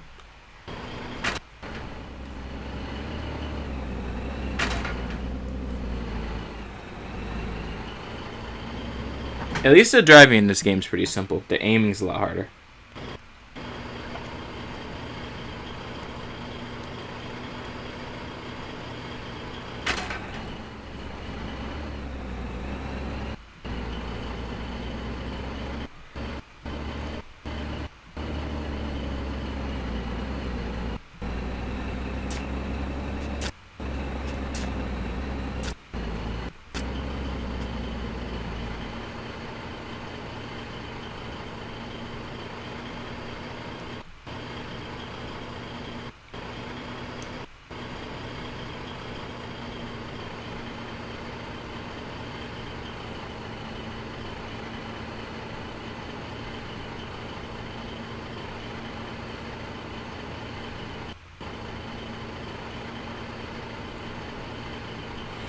Doom doom doom da doom doom.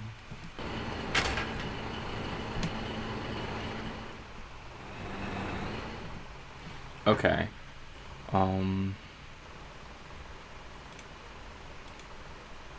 There's a lot of plasma here, so might as well take as much as possible.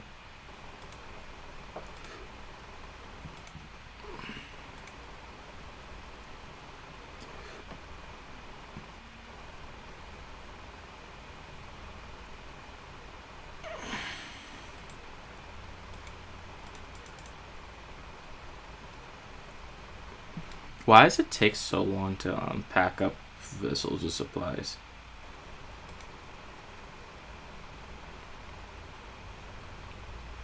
Like, it takes a really long time that you get all this stuff in there.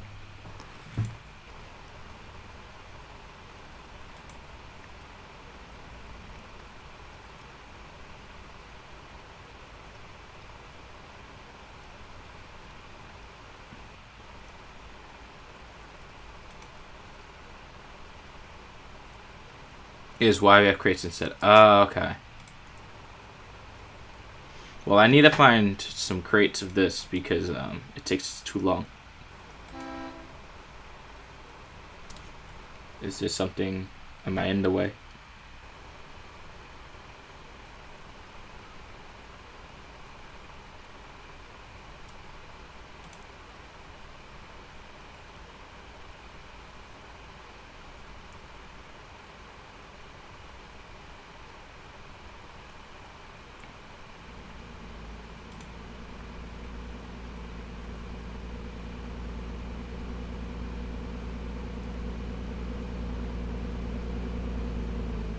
Well, I'm going to try and get as many soldier supplies as I can, even if it's going to take a very long time.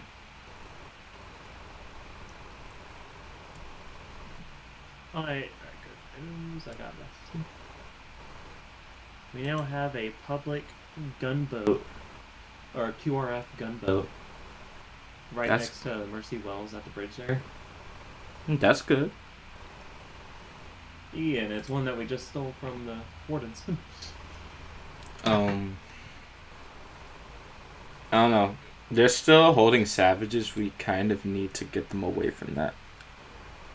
But if Akrifia is falling apart, I don't think we can actually get the Navy there.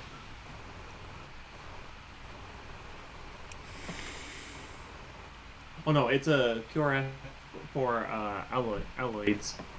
Oh, Alloyed White? Because we were just attacked by yeah, we were just attacked by a gunboat, so we're gonna have a public one in an area where we could use it.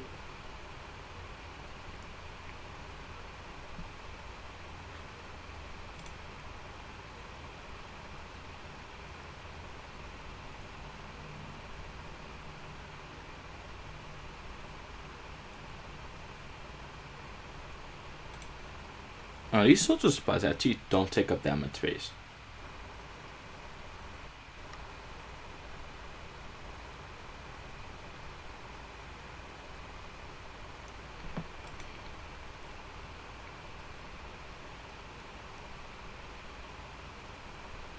I might just get blood plasma and come back for the other stuff. Because blood plasma will prevent them from dying. Or am I wrong about that?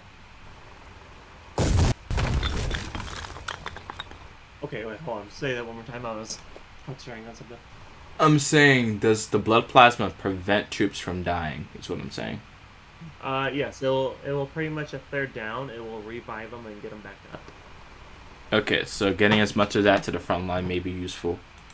And then get soldier supplies there later if they do die. Yeah, so usually where I would say would be a good amount to like keep a frontline base at that's protected and well defended would probably be about 400 of them. Because that way, in case it gets pushed, there's not a lot there. But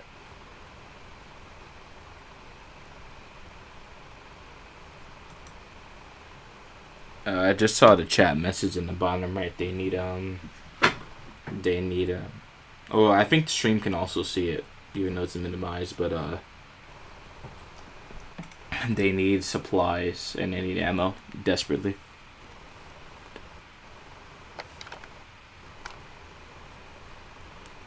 The good thing is if we keep holding the chasm, we still have an open supply route, so we can supply both the north end and the east end of the bottom pit if needed.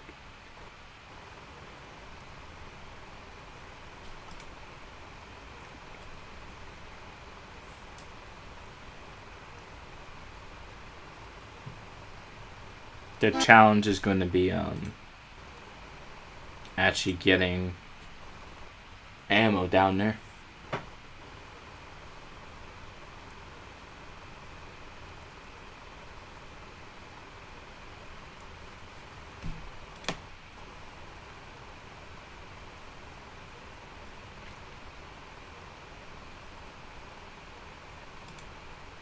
Oh, okay, there's too few soldier supplies remaining. Okay. I can't pull any more from this stockpile.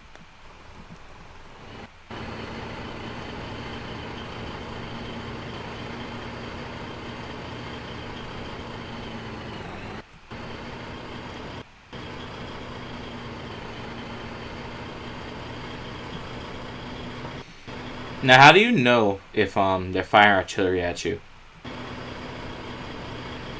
Like, does it have a special sound? if artillery fires at you, it will come down. It has a specific sound. It just describing it, it's like you know, it would be kind of cartoonish sound, but kind of noise. Oh! Oh! I killed somebody. Oh god. Dang it. And the best way to know if it's shooting at you is big pieces of dirt flying up from the ground after an explosion. I killed someone by accident.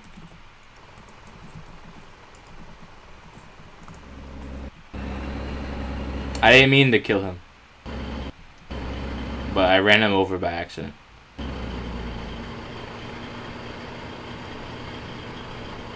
I have to slow down. Because he was cleaning the mud off the road, so that's a big mistake.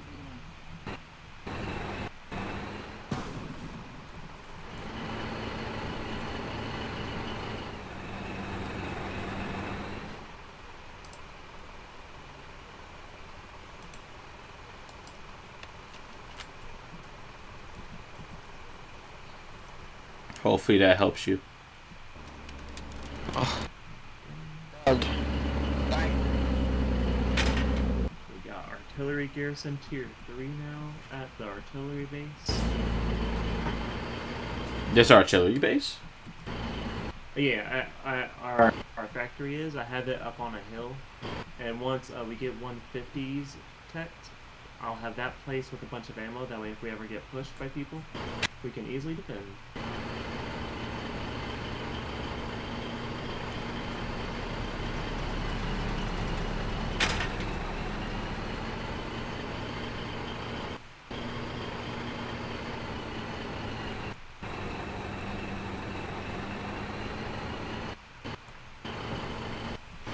Now I think like I did see there's an option to make roads, but the roads that you see on the map are already pre-placed, right? Yes. The ones that you can make will be that little dirt patch ones.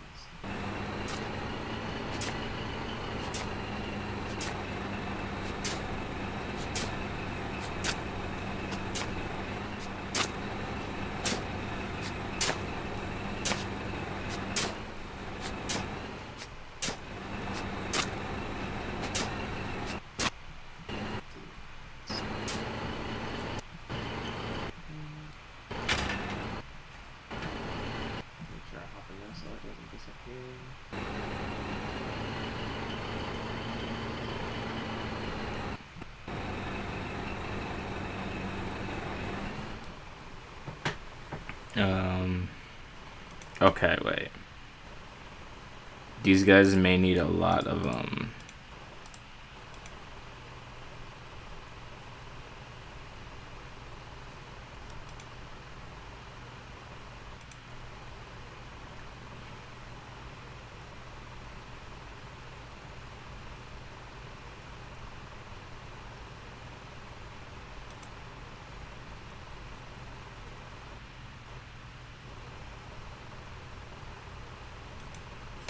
I'm bringing explosive shells to the front.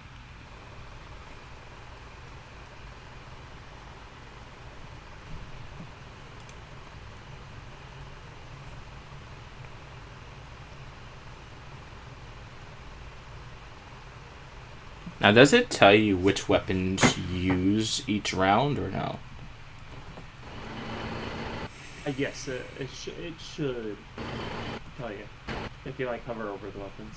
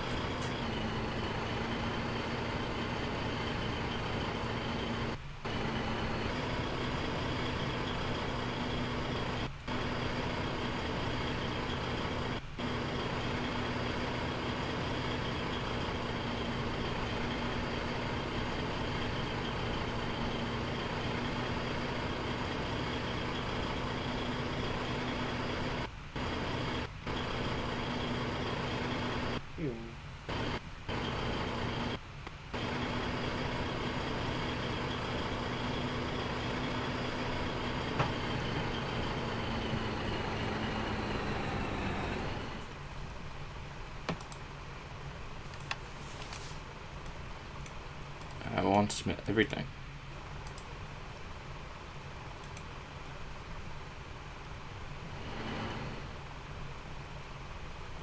Is there anything in particular that this front needs? It seems like there's no one on this front line. What just happened to all of them?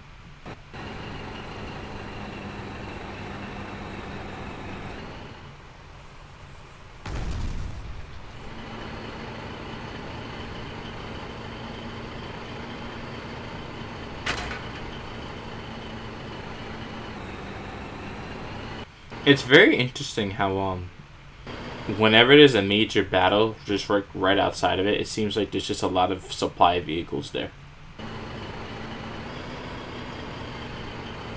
And just sitting there not used.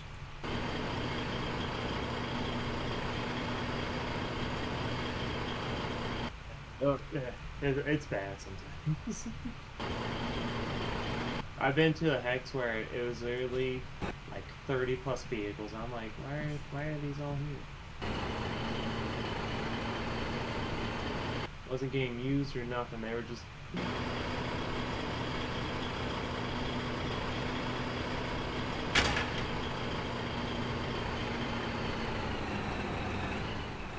You doing another run back to the bridge? Yeah, I am. Okay, I'm gonna hop in with you. What do you need a hand with getting? I don't know. I'm just taking anything that I can find and taking it to the bridge. Okay. I'll meet you up at the base then.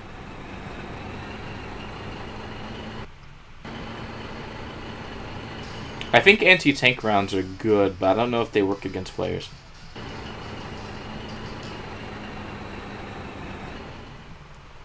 Yes. What sort of stuff are you taking, I guess? Right now, I'm mostly taking either explosives or I'm taking medical equipment. Okay, yeah. I do think we've got to leave some stuff here, though, in case we get pushed back from the bridge. Okay. So I'm wondering... They're pretty set on ammo from what I remember down there. But, yeah, I'm going to check the map right now, actually, and see what they got in the base.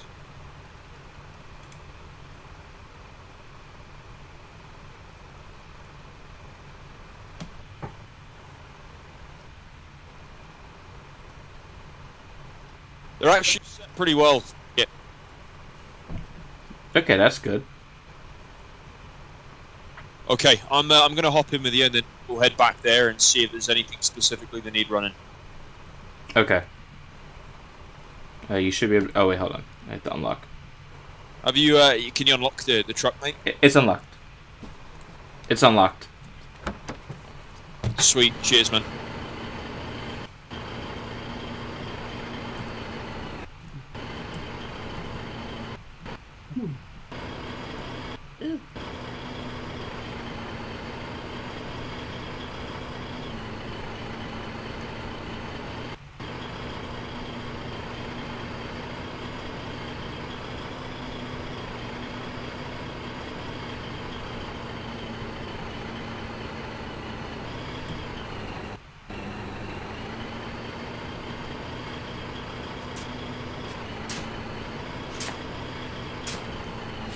So I've just set up a loggy list for the area that we're working out of here, and so hopefully they'll tell us what they need.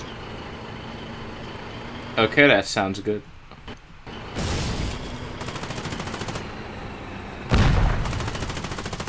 Alright, I'm just going to get some kit.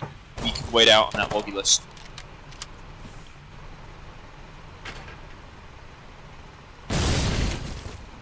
It's a lot of explosions happening at the bridge.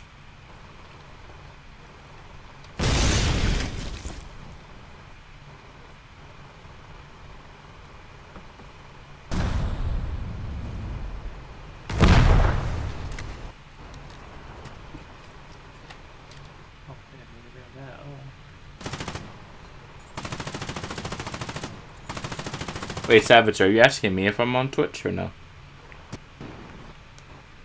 I'm on YouTube.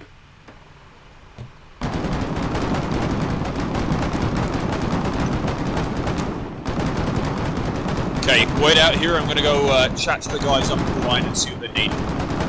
Okay.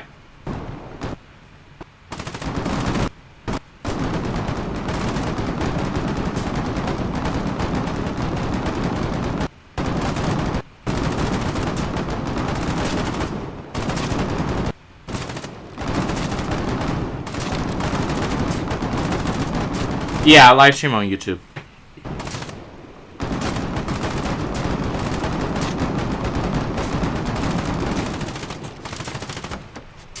Okay, back us out of here and then we'll just chat and figure out a plan.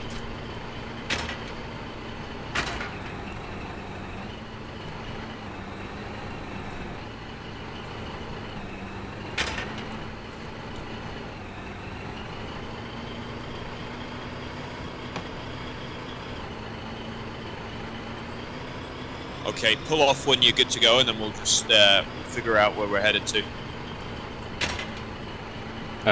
Is there anything like special we need to get for them, or are they pretty set? So they're pretty set. What I can imagine they're going to need probably in the next couple of minutes is probably maybe a crate of shirts, and then a crate or two of just regular fighting ammo, some grenades. I'm just checking right now to see where this is best stockpile. Be like 2 minutes here, man. Okay.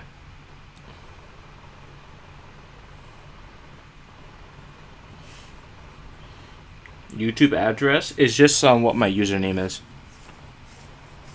If you click on my profile in Discord, it should be there.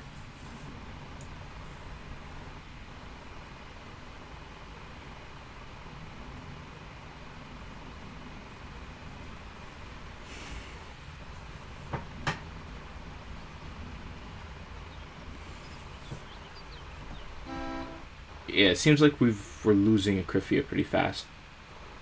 Because news pretty dire coming out of there.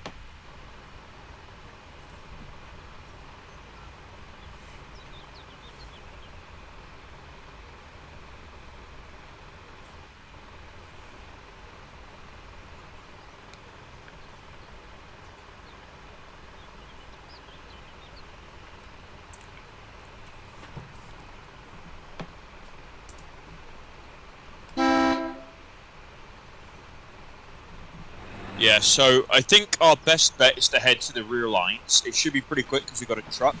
We just need to make sure we get to a warehouse. I can't figure out where to put the warehouses this war, so just keep driving further back to our main line, and I'll find one and direct us to it. Okay, so where would the main line be? Like north or south? Where are we going? We're going eastwards, so towards like the center of our territory, basically. Okay.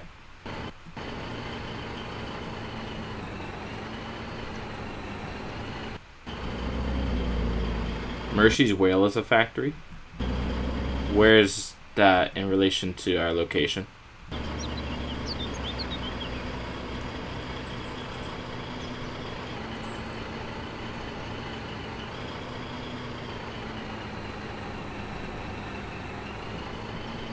East, southeast on another hex. Okay.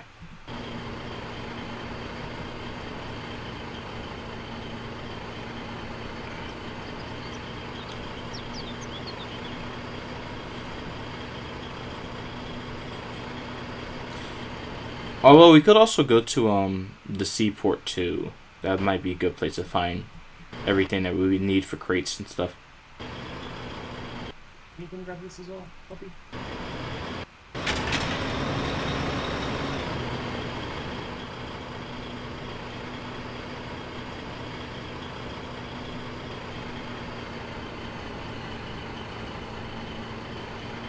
Okay. This side.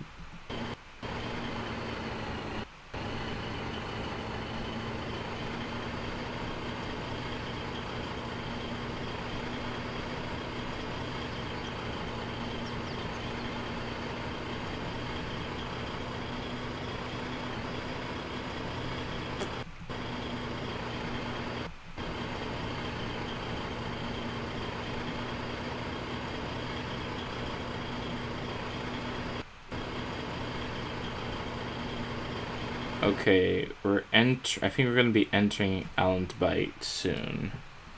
Yes, we're entering Allenbite here. Sorry to be the bearer of bad news.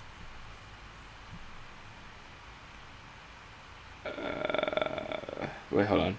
I gotta travel into the next region. Sorry to be the bearer of bad news, buddy. But, yeah. It would seem that the best stock storage depot in the region is down in Actheria. It's actually quite near the front line. Everywhere else is pretty stripped for shirts and everything. Let me just double check there's nothing else that's reasonably better stocked. It would make sense we're getting pushed on pretty much every front here. Yeah, okay. So, I'm thinking, yeah, our best bet is going to be... Oh, bugger. We're going to have to turn back around and then go south. Go south? Yeah, I'm just trying to find which depot is best stocked. Does that work for you? Or I can always respawn and then just grab from there and bring it up. I'm checking with another person who's saying like where to go. They said that there's a factory in Mercy's Whale. They have stuff there. Even though that's quite far away. So going straight down into Mercy's Whale. Yeah, so another person said that Mercy's Whale has a factory. They have plenty of resources there, so we could get there and then come back, although that may take a while. You able to hear me? Yeah, so you said Mercy's Vale, right? Yes. Okay. Because they have a factory there. Alright, so we'll go for that, and then the bridge seems to be okay, but Krithia is falling apart, though. Yeah, well, Akrithia, that's why we should also probably go there, is because if we lose Akrithia, we lose like a shit ton of our supplies, so we might as well take them somewhere useful. Plus, Yes. it's a hell of a lot closer. Yeah, so we go to Mercy's first, then come back to this. We'll have resources available to pour in, and then just have to find another supply route in this Akrithia area before it breaks apart. Okay. Just gotta make this quick.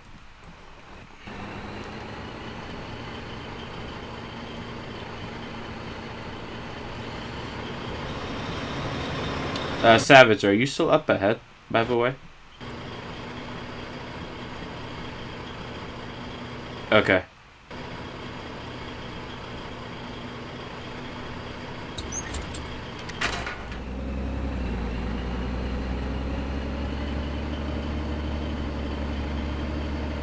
Because we're going to need to get resources pretty fast.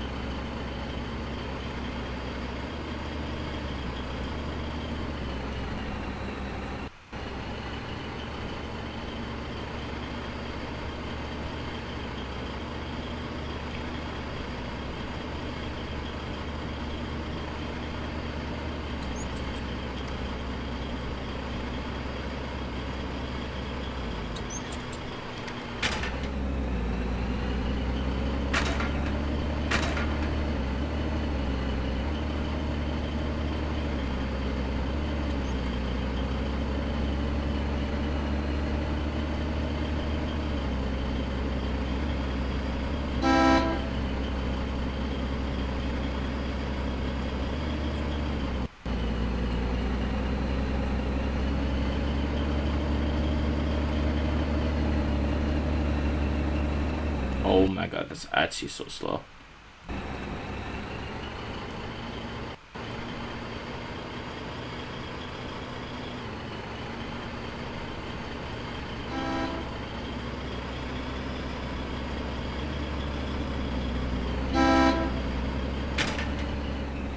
Yeah, just go this way.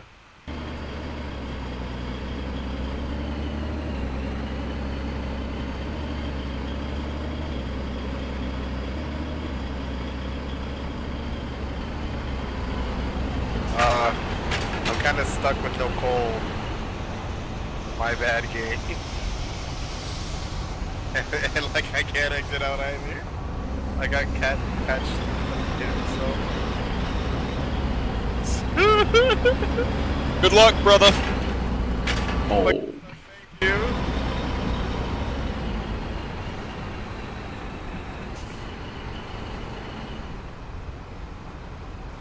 Wait, is this actually the factory? Like, where is it?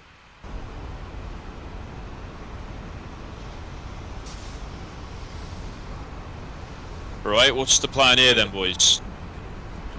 Okay, I'm still trying to figure out the factory because I'm new to this game. I know the seaport is south of here, though, and they have crates.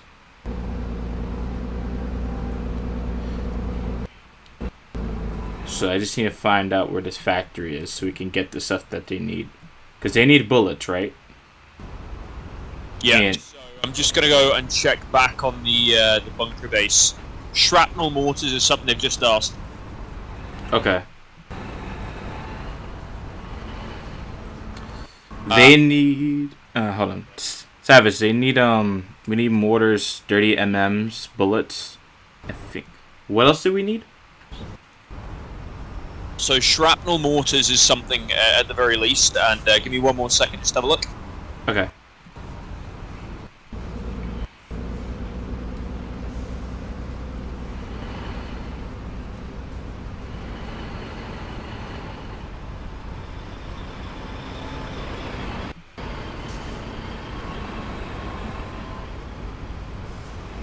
Yeah, probably some first aid stuff like you said, and shirts.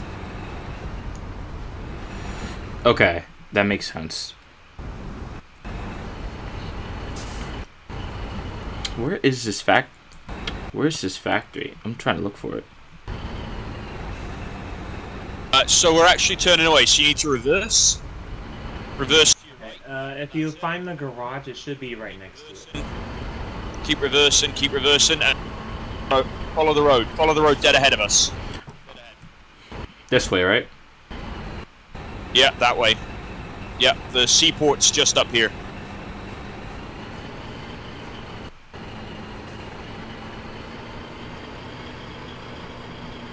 Yeah, here we go.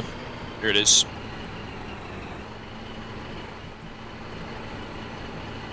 Okay, so we needed shrapnel, which mortars, shells, or just the actual weapon? I'll ask in the chat. Okay. The normal mortar shell is better than the shrapnel.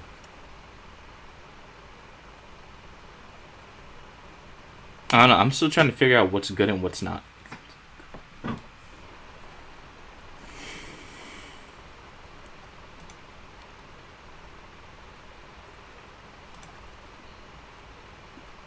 Don't see grenades here.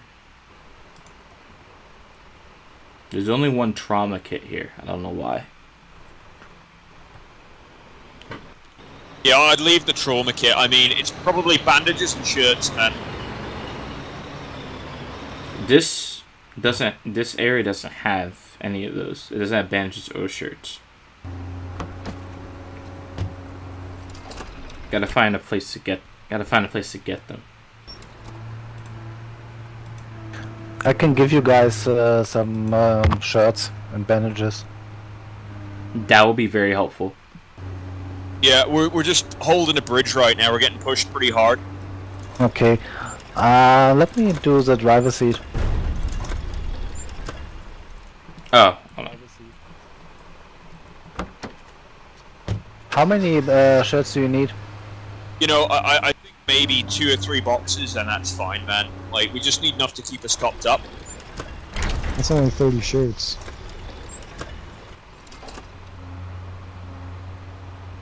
Okay, here you go. Awesome. Cheers, buddy.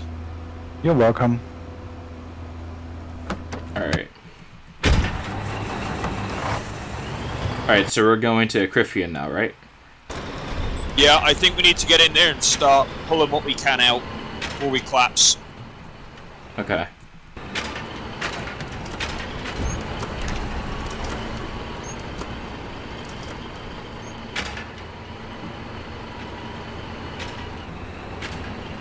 Okay, so we're going to Acrifian now to figure out the way to get there.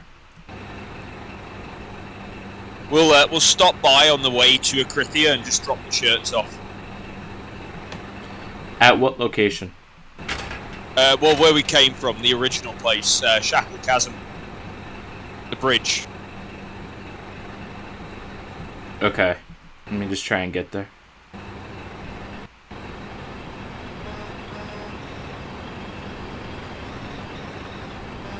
Yeah, sounds good.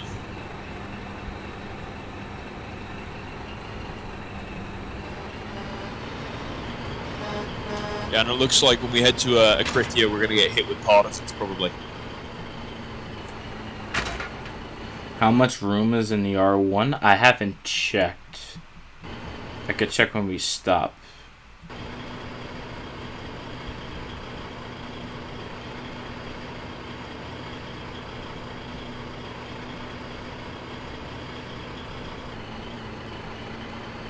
Okay, heads up as well. When we get back to Shackle Chasm, also looks like partisans. I think they've just outmaneuvered us. From the south or from the north? The west, or the east, sorry, they've outmaneuvered us towards the east. So the road that we're going to take from Shackle Chasm, apparently there's partisan activity on there in the map. Okay. Okay. Oh yeah, no, you're right. It's from the south. So, yeah, that road, south to north road or north to south road, is apparently active. So, we get there, just don't fucking stop for anything. Just send her. He's in post. Let's go. Wait a minute. Wait, I think I went the wrong way. Yeah, I think we're going a little bit too far north. I'll just I'll guide you, I guess. Oh, my bad, Turtle. My bad.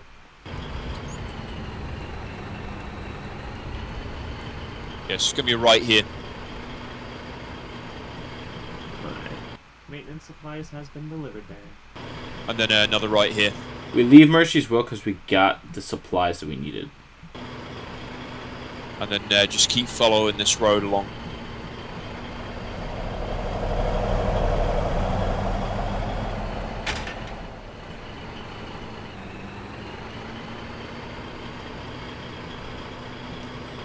I might. I may take a break and then come back. Gate, just go straight through.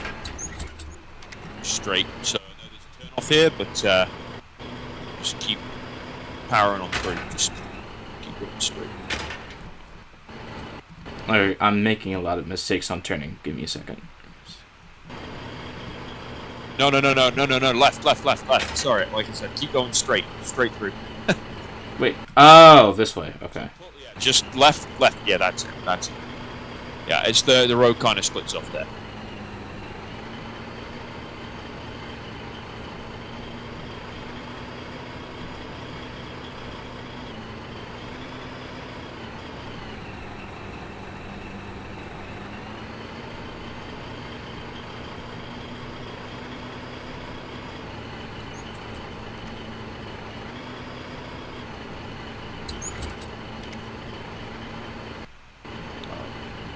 About to hit the world border. See you on the other side, man.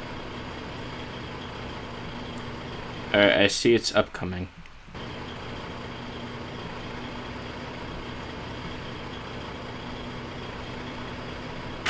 I'm gonna head off. You'll have a good one. Alright, thank you for being here. I'll catch you later. When we get through, you want to go to...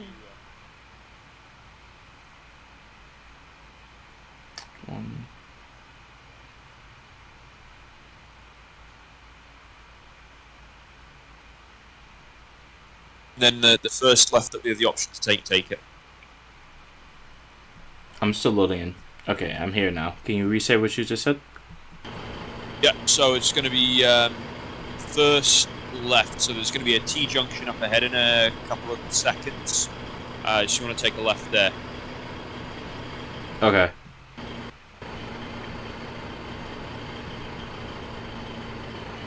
And it looks like the partisan activity might have gone. They've just bleeding.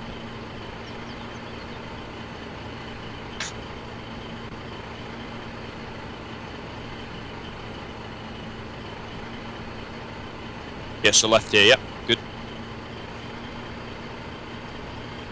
It will be done in 6 minutes? Okay. Yeah, so keep on going, and then it's going to be around this mountain, basically. Well, not mountain, but there's like a rock formation of some kind. We'll hook a right around there. Not this one, so keep going. Keep going.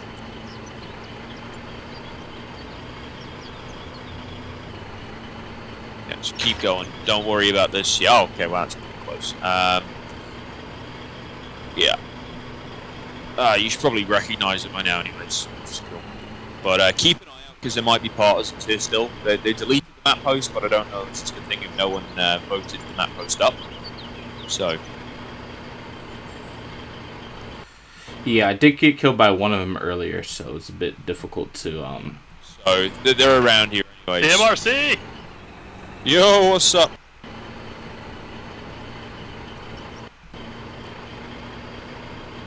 Yeah, and then just hook a right up here when the road tells you to.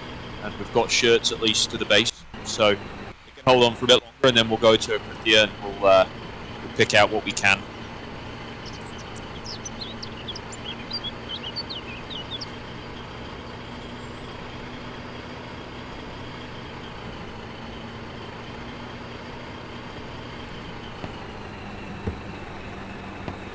Alright, how many crates do we drop off here? We'll drop everything off. Okay.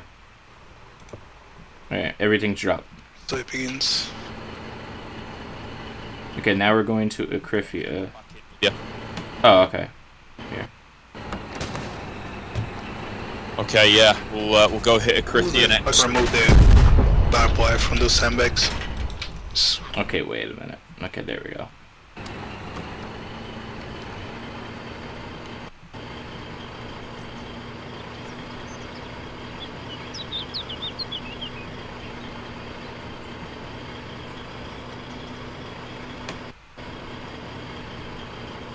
Alright, so we're just going straight south, right? Yeah, pretty much, man. Yeah, just pounder south. We can either go west or east on the bridges. That's down to you, though. I don't know what you want. I mean, it's also whatever condition the bridge we're in, so I think we're better off probably going along the east bridge and take us further into friendly territory, just so we've got less chance of getting picked off.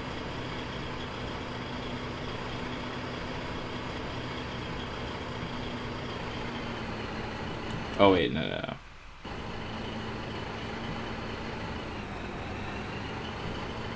Yeah, I'll just keep guiding you if that's okay, man. Make it easier. Yeah, that should be fine. That should be fine. Alright, there's going to be another T-junction up ahead. Get there, you want to pull left. Okay, so turn this way. Turn left. Yeah, I don't trust a bridge this close to enemy territory. I don't trust going over it and then getting cut off.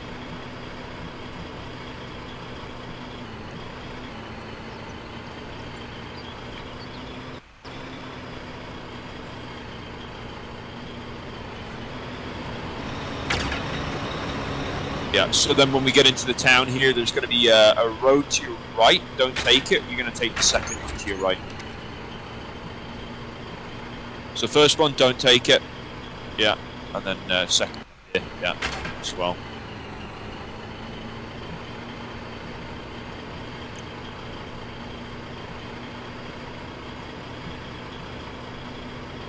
Yeah, and then you want to take your next left. Yeah, left here.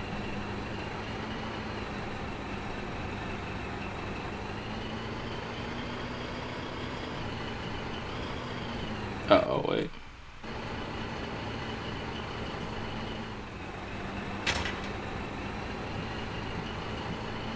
That's good to see the bridge is still here, eh? I didn't know it was destroyable. I thought it was always a permanent thing.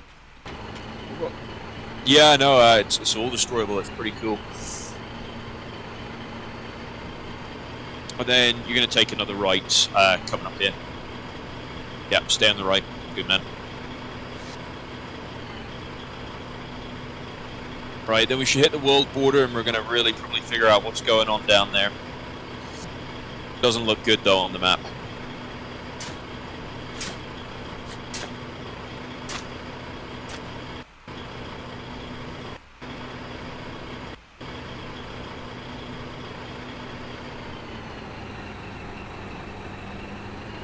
Still a lot of traveling down here. Alright, good luck. We're going to hit that world border again now. Alright, we should be crossing it soon.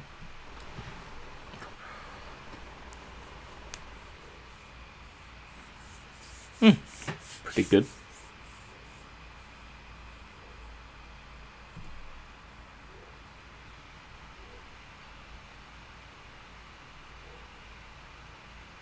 On straight and then hook a left at the next intersection. Okay. Are you armed? I don't really have that many guns on me. I only have a pistol. Oh, okay, okay. So your best bet, if we get hit with contact, so left here. Left, left, left. That's right. That is right. Yeah, your best bet, if we get hit with partisans, is to either drive on through. Because, yeah, pistol, you ain't going to fare too well. I've got a submachine gun. I was always told that was pretty good for this kind of work.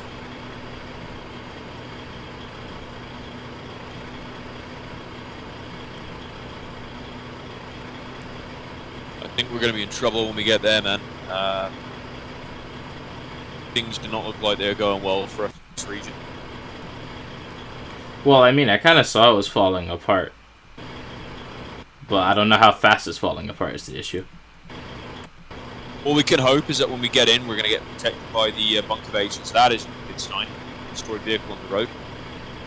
Okay, I'm not looking at the map right now. You're just going to have to follow the road right. I'm just going to keep an eye out. Yeah, solid.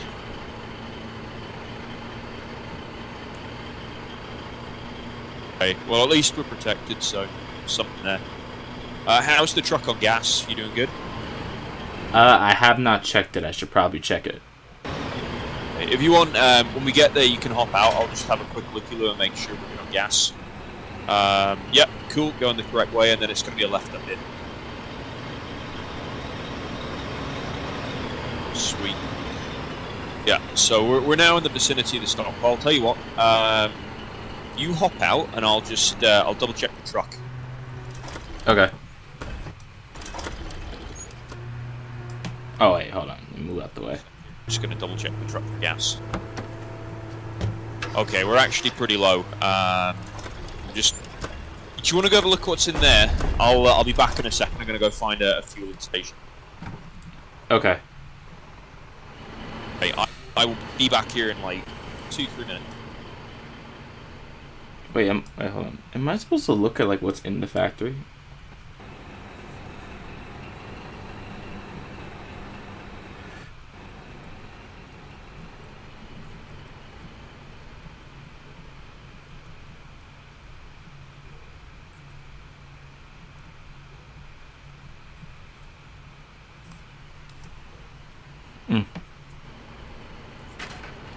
I'm trying to find where the...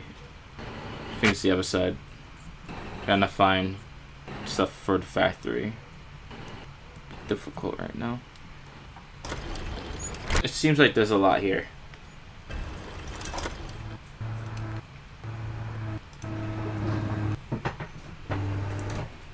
It seems to only be shells though.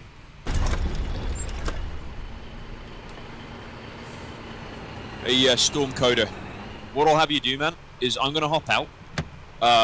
When you have the chance, hop in, lock the truck. I'm going to go find gas for us. Alright.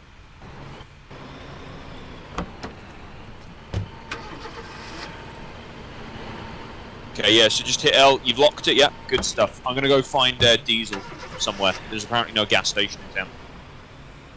Okay. They don't have gas stations either? It's amazing.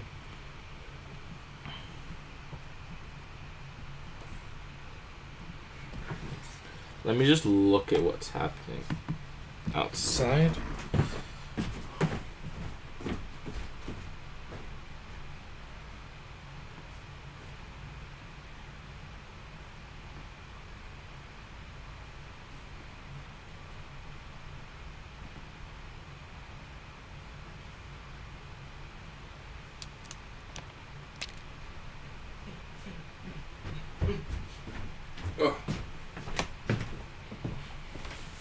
That like hurts, man.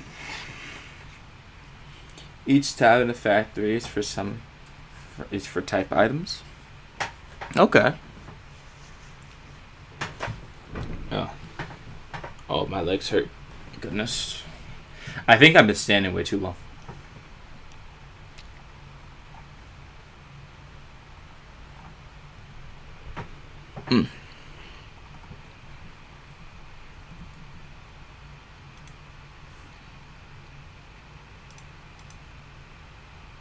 Are my legs cramping? I think so. I've been sitting in this chair for about 5 hours now, which is not good for me. How much water have I had? I haven't had much water.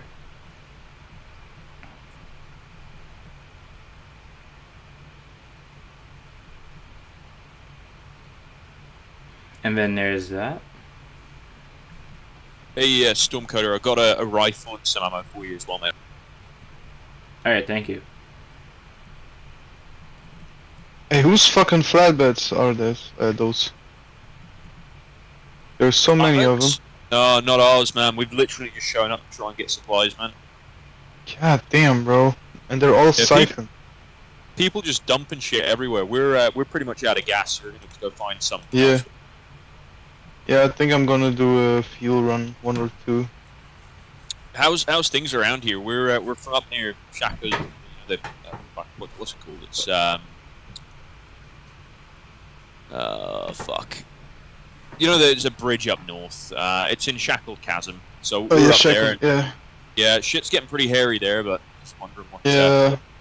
going down Well, here. same. Well, let's put it that way. We need to defend this one here, Legion Ranch, or they will cut Logi completely off for everyone else. So Yeah, this is a pretty so much important spot. Like, why aren't we just moving it out? Is my question. Well, we tried getting the thing on the south back, like the one relic base. When I attacked, there was just a relic base. There was no defenses built up or anything, but it just kept respawning and fucking shooting us. They're about to take the brine hold, man. It's just changed colors. Oh fuck. Yeah, that's okay. good. I know, as in, I think they're about to take it. It was green earlier. You sure? Yeah, it was ours previously. Yeah, they just took it down, so they're good. They're capturing it. Well, have we got where the crates here, man? Have we got the mortar shells at least? They have. There's like 5 of them there. Okay, well we'll pull those. We'll pull. Let's see what else we've got in here. Well, I'm gonna do a fuel run right now, cause see the state of this. We'll pull the mortars. We'll pull a couple of crates of machine gun ammunition as well. Yeah. And maybe a crate or 2 more grenades. Well, if we can get the Naiad Keep or whatever it's called back, I think we should be fine. Cause then we got like. Yeah, man. I don't put faith, like, unless there's a clan fight in that one, we're fucked, buddy. Well, yeah, we're just a couple of people chilling on Discord. We're 5 people fighting the whole time. Yeah, we had like we're a fucking little tank running around here killing everyone. It took us like half an hour to kill that shit because we didn't have any stickies. Do we need artillery too, or no? You know, take some arty as well. There's a 68 and a 250 over there on the road, on the main road. My philosophy is, this place is gonna fall. Why would we let the enemy fucking capture it? You know? Yeah. Okay. I'm gonna go do some shit. The more we talk, the more we lose. Good luck, man. Good luck. All right. See you around. Thanks.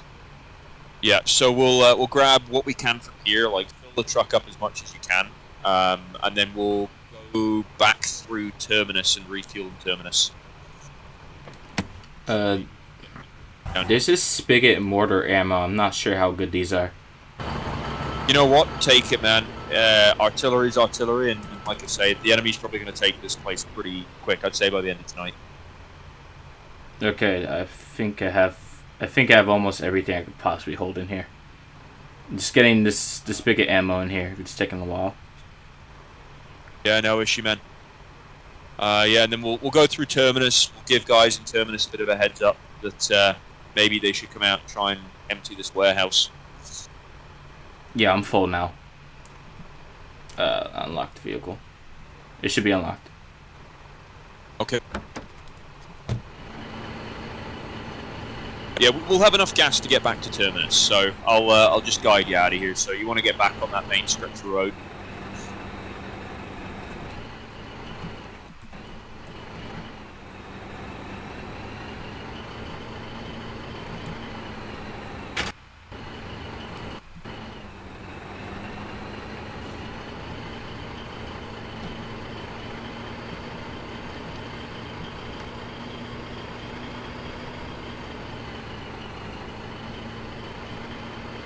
Yeah, so you want to take a right up here. Okay, I'm gonna take that right turn now. I don't know, I've been playing this for like a very long time. It's been about 5 hours, so I might log off eventually once we get the thing deposited. Yeah, sounds good, man. I just hopped on. But you're new to the game, eh? Or... Yeah, I just started the game 5 hours ago. Oh shit! Well, good job. You know, you're already a corporal. You must be doing some pretty good stuff. I already hear gunfire in the distance, so gotta get across this border. Construction, man. That's just. I think they're constructing defenses. Hmm.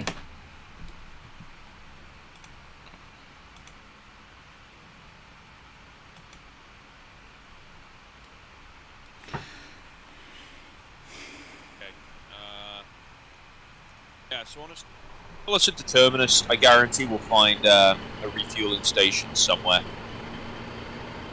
Alright, so are we going to downtown? Yeah, why not? Like, let's head in downtown and see what's going on down there, eh? Okay. Maybe we find people, got people. Oh my god, I killed another person. Oh, actually, you know what? Stop here. Stop here. There's a gas truck behind us. I'm gonna see if that's got any diesel in it for this. This one? Alright, I'm gonna hop out. Don't move the vehicle, eh? Or I'll actually pull it up next to the gas truck. So we're not blocking the... Okay, I'm hopping out now.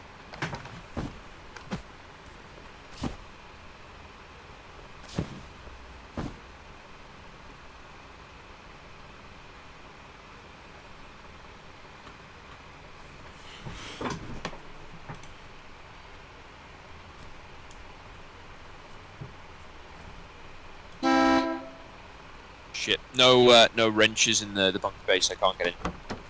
Let's keep going, and I'll keep an eye out for a refueling station. Worst case, we can ask next people we see.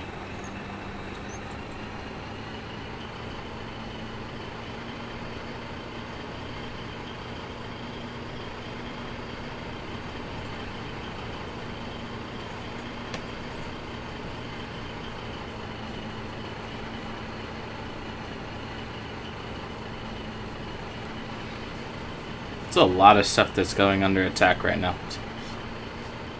Yeah, we're not doing too good this war. Hang on, stop. Stop. Back her up. Thinking that's gas in there we can use. Give me a sec, I'll go check.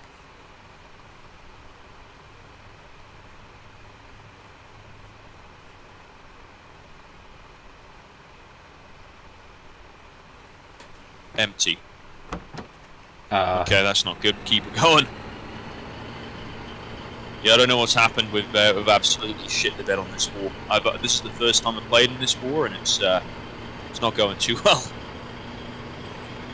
Well, I mean, this is also my first war, but I was at least expecting it to be... I don't know. Oh, hang on. Public petrol. There we go. I'll get out now.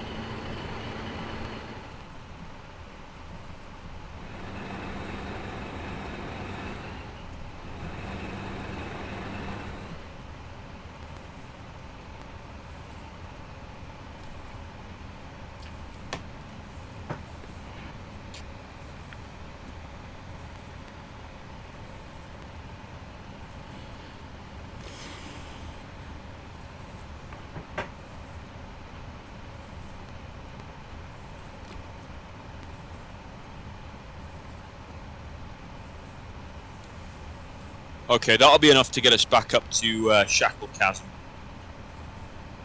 Okay. Yeah, so you want to keep going the way that we're going now. And then we'll hook a left up at the top of the road.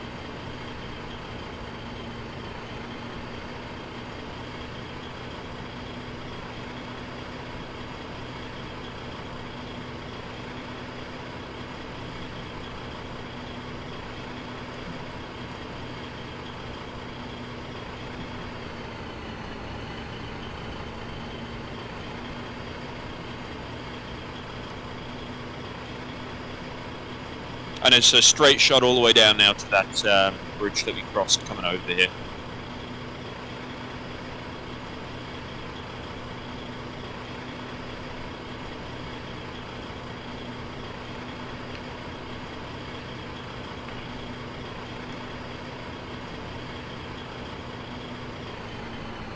Oh no, keep left here.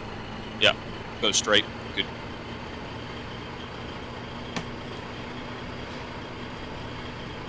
Okay, so we're just taking all of this back to Shackled Pass, right? Get back to Shackle Chasm, and then we'll restock the base there because you're going to need artillery to push the bridge area. Right. Hey, coming up on the world border.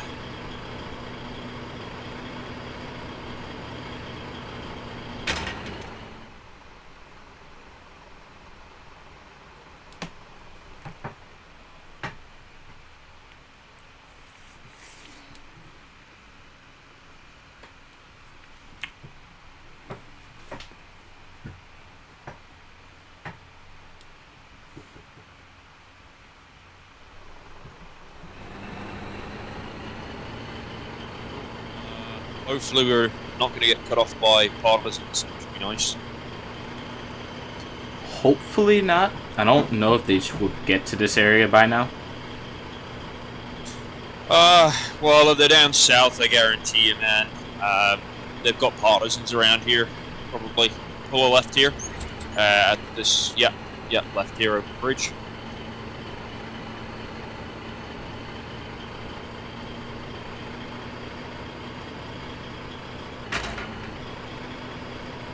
A right here.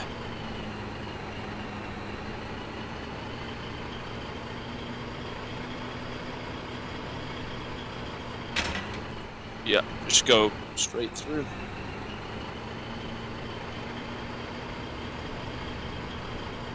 Now, how do you tell the difference between gunfire and artillery in this game?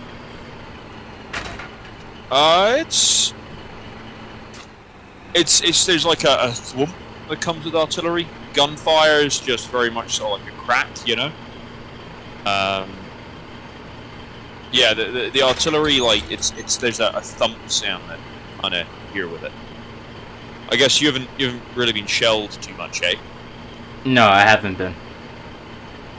Have you been shot much? I only got shot by a partisan. Well, I feel like before you hop off, you've got to at least experience combat.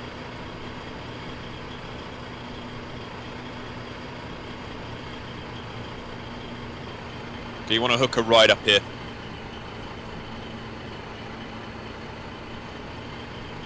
Yeah, have you done much like combat on the game though, or is literally just kind of? I've only done logistics so far. Okay, well I'll tell you what. Before you hop off, I'll be real quick because the combat's honestly the fastest thing in the game. I'll kind of take you through and we'll do a little bit of combat. Okay. Bridge is a great place to learn because it's pretty much you're on top of the enemy.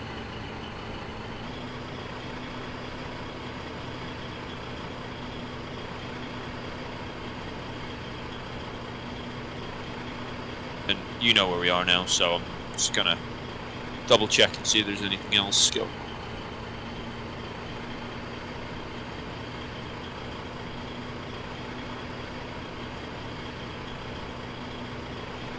And then you know how to set your spawn, right?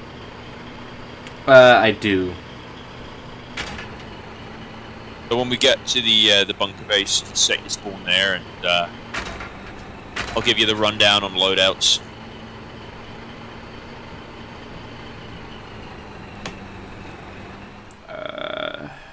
every day. Come over to this side.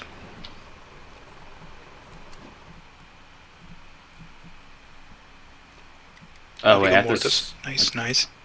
This hits. I mean, I don't know, we got so many like demolition shells, but sure.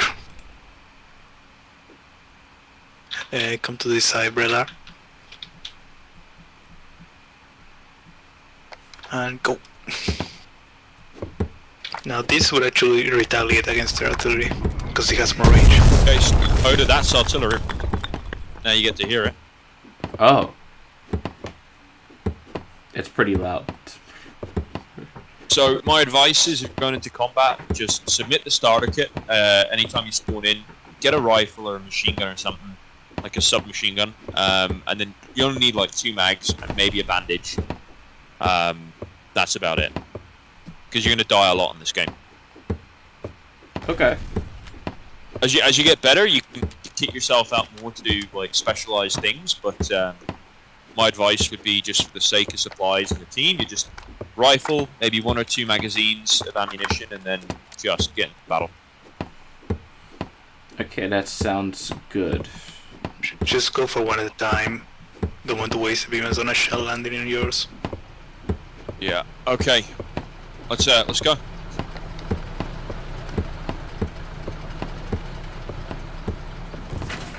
Make sure you get your weapon out. Oh, yeah, I gotta do that. Oh, yeah. Right.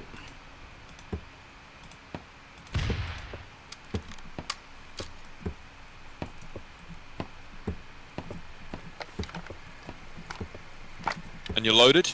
Yeah, good man. Okay, let's go.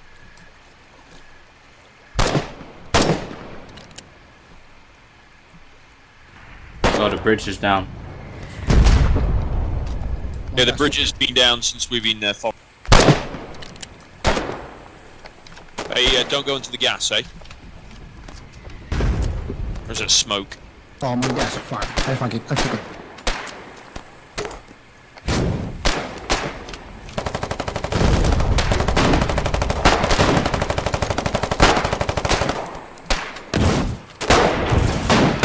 No!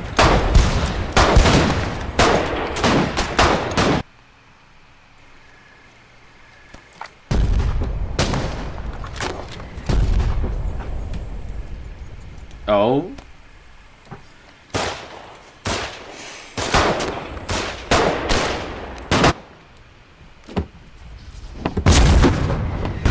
Oh wow. It's amazing. I know, and that's just one highway.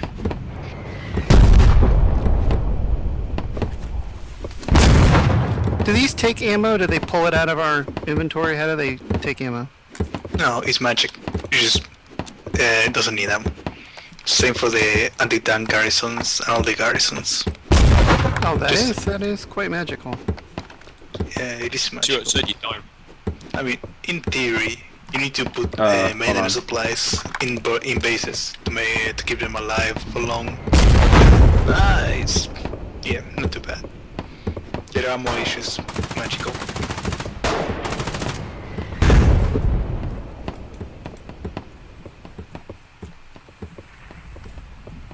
Nah, I definitely have the wrong ammo on this thing.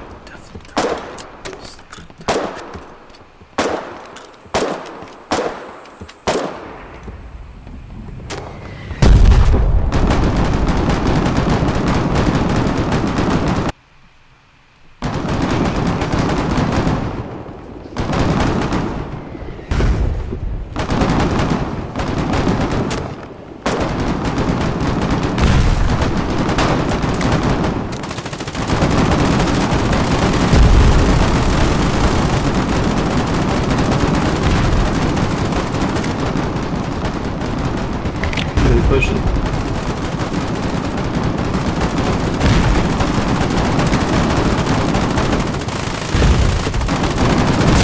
good decent blow in there, but seems to be under control.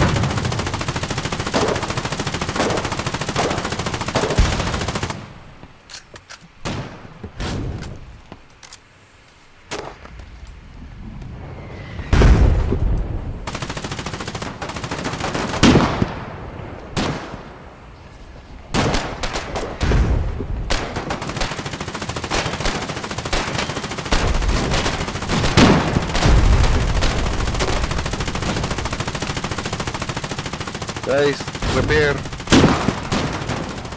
I'm down. Put the Huawei in the right, please. No, te machingan pillbox. Oh my god. Yeah, type 1, thanks.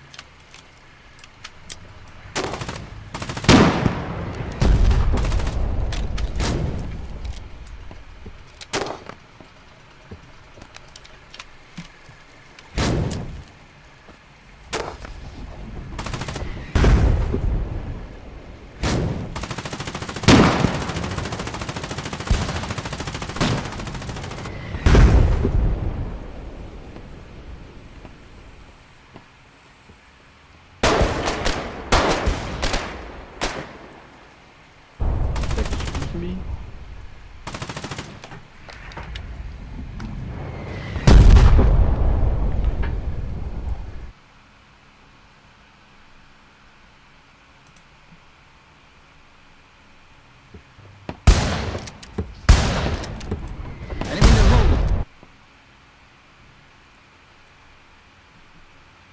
Okay.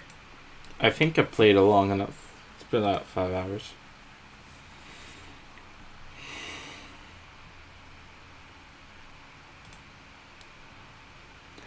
Thank you to all the people who were watching me. I had a good time.